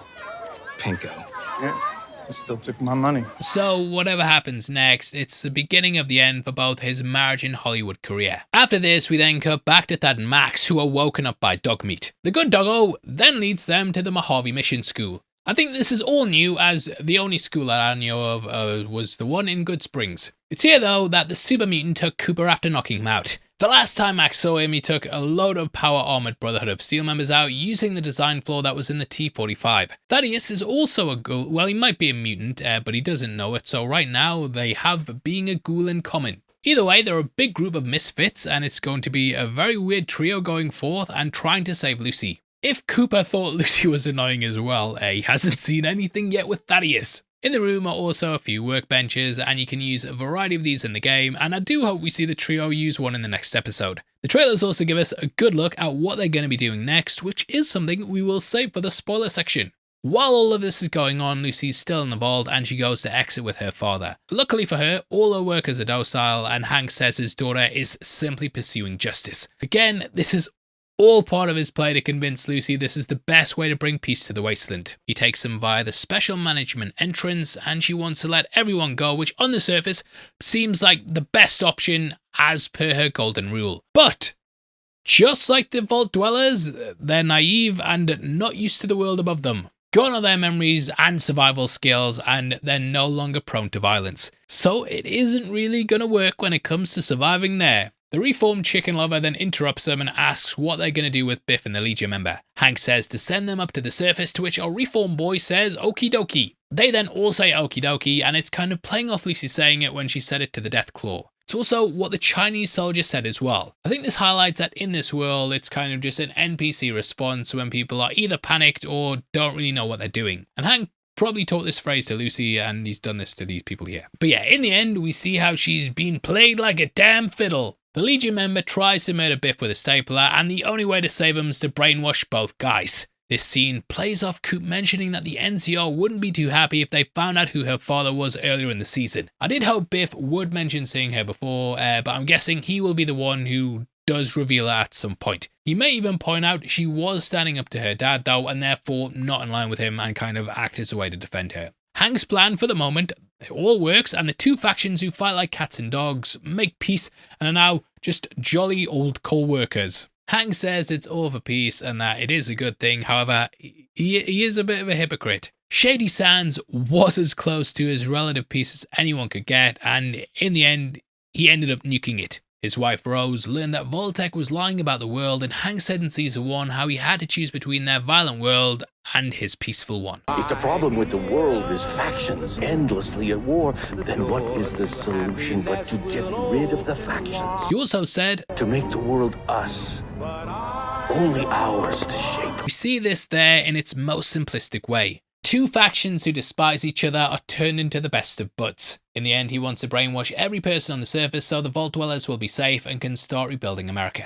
It's like a less murderous version of the Enclave's plan in Fallout 2 to wipe out everyone but themselves. If he is indeed working with Mr. House as well, then it does fit in with what the Tycoon told Coop. He likes a world that he can predict, and if there's zero factions, then it's pretty easy to guess how people will act. Humanity will survive, albeit shackled, and there will be no more violence. However, there are variables that we do not know. And I don't like unknown variables. Irksome. Things like what the Enclave's plan is and where is Mr. House. The dislike of factions is also something Lucy hinted at when she left the NCR hideout. She said how they're just another group wearing uniform. So I do wonder who she's going to side with, and she might even see the facility as being something good. Anyway, that ends the episode and takes us to the credits, so for the next part of the video, let's break them down. Now over the top we hear Luther play the Boogie by Johnny Cash. His music has featured in the show before, and it also featured during Fallout 76. On Bud's desk we can also see So You're Thinking of Having Your Brain Removed, which does remind me a bit of the So You've Ruined Your Life one from The Simpsons. As you know, Bud eventually became a robo-brain, and it looks like he was planning it before the Great War. The desk is also littered with Grognak the Barbarian comics as well as the toy. It's an in-universe franchise which is obviously inspired by Conan the Barbarian. From Fallout 3, you could also find the comics in the game, and these would give you a permanent skill boost. The one with Mauler is from Fallout 4, as is the one in the middle, and sadly I can't quite see the one on the right. Bud is clearly also a fan of Coop, and we can see his posters for Under the Covers. There's also a man and his dog and gun. He also has a giddy up Buttercup and a mini nuke as well. By the looks of it, everyone's at Vault HQ, and we can see a Nuka-Cola machine and a sign that says Vault Toilet R&D. I love they have a whole section for that, as down in the vaults you probably would need to know where people are shitting at and how to get rid of it. There's also Vault Agricultural R&D, and as we know, Vault 32 and 33 grow their own food. There's also FEV cultivation. This confirms that Vault-Tec were working on it, and I am sticking to my theory from last week, and I won't sing again. I believe that the term of super managers from last week was part of the plan, and they wanted to use the FEV to supercharge those chosen ones into being the best managers of all time. The best of the best of the best, sir, you could say. Lastly, there's human resources R&D, which is possibly a joke about how HR departments can feel robotic and exist purely to protect the company. On the terminal is also a Vault Boy bobblehead. In Fallout 3 and 4, these gave you a stat increase depending on which ones you picked up. Welcome to the Heavy Spoilers Show. I'm your host Paul, and this video we're breaking down Fallout. We are back in the Wasteland after last week's huge episode and have some major things to talk about. Episode 7 is titled The Handoff, and throughout we see the Cold Fusion MacGuffin's fate is in the balance. We see the handoff not only in the past but also the present and get lots of the intricacies of the powers at play. Last week centered around the Ghoul dealing with a serious case of hole through the body that would kill a normal person, but luckily the super mutants like myself, super mutant Ron Perlman, he had some uranium to curb his fever, eh? And while resting up after refusing to join the mutants' war against the Enclave, Thad and Max managed to find him. Maximus was currently in the possession of Cold Fusion, which sort of sets up a choice that Cooper's seen before. Cold Fusion is something that can let you rule a wasteland as a benevolent leader or as an evil tyrant. Deep down though, the Ghoul has one mission, and that is to find his wife and child. Luckily, he knows the location, which is deep in the management vault. Now speaking of that, Lucy was brought there to stay with her dad. She wants to bring him to justice after learning he blew up Shady Sands, which also led to her mother becoming a ghoul. However, he presented his motivations for the brain control interface in the form of All Quiet on the Western Front. He wants everyone to just stop fighting, hit the thumbs up, be docile and agreeable. Right now, the Wasteland isn't safe, but if everyone has this device, there will potentially be peace. Yes, mate, but who controls them? Well, that's what we're going to get into, and that takes us into the episode itself. Now we begin with a flashback of Steph escaping from the Uranian city and Tim and camp out in the woods. As we know, Canadians were persecuted heavily and the country was annexed during the Sino-American War. Seen as somewhere that was filled with valuable resources, it was taken over by the US of A in a decade-long move that started in 2067. The opening of Fallout 1 actually featured a soldier in power armor executing a Canadian citizen, which showed how bleak the situation was. This is something that we also see in the credits, and I'll kind of break those down as we get towards the end of the breakdown. In this intro, she's held up by the Brotherhood of Steel member, but saved by a man who detonates an explosive. This reminds me of the super mutant suiciders, who are a very annoying enemy type from the games. Awakened in the present though, I love how Chet has an eye mask while she just raw dogs it on the pillow even with her wound. Just highlights how prim and comfortable his life is, whereas she's really had to go through it. Throughout the episode, we see her at several stages in her life, including post-war. This also leads to her wedding as well, in which she too has to run just like this opening. This is all about her being persecuted, but the second time, it's kind of through her own actions, which were kind of caused by what happened here, and made her into the person that she is. Does that make sense? Brings things very full circle from the introduction though, but there she was persecuted for things out of her control. Remembering her ally dying due to the family likeness, I'm guessing that this might be her sister. Her mother? Whoa, no way, you look young enough to be her sister. Anyway, she died in the aftermath of the blast, and this is something that Steph carries heavily. She instructed Steph to survive at all costs, and this has clearly shaped her thinking. She's got in with a bad company, moved vaults twice, and ended up killing Woody, I'm guessing. Steph's just told to think of them as Americans instead of human beings, but I'd never do that, mate. I love all 41% of my subscribers from the good old US of A. Yeehaw! Going to the bathroom, we then see there's some Albaline baby powder, which is now considered a vintage item. Manufactured throughout the 50s and 60s, I love this little touch to the world, and even how the toothbrush and nightgown is Vault-Tec blue. Usually, you know, the show uses brands from the games only like Abraxo and such, but yeah, this was a great touch. Now in the past, she continues further into the woods, and we also see her snatching some pork and beans which look just like the ones in the game. She then enters the US, and we can see the flag which represents the 13 states of the Commonwealth. The government actually did this to consolidate power and basically merge the states so they had more control over the country as a whole. I love the logo as blood fills it up, and this striking red is of course the colour of the Canadian flag. After the title, we then cut back to Hank's vault, where we can hear When You're Smiling by Nat King Cole. This is a song about how joy can spread and the whole world could smile in unison, which we can see with the brain control workers. They're all getting along, hitting the thumbs up, subscribing, and happily working at their desks to do something progressive. Yay, capitalism! Lucy does see this as a way to save the world, but she also says that it's wrong. Hank then explains how it works, and basically it makes them very placid by cleaning their horrible memories. I kind of view it as like a sort of opposite of the rage virus in 28 Days Later, and whereas that ramps you up into a very aggressive state, this just fully calms you down. Controlling how much amnesia they have controls the level of how docile they are, and basically just removes their feelings of mental pain. There's an extra thing that we'll of course talk about later, but this is what it's sold as on the surface. Now this scene reminds me of Thaddius saying that he'd probably be a good person like Lucy if he didn't have to survive up on the surface. Hank has removed the trauma from these people's minds, and we do see that he's kinda right. Also love how Hank's still wearing the handcuffs, showing that Lucy still doesn't trust him. Killed me as well how Lucy has to ask her dad how to destroy it. As always, he's just really helpful and even takes her for driving lessons. There's not really any usable cars in the Wasteland, and the games didn't exactly have driving lessons. Plus, the vaults didn't have much room for vehicles, so this gives a nice father and daughter moment that also sets up the car ride later. Just works really well as a bonding moment though, and when Lucy turns on his dad, we get a mirror scene because of it. Oop, and I've just remembered, there was actually a highwayman vehicle you could use to travel across the world map, so there were vehicles, but moving on. Now to Bedelia by Billy Randolph in the High Hatters, they then go to the basement. A line that really sticks out is how Hank says he wishes they had a normal life. However, his ambition forced him to wreck things. Though the vault said other purposes, they could have potentially stayed there and lived very happy lives. Don't know why, that's all that welcome to Derry stuff, constantly saying that throughout that, but yeah, he's kind of like the dad who has an affair or goes off to get milk and never comes back, and he did things for himself at the expense of his kids.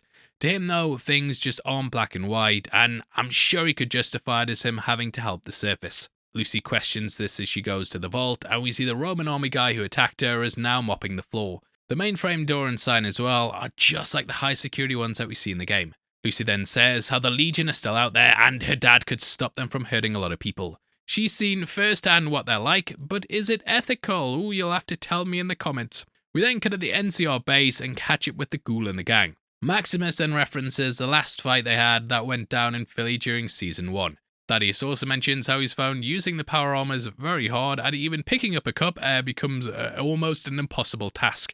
There is new power armor introduced in the episode though, but we will break that down later. Thaddius then tries to find some common ground, and it's kind of like the Ghoul, the bad and the ugly. The Ghoul then lays out the long and convoluted plan, which involves a lot of side quests and picking up some upgrades. And at this point, Maximus gets out the cold fusion, and Cooper starts to question how he got it, at gunpoint, which is nice. Thaddius hilariously tries to talk the situation down, and I love the way it's a tense standoff and he's there just cracking jokes. But to Cooper, this is obviously the thing that broke the world and took his family from him. He basically did a Faustian deal to save the planet and was a puppet in between the parties that was constantly manipulated and used.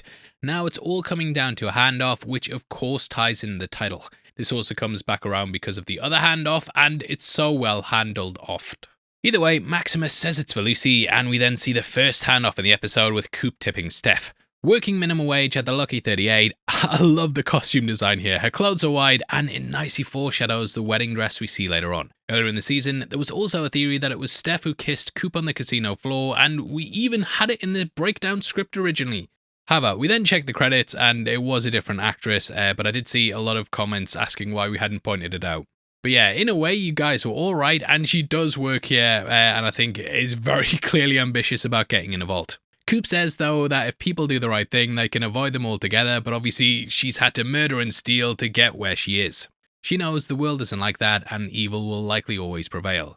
Told to escort Hank to his room, it also clears up how she got a place in the vault. Considering that she also knew about Hank's keepsake box and what was in it, I do wonder how that's going to come into play in the finale. But yeah, I'm guessing that she dropped him back in his room and then stayed there to get herself a job, which is hustle culture. We then cut to the bar, which is the same one that Coop visited on the strip as a ghoul. It's so good seeing this scene in the past, and I love the different actions the character takes. Initially he went there and drank because of what he had to do, which was handing over Lucy, which he of course knew was bad. Now though, he's trying to stay sober and do the right thing.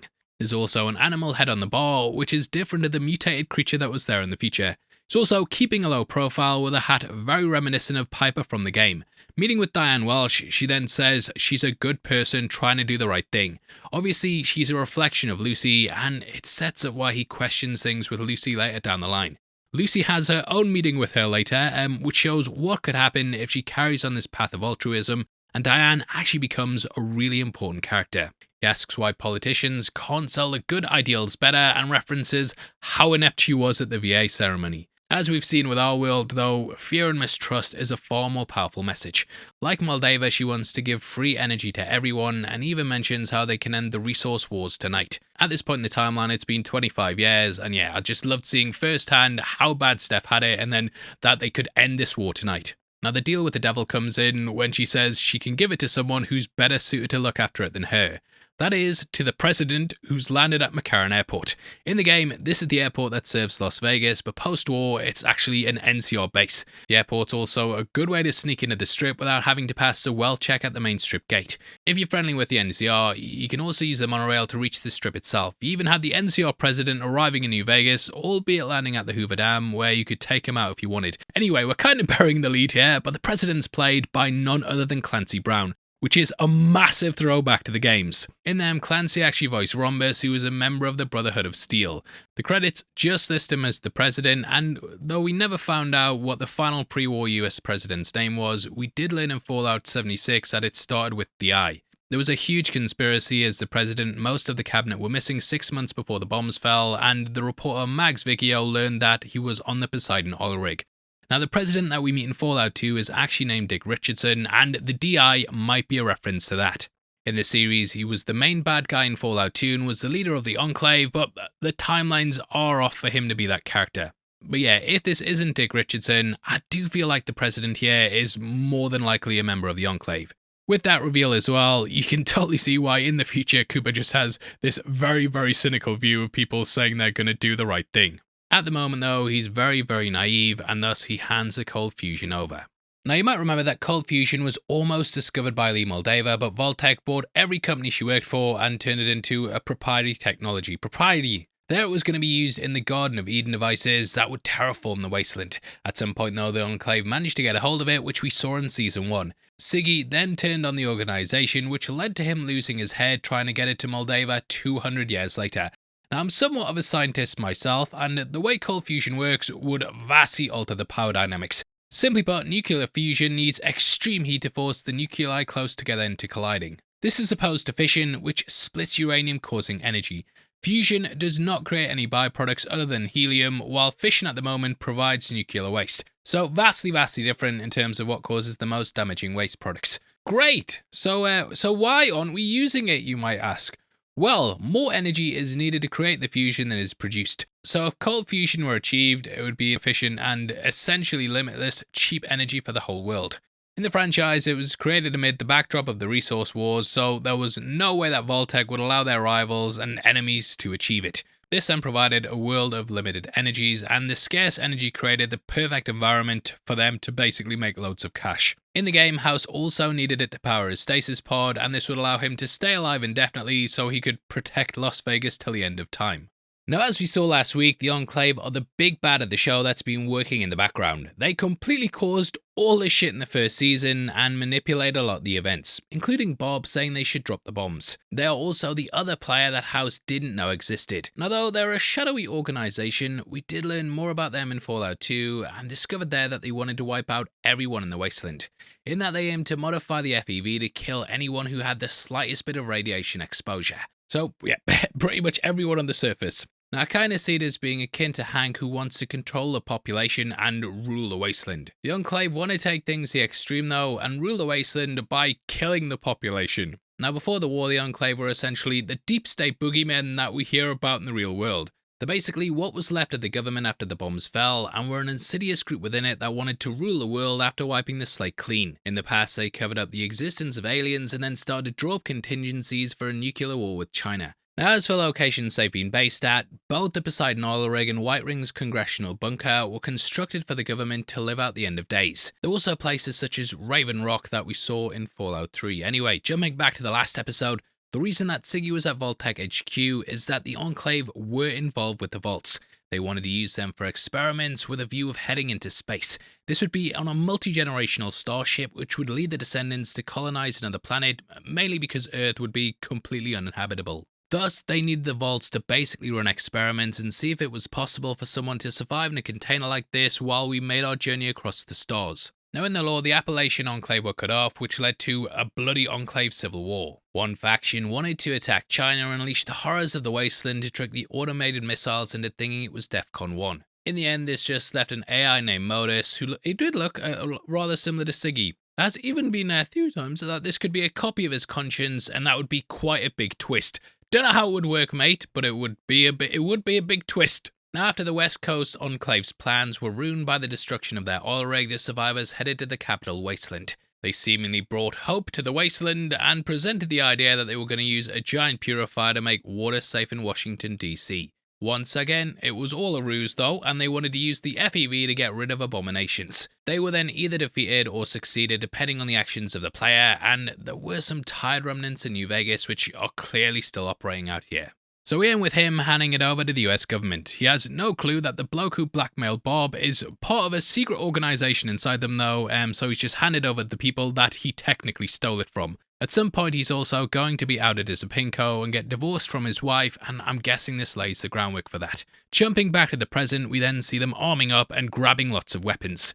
Maximus picks up what looks like a grenade APW, while Thaddius has a hunting or battle rifle from New Vegas. Here Thaddius also tries to do some more ghoul on ghoul talk and reveals the mouth on his neck. Super mutant, mate, I'm telling you, super mutant. The games have a wide variety of mutations though, and there was even a dude who had a tree that grew out of him. He then asks for a scope, which is a mod you can get in New Vegas. Maximus at this point is also a kind of young and idealistic reflection of Cooper, who thinks everything will work out if he hands it to someone good. However, Cooper's done this all before and realizes that he has to give it to Mr. House in order for it to actually do some good. So they need to rig the game. I think this kind of also reflects Maximus's mind state, as though he said the armor leads to no good in the desert, it's something that he ends up donning. Because yeah, you always end up back where you started. The armor is also attached to a power armor station, which you use in Fallout 4 and 76.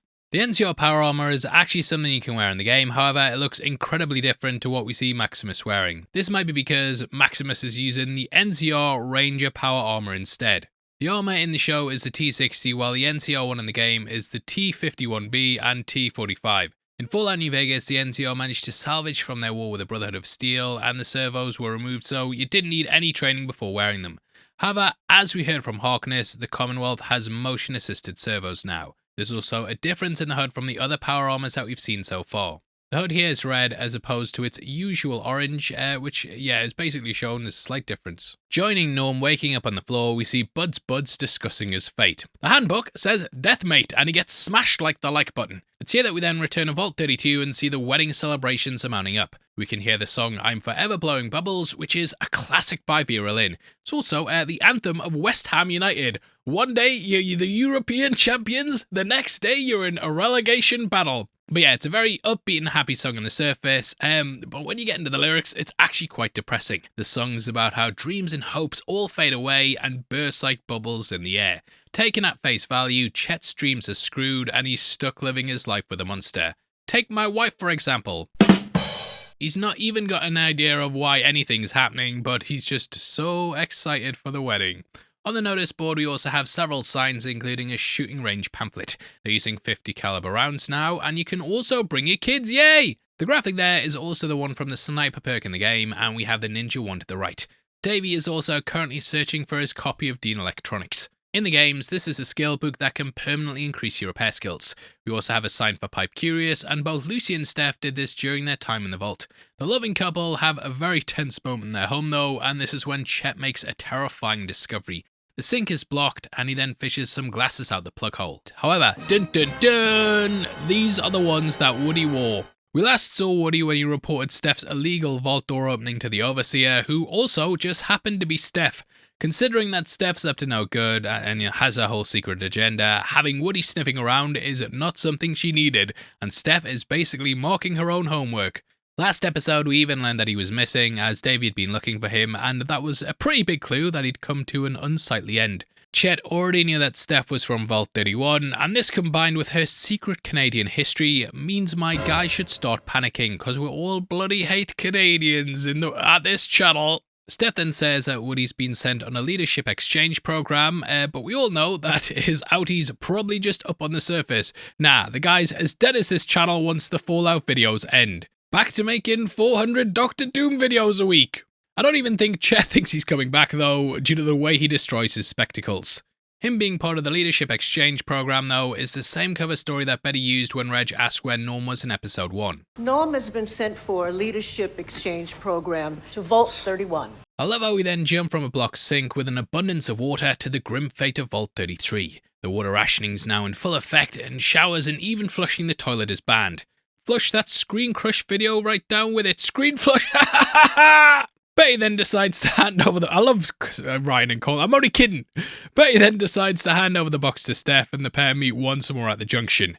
As we saw, the box was in a safe behind a picture and this was actually a painting from Fallout 4. It's a recreation of Napoleon crossing the Alps. However, if you look closely, you can see Todd Howard's face, who's the executive producer of Bethesda. Very, very good Easter egg, and it's in a keepsake box, just like the one that Bob was filling earlier in the season. We then get a far more tense standoff than last time, and Betty goes to Steph saying she just wants peace. However, Steph is from a world where the violent and manipulative survive, and I just don't think the twee people in the vault are cut out for her. Jumping to Freeside, this is a play on Fremont Street in Las Vegas. We've mentioned that many times, but goddamn, I'm thorough, and you might not have seen all the breakdowns. We can also see the Atomic Wrangler in the background, and someone selling Sunset Sarsaparilla. There's also posters for Maxis the Magician and Joey Baxter, both of whom were going to play at the Sierra Madre Casino. All of the people here are also exiles from New Vegas, such as showgirls and bellhops. The Ghoul and the gang then roll into town with the population believing it's the NCR coming back. I even wonder if the previous owner only made it a week, as we have tally marks that only go up to 5 on his helmet. They did a lot of stuff like this in Vietnam, and it was of course immortalized in Full Metal Jacket, and then also inspired stuff in Aliens. Sound like an idiot saying that because it's been done on a hell of a lot of stuff, but yeah, obviously, you know, it's inspired by real world things. Someone then says, get us back our town, and as we mentioned earlier, Maximus has come full circle to his NCR origins. Maximus also sees a little kid on the strip who looks up to him like he's a hero, and this is of course a callback to when he was younger and did the same thing when looking at Power Armor. As they walk the strip entrance, we can also see a Ralph sign. This is a reference to one of the stores in the games, which is called Mick and Ralph's. Thaddius' arm then falls off, and yeah, I'm predicting by the finale he'll be a fallen super mutant. I think this will then likely tie in with what the Ghoul learned about, and I think it'll lead into something massive. Now, we learned that the Ron Perlman super mutant wanted the Ghoul to join in a war against the Enclave. They've been hunted to near extinction, which explains why we haven't seen them so far in Season 1 or 2. Well, apart from the one we saw at the Enclave's HQ in Season 1, but other than that, we haven't really seen them. But yeah, I suspect that the super mutants want to stop the Enclave. However, it does have to be stated that usually in the game they're enemies, but the way that it's handled with Perlman, I do think that, yeah, they are going to be the good guys. And apologies for all the super mutants that I've killed across the franchise, Ron. I didn't mean it. You're a nice guy after all. Now, the Enclave actually had a super mutant as part of their secret service who was named Frank Horrigan. He was experimented on and made into the largest and strongest super mutant imaginable. This was so they could deploy him on missions to benefit the group. However, he died in Fallout 2. And there was also the Master, who was a human who fell into the FEV vats at Mariposa military base. He mutated into a beastly monster and then began trying to turn everyone in the world into super mutants. Kinda like the lizard in Amazing Spider-Man. But yeah, you know, that was via his church called Unity, and he used lots of vault dwellers due to their lack of radiation exposure. So if Ron Perlman is indeed a remnant of the Master's experiments, then his war could be a war of ideologies. Either way, it's at this point that we then cut to Lucy, who's now in a yellow dress. This is a similar style to the pre-war dresses you could find in the game. Now, if you want to look your best like Lucy, then why not check out our merch store right below the video. There we've got a whole host of shirts inspired by Fallout and A Night of the Seven Kingdoms. There we have our Deathclaw, Ghoul and Brotherhood ones, which are some of the best designs we have on there. We also have those ones for Night of the Seven Kingdoms, and massive discounts where the more you buy, the more money that you get off. Shabow! Lucy then makes her way down in the basement, and then judging by the trailers, will arrive on the surface near Top's Casino. I don't normally do trailer spoilers, but that was shown in the first one from like 5 months ago, so if you haven't seen it, mate, it's your fault, and I'm guessing it's made the rounds. Top's Casino comes from the game and is one of the 3 casinos that operates on the strip. Now, Lucy breaking free while wearing this has a lot of symbology, or symbolism, whatever the word is. The way the dress is presented to her is a lot like how the wedding dress was presented in episode 1 of Season 1. During that big long intro, we saw Hank's illusion being shattered and then her making her way to the surface, which is basically what happens with Lucy here. There he constructed this fake reality and even nuked Shady Sands to keep her safe.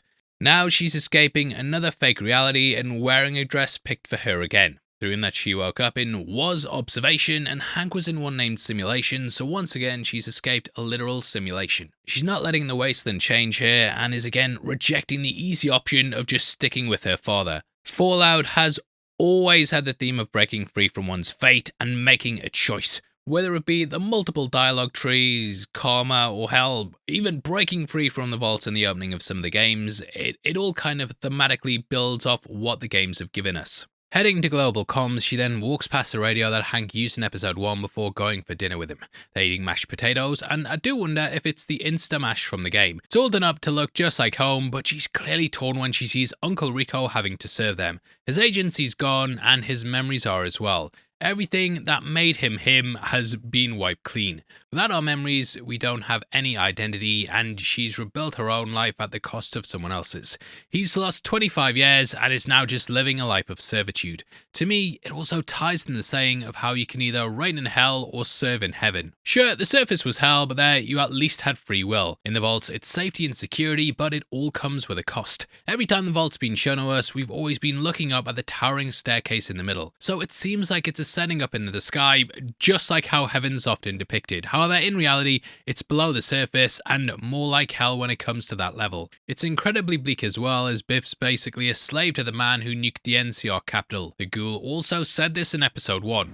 Well, you think they'd be nice to you? They'd find out what your daddy did? Something we mentioned when we saw that Hank had captured him. Hank's ruined his life by cutting the Mojave NCR from supplies, and now he's made Biff into a human robot. But he is being nice, to be fair. Lucy then handcuffs her dad at the oven, and we see the truth in his willingness to help her when he can't be there to manipulate her. We also see her ghoul finger once again as she unlocks one of the cuffs. Hank then patronizes her and says the NCR are just like the Legion. They have high taxes, expansionist policies, so on and so on. We do know what the character's really like though, as Shady Sands was a bastion of freedom and a jewel in the Wasteland. However, it wasn't something controlled by Hank, so in his eyes it had to go. The Legion are also objectively evil, while the NCR are clearly the best faction out there, or was. On the surface, Norm's then freed and he goes to the radio to try and contact his sister before then trying his father. Norm has no idea his dad's a psycho who nuked the free city of Shady Sands, and he's still in a delusion that Hank's a good guy, kind of like Lucy was in season 1. He's using a radio just like Hank in episode 1, and Hank contacted someone who he presumed was Mr. House. This moment builds off the back of episode 5, where Buds try to get the radio working at Vault-Tec HQ. Cheers, lads. He has seen the FEV file though, and is worried that whatever he thinks it is going to harm his vault. In case you don't know what the FEV is, that was created by West-Tec pre-war. It was originally called the Pan-Immunity Virion, which was a cure for the new plague. After researching the cure, the FEV then created a spin-off, as it was found that it gave radiation immunity and growth and evolutionary effects. West-Tec then ended up contaminating the water supply of Huntersville in Appalachia, which mutated the population. Yay! The virus can be transmitted by an infected person, and post-war, the Master actually dipped people in giant vats of the green liquid. It's a very hit-and-miss process, with there being different strains of the FEV. You see, some can turn out intelligent, while others can end up being hulking beasts. Some can be strong and tough in a kind of best of both worlds situation, while others can be absolute idiots who all watch Screen Crush. Now, the FEV did create the super mutants that we see in the games and show. However, things always mess up, and because of this, the best subjects for this kind of experiment are in fact the Vault Dwellers. This is because you need to use a subject who has had no exposure to radiation or any previous FEV strains. I don't think it's any coincidence that Bud wanted to create a race of super managers, while Vault-Tec also had the FEV data on their database. And slowly, things are falling into place. Either way, the call is interrupted by the arrival of Buds once more, and we cut back to the wedding proceedings. The wedding dress itself definitely looks like it's inspired by Kill Bill, and even has a lovely white eye patch, which is a very nice touch. The dress is different to Lucy's as well, but I do wonder if it was also handed down through the vault like the other. Davey is officiating the event, but he isn't wearing the robes that we saw in season 1. We can also see how much better this vault is doing compared to the other, as their crops are very healthy. Chet then says, "I don't," and with the witnesses all around, he reveals Steph's up to no good. He then tells the truth about the glasses, but stupidly destroyed the evidence. Well done, mate. Bloody cold feet you have. But then he reveals the ID, and oh god, she's a Canadian. Now in the season 1 wedding, Lucy was on the right side, just like Chet is here. Both Lucy's husband and Steph were not who they say they were, so it's a very nice touch that these scenes are similarly laid out. She then runs off, and I really wonder where she's going to go, but we get a mirror scene where she makes a desperate dash to the control room, mirroring her fleeing from the camps. I love the way she then sits down in front of the Stars and Stripes, and obviously she hates Americans. She could even potentially kill them from this control room by starving them to death or something, and it's just a nice touch having it in the background. On the surface, we then see Maximus take on the Deathclaw, which leads to such a cool fight. The Deathclaw is such a bloody Deathclaw that you can even see it's been eating another Deathclaw. Just like the fight in Coop with Philly, Maximus gets stuck again, this time on a car.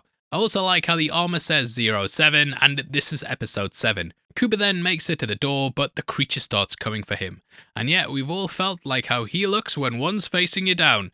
Luckily though, Maximus beheads it and thus Coop can head inside. More arrive and they smash him through the gates, meaning that they can now attack the population. I'm guessing the finale will be Maximus standing off against them before eventually being rescued by Thaddius, who is going to be a super mutant. I'm telling you, he's going to be a super mutant. Meanwhile with Coop, we see as he presses a button and the Lucky 38 gate opens just like the game. We then get the handoff at both the past and present. A pre-war Freeside, we can see Coop's movie under the covers, which fits this clandestine meeting. There's also the Lucky 38 advert from the games, as well as Showgirls. The President car also looks like a Highwayman car that we mentioned earlier, or it might be the sedan made by the same company. His tie is also really interesting as it's red, white and black. The Enclave have black flags as well as their E on their Commonwealth flag, so this might be a clue that he is indeed the Enclave. Bob is definitely into the whole president thing though, but completely unaware that they're the people who threatened her. At least that's how I took it, but yeah, let me know what you think. The couple still need to break up though, and we end with past Coop handing over the cold fusion and Lucy discovering Diane's head in the mainframe. I'm guessing because of her pacifist, peace-loving ways that she's the perfect brain that will keep people docile, but it's just using someone kind to control the rest of the world, much like what Lucy could potentially be manipulated into doing as well. The mainframe also looks a bit different than the ones that we've seen in the game, and she's wearing the same helmet that we saw Mr. House wear in the past, so potentially they might have co-opted his machines or maybe even had some involvement. Anyway, this allowed him to connect to his mainframe. The plan there was to use cold fusion for limitless energy to protect New Vegas and supercharge his predictive algorithms. President Coop then turns things on in the Lucky 38. Beside the machine, we can see disabled Securitron, and in the game, you can fight the ones in Mr. House's penthouse, depending on if you want to kill them or not, but I'm guessing the courier did if that is the case, yeah. On the desk, you can also see a Hoover Dam snow globe, which were collectibles in the game. They're basically the New Vegas version of Fallout 3's bobblehead. Now we then see Mr. House's avatar popping up on the monitor, just like we saw in the games. In case you don't know, House was basically kept alive until New Vegas, and this was through a stasis pod that had his brain connected to a computer. I think the real tragedy with Mr. House is that he needs to control everything, and this has turned his ambition into a prison. Driven by his own intellect, he built his machine a House's body, which might even play on his name, like House his body, beyond the House always wins thing. But yeah, that has pushed him to live long past his years into having a miserable existence in the pod. There's a kind of contradiction in House, as he cares greatly about humanity as a whole, but just sees the individual human as purely being a resource. His arrogance and inability to really fully trust others to control things has led to him living forever in this prison where he has to rely on others to get things done. The courier ultimately decided things for him in New Vegas, and it made him as helpless as the people that he used for his own ends in the past. His fate was kind of left up in the end of the game though, and you didn't really know what happened to him. However, with his reveal, he's clearly survived depending on whatever ending was chosen. Unfortunately though, he's been completely out of action as the strip's been overrun by Deathclaws. We then cut to the credits and see the Canadian sign has been changed to Little America, with the flag and border being completely wrecked. Rangers have been hanged, and we pull out to see the Big 51 sign. Now, along with Little America, this was another name used to refer to the country as. The place is a complete wasteland, and it's a great way to show us the state of the country, and I kind of feel bad for them, mate, and maybe I do love Canada after all. Well, hello, old chum. Welcome to the Heavy Spoilers Show. I'm your host, Paul, and this video, we're breaking down Fallout. The finale is now here, and episode 8 has a hell of a lot to talk about. Our heroes all convene on the strip, which is the title of the entry. It all leads into some big reveals and major Easter eggs, and I can't wait to break down the episode. Now, last week we watched as the Ghoul and Maximus brave the Deathclaw hive to reach Mr. House. He's the only player in the game who can tell Coop where to find his family, so he was not only a key to Coop's future, but also a key in Coop's past. Using cold fusion, we saw as the Ghoul turned on Mr. House. Not like that, you filthy stands. I see you shipping them on Twitter, you bloody filthy crazy stands. But yeah, he turned on Mr. House and brought him back. Now while this was going on, Maximus was stuck on the outside fighting the Deathclaw in a battle that spilt into Freeside. Meanwhile, Lucy escaped and then found Representative Welch's head being used for the brain control device. Her brother's also been knocked out twice and was at the mercy of the worst of the LinkedIn clout demons. Back in the vault, Steph had also been given Hank's box, but after being exposed at the wedding, she had to hide in her office. That should bring you fully back up to speed, and for the rest of the video, we'll break down episode 8. You have a little smudge. A little sign. May I? Now we begin with a top-down view of the Legion camps. If you'd seen the trailers though, then you'd know that Macaulay Culkin was going to return in Avengers Doomsday. In general though, the Legions descended into civil war, which builds off the back of the game. There the former Kaiser had a brain tumour that you could either fix or leave, and you also had the option to kill him in surgery as well, which was a nice little option there. Obviously though, the show's been avoiding saying what is and isn't canon, but the outcome for the character has been pretty much the same. He ended up dead, and at some point wrote down who his successor should be. Unfortunately, no one was able to read it, and thus we've ended up with 2 Kaisers. Now this is actually based on history, as Rome did have 2 Caesars at one point. Well, 4, but 2 were technically junior Caesars. But yeah, this was known as the treachery, which I've butchered that, but moving on. Treachery. This eventually caused lots and lots of problems though, and even led to the saying that 2 Caesars is 1 too many. We see this ego in full effect as the legate finally pulls the body in and gets the note. As he does this, he goes past the Kaiser he followed, who's already dead on the floor, and the note doesn't help much either. Upon opening it, it says, "I am Kaiser, I am the Legion, it ends with me." So yeah, not a good message, mate. That further plays into the egos. We see that ego then reflected in Macaulay Culkin's Kaiser as he kills the only witness. Also wondered if this was a reference to the senator stabbing Julius Caesar, as it's the first thing I thought of when I watched this moment in the teaser. I can't help but feel like the I am the Legion comment is also a reference to Satan. I am Legion is something the devil said in the Bible, and this devilish trick has got everyone fighting each other. It's interesting as well as in the game you can heal the Kaiser's tumour or let him die. Should you let him die, the legate Lanius takes over. So in the game, the succession crisis wouldn't have happened. Caesar's death puts the legate Lanius in command now. Either way, the legate takes the crown and then announces himself as the new Kaiser. His first command is to take New Vegas, and we see as they begin to mount up.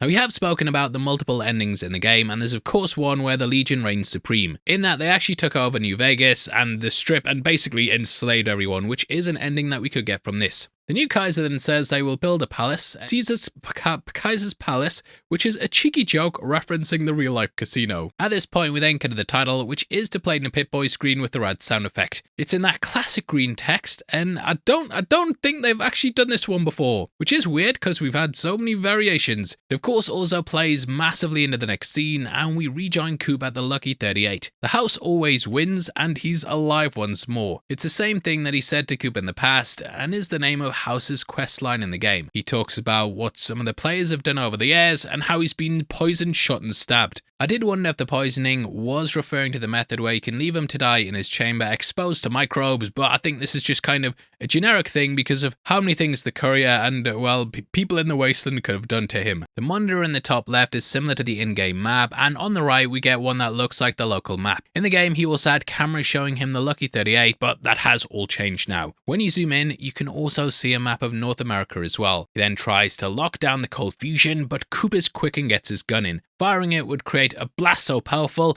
it might even reach other planets, so probably best not to, mate. Cooper then demands to know where his family is, and he's given a Pip-Boy running his own little Mr. House. Careful what you watch on that, and careful how you use that arm as well, mate. In the end, we do get Mr. House popping back up on his computer for a split second, but it does seem that he's going to at least live on in the Pip-Boy. I wonder as well if this is the case with what they used to do in Westworld when characters used to go remote and basically move their pearl about. This was a core control unit that meant the machine's consciousness could be moved elsewhere. It's how some was smuggled out the park, and it may mean that House can be picked up by someone else. God knows he's probably sick of being stuck in that tower, and though he is kind of left there in the end and also left in the vault, being able to be remote just provides brand new opportunities. It also gives Cooper someone to talk to, and we had a similar thing with the AI in Westworld where seemingly dead characters could return in other seasons to coach the characters in their mind, sort of like Teddy in season 4. In the game, Mr. House was inspired by Howard Hughes, and both are eccentrics who ended up living in Las Vegas. Now when it comes to his past, his half-brother Anthony basically screwed him out of his inheritance, and Robert subsequently went on to college. He studied at the Commonwealth Institute of Technology and founded Robco Industries. The tycoon also bought controlling interest in Repcon Aerospace in the Lucky 38 casino. He used mathematical algorithms to get ahead and acquired whatever he needed to improve his position. Despite knowing when the world would end though, he had no idea who the mysterious player in the game was. Once the bombs fell, then his tech managed to stop a lot of them from hitting Vegas, and thus the city was saved. Just before the apocalypse as well, he was expecting an operating system upgrade, which unfortunately never came.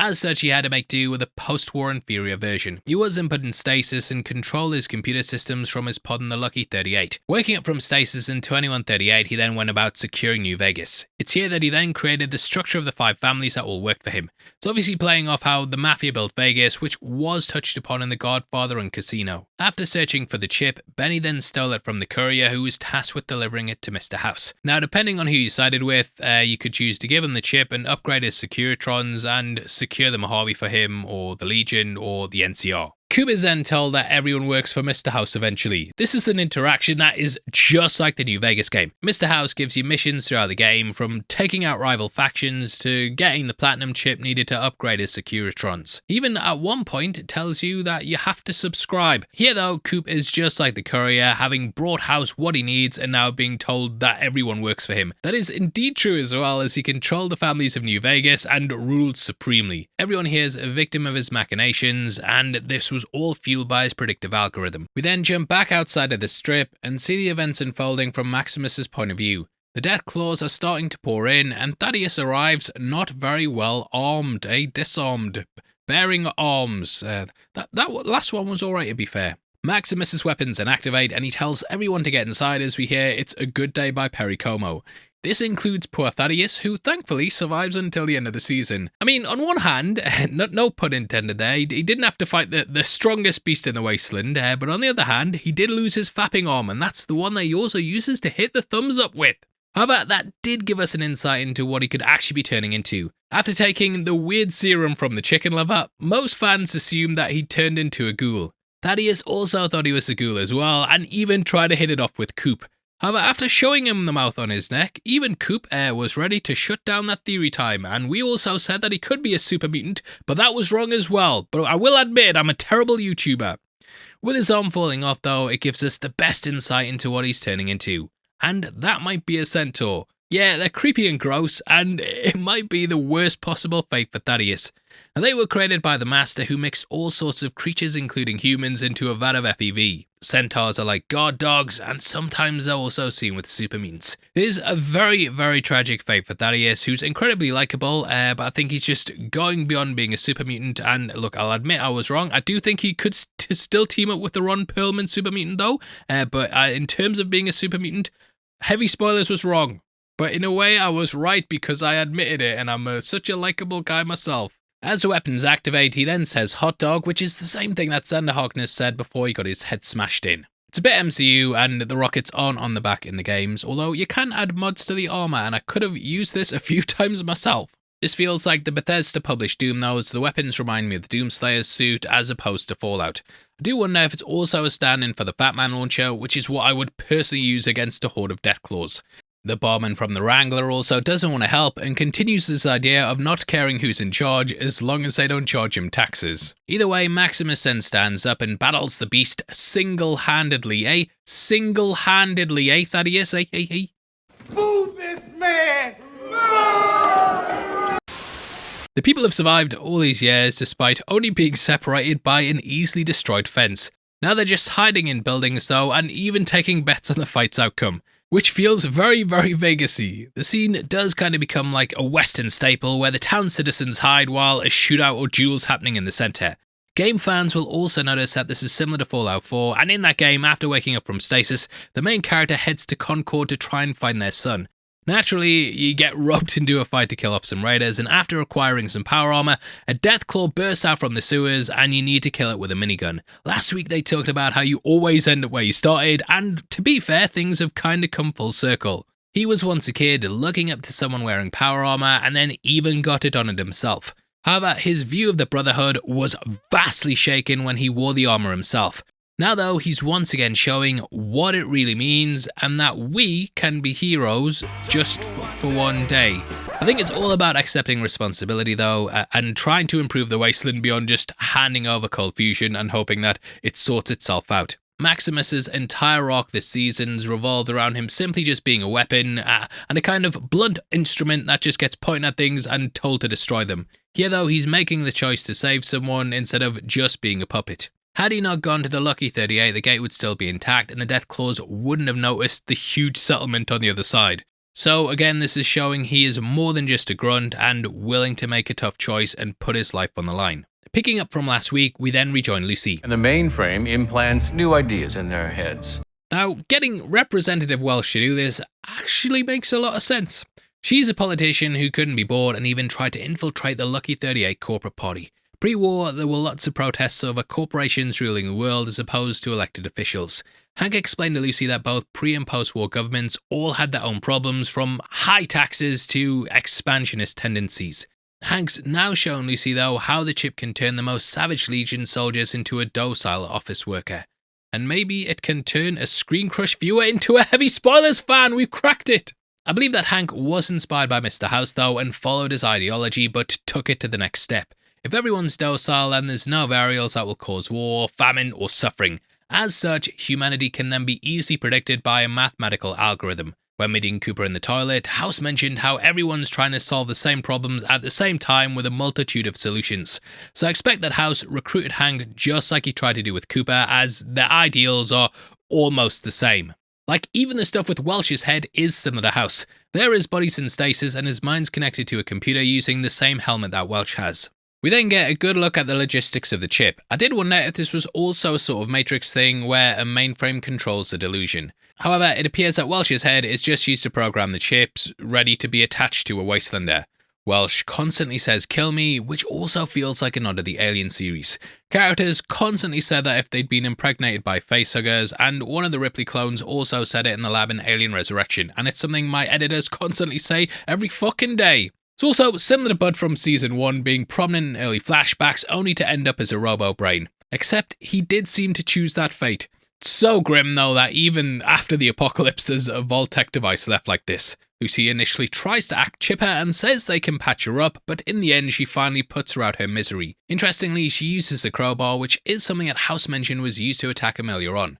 This then shuts down the machine and we rejoin Norm. Guy must have had a headache after being smashed like the like button twice, and though he has an ally in the group, things don't look good. The rest also want to execute him for going against the company and imitating a manager. We see him being dragged towards his doom, and there's more graffiti on the office walls as we can see "fight apathy or don't," which is very apathetic. Pushing Norm's button to the elevator as she protests, this then unleashes a gang of rad roaches. Feels very like The Mist, and pretty much all of them get killed after refusing to let Norm in. What I love as well is that the roaches are the simplest and easiest enemies to defeat in the game, and it's really funny that they're quite deadly in the show. And even the chicken lover struggled to kill one earlier in the season. The red roach attack also reminds me a lot of the opening of Fallout 3. There was a red roach infestation in Vault 101, and this caused a lot of chaos at the start. I think it also speaks to just how useless these guys are, that they're getting completely torn apart by the easiest enemies in the game. We then jump back to Coop and see as he moves through the tunnels under the casino. House then rattles off about how he rigged everything in Vegas, but the wild card came with the demon in the snow. This is what made him realize that there was also another player, which now we know was the Enclave.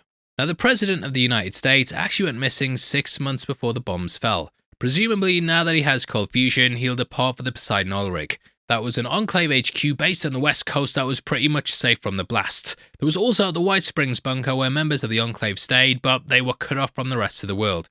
Now, in Fallout 2, the Enclave planned to use the modified FEV to wipe out everyone on the surface of America. This would have allowed them to then take over with these and rebuild, but in the end, they were defeated by the player character. The group then resurfaced in the capital Wasteland and aimed to do a similar thing by poisoning the water supply. Anyway, we rejoin Maximus and see as Thaddius bets on his buddy winning. Max's arm is also breaking, and it's kind of like in the game when your parts start to deteriorate. You can see that the torso is red, which indicates it's broken, which is the same thing you see in game. The atomic bomb and then proves how little I care about anything other than money, and then starts up the bets. Luckily, my guy Thad has the caps from his operations that we saw earlier in the season. Meanwhile, Lucy learns the truth about her father.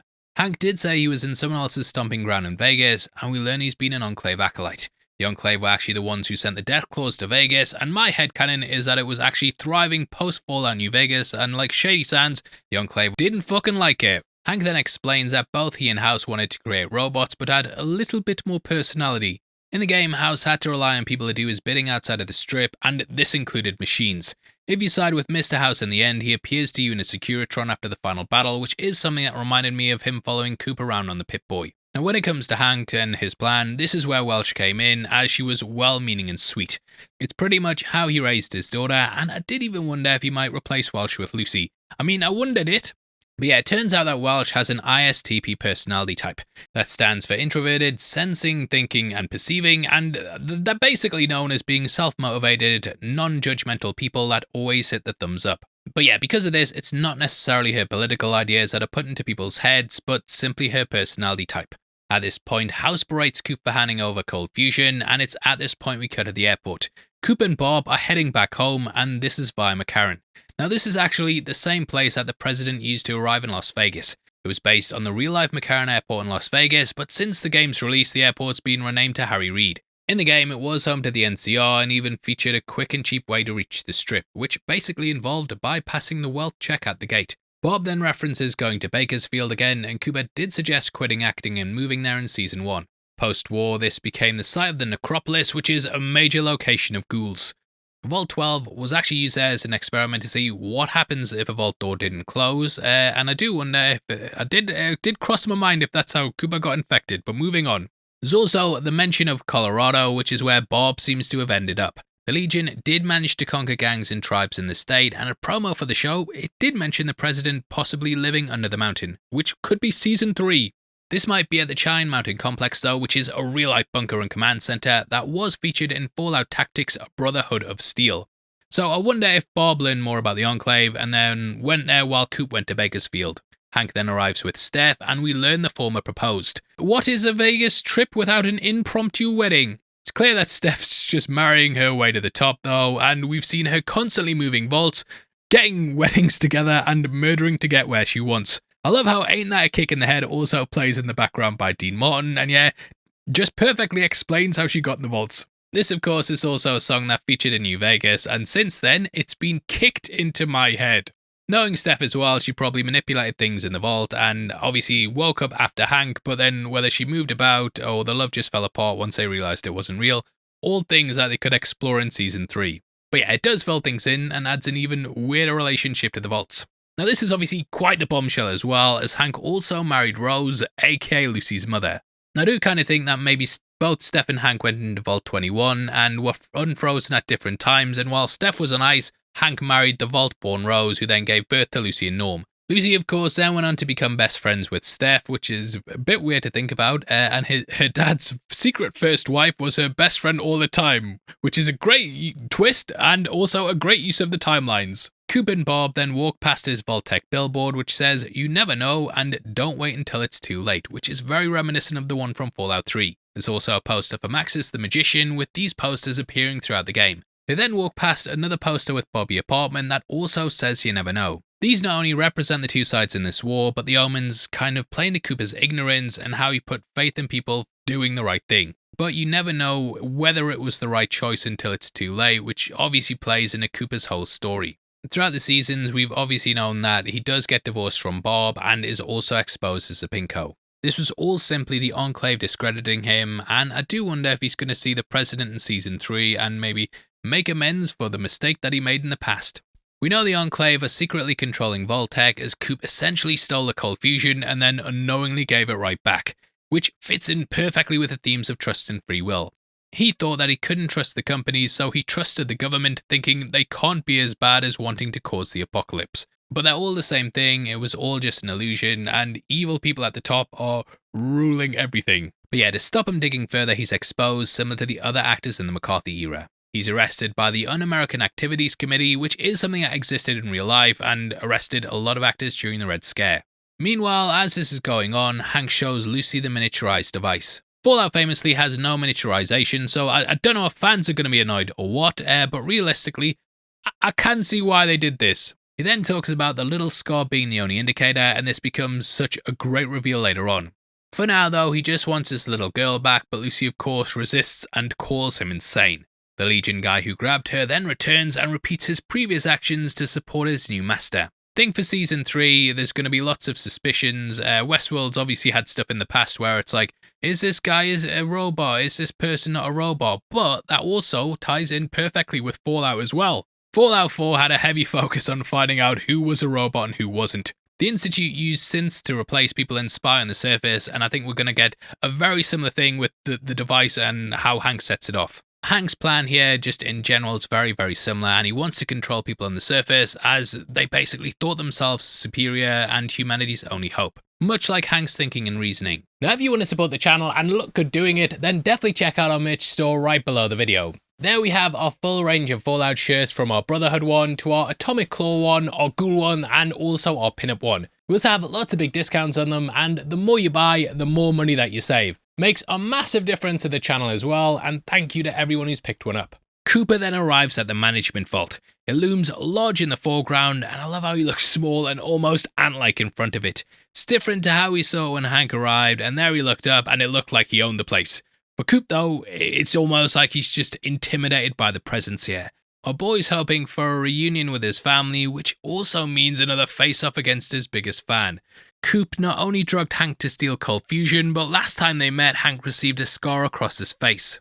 Outside, Maximus is really struggling though, and he gets a hand or foot from his friend as he ends up losing his armor. Lucy is almost at a loss too, as the chip is nearly put in the back of her neck. Luckily, Coop arrives and gives the choice to Lucy. Fits in with the themes of the game and how the player has several outcomes and paths they can travel down. This is also a repeat of the season 1 finale where Coop arrived and shot Hank, which happens again here. Eventually, she sticks a device in the back of Hank's neck and makes the man who's destroyed so much just a docile puppet. I did even wonder if Hank was expecting this, as we see him turn away and almost show her his neck. And yet, the guy knows his daughter, and it kind of sets up what he does later on. So once again though, a moral dilemma for Lucy. Should she allow him free will, he will just keep escaping and finding new ways to make life worse for the Wastelanders. Putting the chip in his head is also something she has to do, as this leopard can't change his spots. Now, reflecting the idea of evil father figures, we see Maximus remembering his family and the good man his dad was. Having lost his armor, he picks up a roulette wheel and grabs a spear, becoming much like a Roman fighter. This inspires those inside to stand up, and though they don't save their town, it does change their mind state. It shows that even without the armor, Maximus represents the ideas that he initially believed the Brotherhood had. Though they prove to be false, he can still embody that, and then we see he's saved by the NCR. After Shady Sands fell, Max was saved by the Brotherhood and grew up thinking that they were right for the Wasteland. But now again, he's come full circle and the NCR have saved him, and you always end up back where you started. Love this scene though, and I audibly gasped as the Ranger fired the sniper rifle, which is just like the opening scene of Fallout New Vegas. Marching through the town, they've come to take the Strip, which obviously plays into where things will go next with the Legion. They wanted to wipe the NCR out earlier in the season, so I believe that's where things will lead to next time, as we see the army marching towards the city. They'll likely try and massacre everyone there, but I do think that the NCR will beat them. We'll talk about the wild card air that pops up later on, but yeah, it's going to be a very, very destructive war. We also see posters for Danny Parker and Joey Baxter, with these both being posters from the game. The NCR then take it from here, and we see Lucy marching her dad to the surface. Rather than taking him back home to face justice though, they instead decide to sit and talk. She wrestles back and forth between putting him down, and I love how we also get to see her little minging finger on the gun. She has changed beyond this though, and is definitely more accustomed to now seeing the shades of grey. She definitely is still a good karma character, but there is definitely something going on inside where she's wrestling back and forth. Hank then reveals that the surface is actually the experiment and that he's sent out his boxes. Calling her his pet name Sugar Bomb, he then activates the button, and this of course controls his own. Now, this kind of retroactively does make me think that Hank did indeed show her his neck, and all along he basically wanted this to be his fate. This forces Hank to become the father that she thought he was, and he basically Shutter Islands himself to stop himself after accepting he was a monster. Now, although his mission has been completed, I do wonder if he also wiped his memories so no one could get them out of him. But yeah, whether they can restore that, take out the device yet for Season 3, we don't know, but Lucy leaves him looking like a very sad, lonely man. Poor man that. As you mentioned earlier, Fallout 4 had a major plotline where synths were pretending to be human. Hank here has his sleeper agents following his orders from before the war, and this is something that will no doubt be expanded upon in Season 3 with the Enclave. Lucy then leaves and we see her walk by a sign for the Gomorrah along with Top's Casino. The Top's Casino was one of the strip casinos that you can visit in the game though, and there it's run by one of House's top men, Benny, who was voiced by the late Matthew Perry. It was actually a tunnel down in Vault 21 and it allowed him to get in and out of Vegas. Vault 21 is of course a casino on the strip, and it used to be a vault, which yeah, obviously it's still kind of doing that now. We also know that post-war Mr. House cemented the lower levels of the vault to stop its residents from becoming self-sustaining and possibly finding his body in stasis. Maximus then arrives through the gate and the pair head to the Lucky 38 after finally being reunited. Rejoining Steph, we then see that her wedding's gone almost as bad as Lucy's in Season 1. Everyone's banging on the door and basically saying death to the managers. Once again, Vault 32 is in a state of civil war and revolt. The initial occupants learned they were cattles for Bud's breeding program and the whole vault population died. They even killed the overseer and wrote death to management on the wall, and this cycle's happening all over again as they chant the same slogan. Now in exchange for water, Betty of course handed over the box from the safe from behind the great Todd Howard's painting. This was Steph's last chance to keep control of the vault, but unfortunately hasn't gone well. We then see she opens up the box and this contains a sick as fuck black Pip-Boy. Looks banging that, mate. Also love how the Enclave are supposed to be a secret but have their logo all over the Pip-Boy. When she loads it up, we also see that it was copyrighted in 2076. She also cannot find a holotape, and holotapes were used in the games to give missions and major lore dumps. It's also notably different to Siggy's Pip-Boy that we saw in Season 1, and this is reserved for the higher ups. Steph then reaches out to the Enclave for help, calling herself Hank's wife as she asks for Phase 2 to be initiated. Now, this was mentioned by Ronnie and is the Future Enterprise Ventures. He tried to quote-unquote control the investors, which I believe are now the Enclave. Also, just found it funny how she's in a wedding dress to marry someone else and basically pulling rank to get access to Hank's power, which is kind of like how she got married to get access to his position in the vault in the first place. Now, we discovered that Steph is secretly Canadian. Fucking hell, what the fuck? In episode 7, we did see how she escaped from that internment camp and was told not to think of them as people, but as Americans. But I love them, me. I think they're fantastic, and thank you for always hitting the thumbs up. Now in universe, Canada was a major victim of the resource wars. With tensions rising, China invaded Alaska in 2066, which led to the war that Cooper fought in. America then rushed to defend the state and exploit Canada's resources to do so, as the pipeline from Alaska to the rest of the US ran through Canadian territory. The country was then annexed in 2072 after years of being referred to as Little America. So I don't know if the Enclave's aware of this, and it would be such a great curveball to see her working against her masters. We then join their base that we talked about earlier with Siggy. An iBot is flying around, and this is of course from the games. We also see a computer starting up, and I love that the graphic of the stars and stripes has the Enclave E in the middle. On screen we can also see Robco as well. Steph's message comes through and is then translated, but unfortunately mate, if you look at the orders, the second line's redacted. But Phase 2 is indeed initiated, and both Hank and Norm's radio frequencies are picked up as well. We then finally see the outside of this base, which looks to be in the mountains. This might be Colorado, as they've had numerous major bases in the game, such as Raven Rock, the Poseidon Oil Rig, and the White Springs Bunker. I think this will likely lead into the FEV though, and that might be unleashed on the vault. Now in case you're unaware of what the FEV is, it all started pre-war with West-Tec. They created something called the Pan-Immunity Variant, which was a miracle cure for the new plague that was sweeping the world. However, things didn't go exactly as planned, and thus the FEV was born. It had lots and lots of side effects, including radiation immunity and also evolutionary superpowers. But things went south very, very fast, and West-Tec accidentally contaminated Hunterville's water supply, which created a town full of freakish beasts. Now, different strains mean different results, and you might end up as a hulking genius beast, or the kind of person that writes first in the comments even though they're second, and I know it was you, I know you did it. But yeah, that's how super mutants ended up roaming the Wasteland, free from the control of Vault-Tec. That is kind of where the vaults come in though. It was the radiation that was mutating things in the first place, so you'd need humans that hadn't been exposed to it. Beyond that, you'd also have a vault in the control group. So it means that the Vault Dwellers are the perfect test subjects to test the FEV on. I do even wonder if this Vault might even become super mutants and then go forth with the mantra to kill management. This could lead to some twisted stuff and maybe some Vault on Vault action against Betty and her gang. There's kind of even an uprising there as well, and we could have defectors from the other side to let them in. Anyway, we see as Norm goes to check on Bud's buds, and it isn't good. We can't show it because of YouTube censorship, but there's lots of bodies, limbs, and a nice little Pip-Boy. Norm's one mate though has survived, having used a screwdriver on the Radroach. It looks just like the one you find in the game, which lets you pick locks. He then carries her outside in a cart and begins to make his way across the wasteland.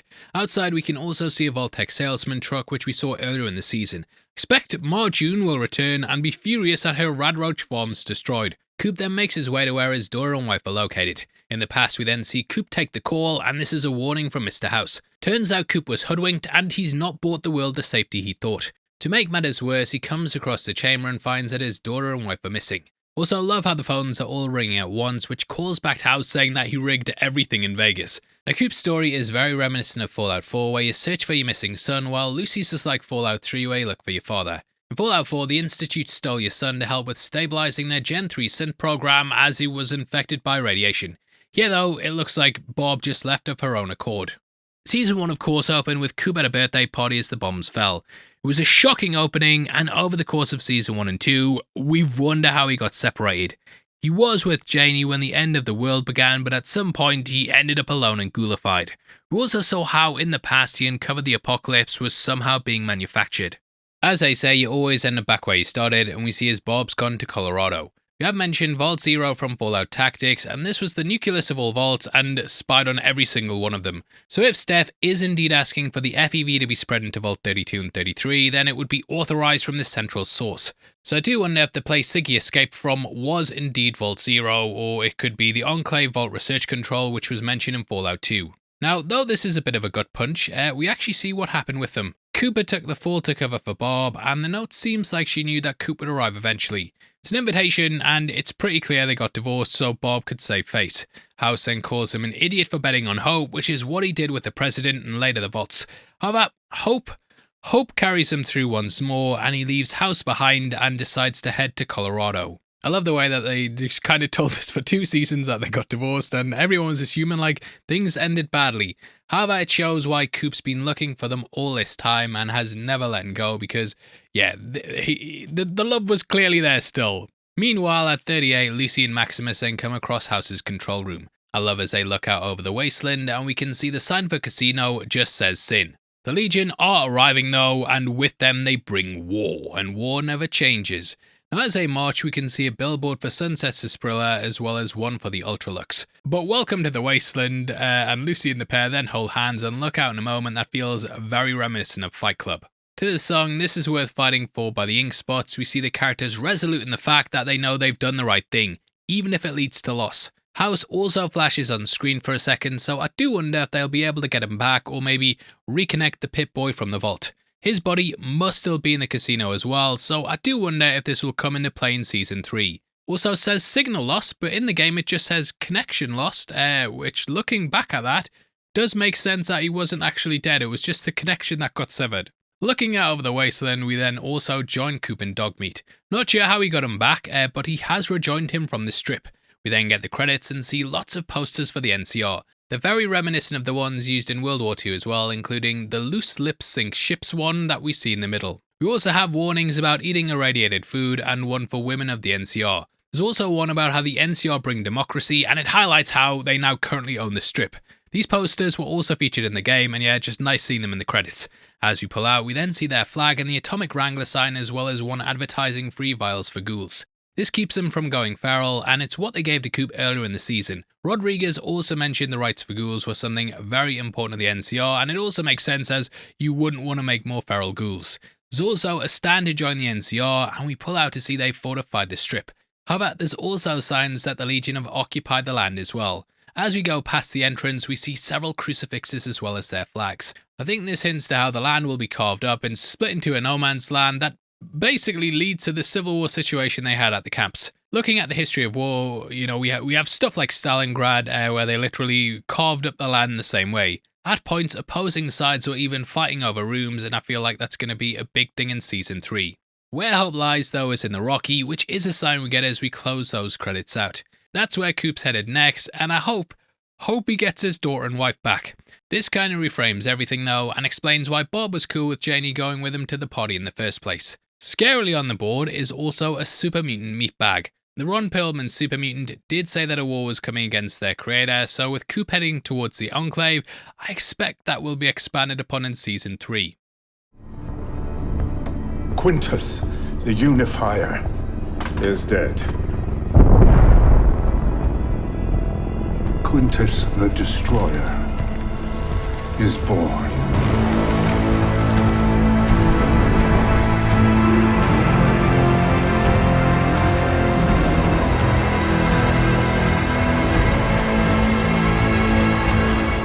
Anyway, the ride isn't over yet, and we get a post-credit scene that brings back some wild cards.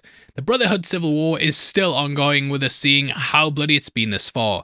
A doctor administers a stim pack to someone's gruesome leg as Dane then walks past. They then walk past a dude in power armor being patched up, which looks like the opening to Fallout 4. As we hear, Quintus the Unifier is dead, and now Quintus the Destroyer is all that remains. There's also a secret weapon ready to be used. That is Liberty Prime Alpha, which is something that we've kind of touched upon in other breakdowns. Did wonder if they might have Liberty Prime in this season due to the connection to House. However, I always argued that they would have dropped it in the trailer because it's a big money shot, but yeah, it looks like we'll be getting it next time. Now, in case you don't know, Liberty Prime is a gargantuan robotic combat platform that appeared in both Fallout 3 and 4. Clocking in at over 40 foot tall, it packs energy beams and nukes that make it extremely deadly. It also loves to deliver anti-communist messages, yay! Democracy is truth. Communism is death. The machine was originally designed by Rob Cohen, General Atomics, to liberate the land from the Chinese forces. However, it had lots of bugs and wasn't deployed in time. But during Fallout 3, the Brotherhood discovered and restored the machine in order to fight the Enclave. Though it was destroyed, it was then later rebuilt for Fallout 4. Last seen in the Liberty Reprime mission, it's a big return for the franchise. It's going to massively change the landscape and mean that Quintus' side is going to easily come out on top. It also sets up these guys as having one weapon that's going to likely make it so they can take over the Wasteland with ease. Bit of a curveball, it does require massive amounts of power to activate and keep running, and I think Quintus may need to get the cold fusion device to power it. Due to its AI also being used to identify and eliminate communists, I do think it's going to cause some issues for Cooper. He's likely still seen as a pinko and will probably have to deal with it at some point. But for now, it's a massive reveal and I can't wait to see it in Season 3. Now when I seen the scene playing out, I did wonder if they were going to bring in the Mojave chapter of the Brotherhood. After their disastrous defense of Helios 1, they became isolated in the Hidden Valley. However, I think the show is just using the chapter we've had so far in order to keep the continuity. Interestingly, the Commonwealth also have their own Liberty Prime, which just walks around the base depending on who you side with. But yeah, that's something they could also encounter next time, and yeah, lots of variables as we head towards Season 3. Anyway, that wraps up the season, which I think's been really good, and I'm surprised that it hasn't had the hype that the first season did. I think because it was released around the time of Stranger Things, that kind of sucked all the air out the room. And even when it was over, people were still theorizing that it wasn't over. So the conversation was very much focused on that and taking up everyone's energy, going back through like 5 seasons of TV to find the time that a lever was red, but then it changed to grey. However, I think the show's been really good every week and has had some massive reveals, some great game callbacks, and lots of world building and lore expansion that's made it really fun to watch. Beyond that, the characters all work really well as well, I think, and they all evolve in really enticing ways that give them great arcs. I know the Vault stuff gets crapped on as being the worst part of the show, but even that stuff was stuff I really enjoyed. The cast is of course very large though, and the writers have juggled 2 timelines as well as multiple points of view, which I do think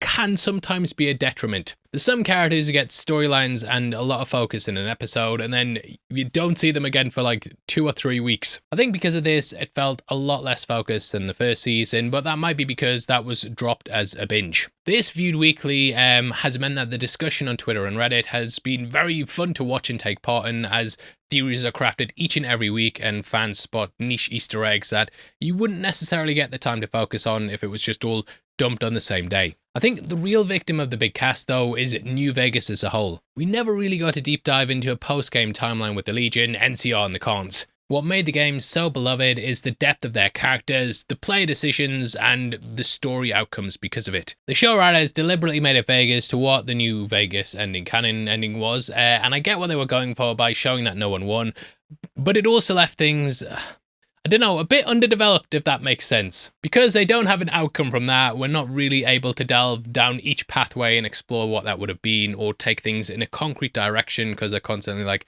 well, this might have happened. But yeah, I still enjoyed it, and at worst, Season 2 was a whistle-stop tour of member berries for fans. Viewing it through the lens of a New Vegas fan, I can see how you'd think things were a bit of a letdown, but maybe that's from me expecting a New Vegas 2 in a TV show form, or something that kind of nails down exactly what's happening. Through the eyes of someone who's potentially just watched a TV show though, I think Nolan and co have created a superb slow-burning mystery that had me gripped each and every week. They've utilised what made Westworld Season 1 so great and managed to make a simplified version of that in the Fallout universe. The timeline balancing is excellent as well, and to have this many surprises, even in flashbacks, is a credit to the writers. Especially when it's stuff that you kind of already knows happened, but yeah, they just tease it out and you don't know exactly how it is, and even then the big reveals are quite shocking. So overall, really enjoyed it, and thank you for all your kind words over the last couple of months. Working Christmas and New Year's with us in Stranger Things, it seemed like it was going to be a right drain when they announced the dates, but you guys have kept it constantly fun, added to the conversation, and we've all come to an agreement that the costumes have been excellent every week. Everyone agreed. Super mutant costume, everyone liked that. Either way, that wraps up the video, and massive thank you for watching. Please drop a like and also leave a comment with your thoughts on not only the episode but also the season as well, and what was your favourite costume. If you want to follow us on Instagram as well and keep up to date with all the costumes and what we're doing, then make sure you check us out at Heavy Spoilers. Did you know as well that members of the channel get early access to videos, and if you click the join button you get at least one breakdown a week before anyone else. Costs just 99 cents a month, and yeah, lots of early content, so huge thank you if you do that, and hopefully what we give back is worth the 99 pence a month or cents or whatever. But yeah, if not, thank you as always for watching this video. I've been your host Paul, you've been the best, and I'll see you next time. Take care, peace.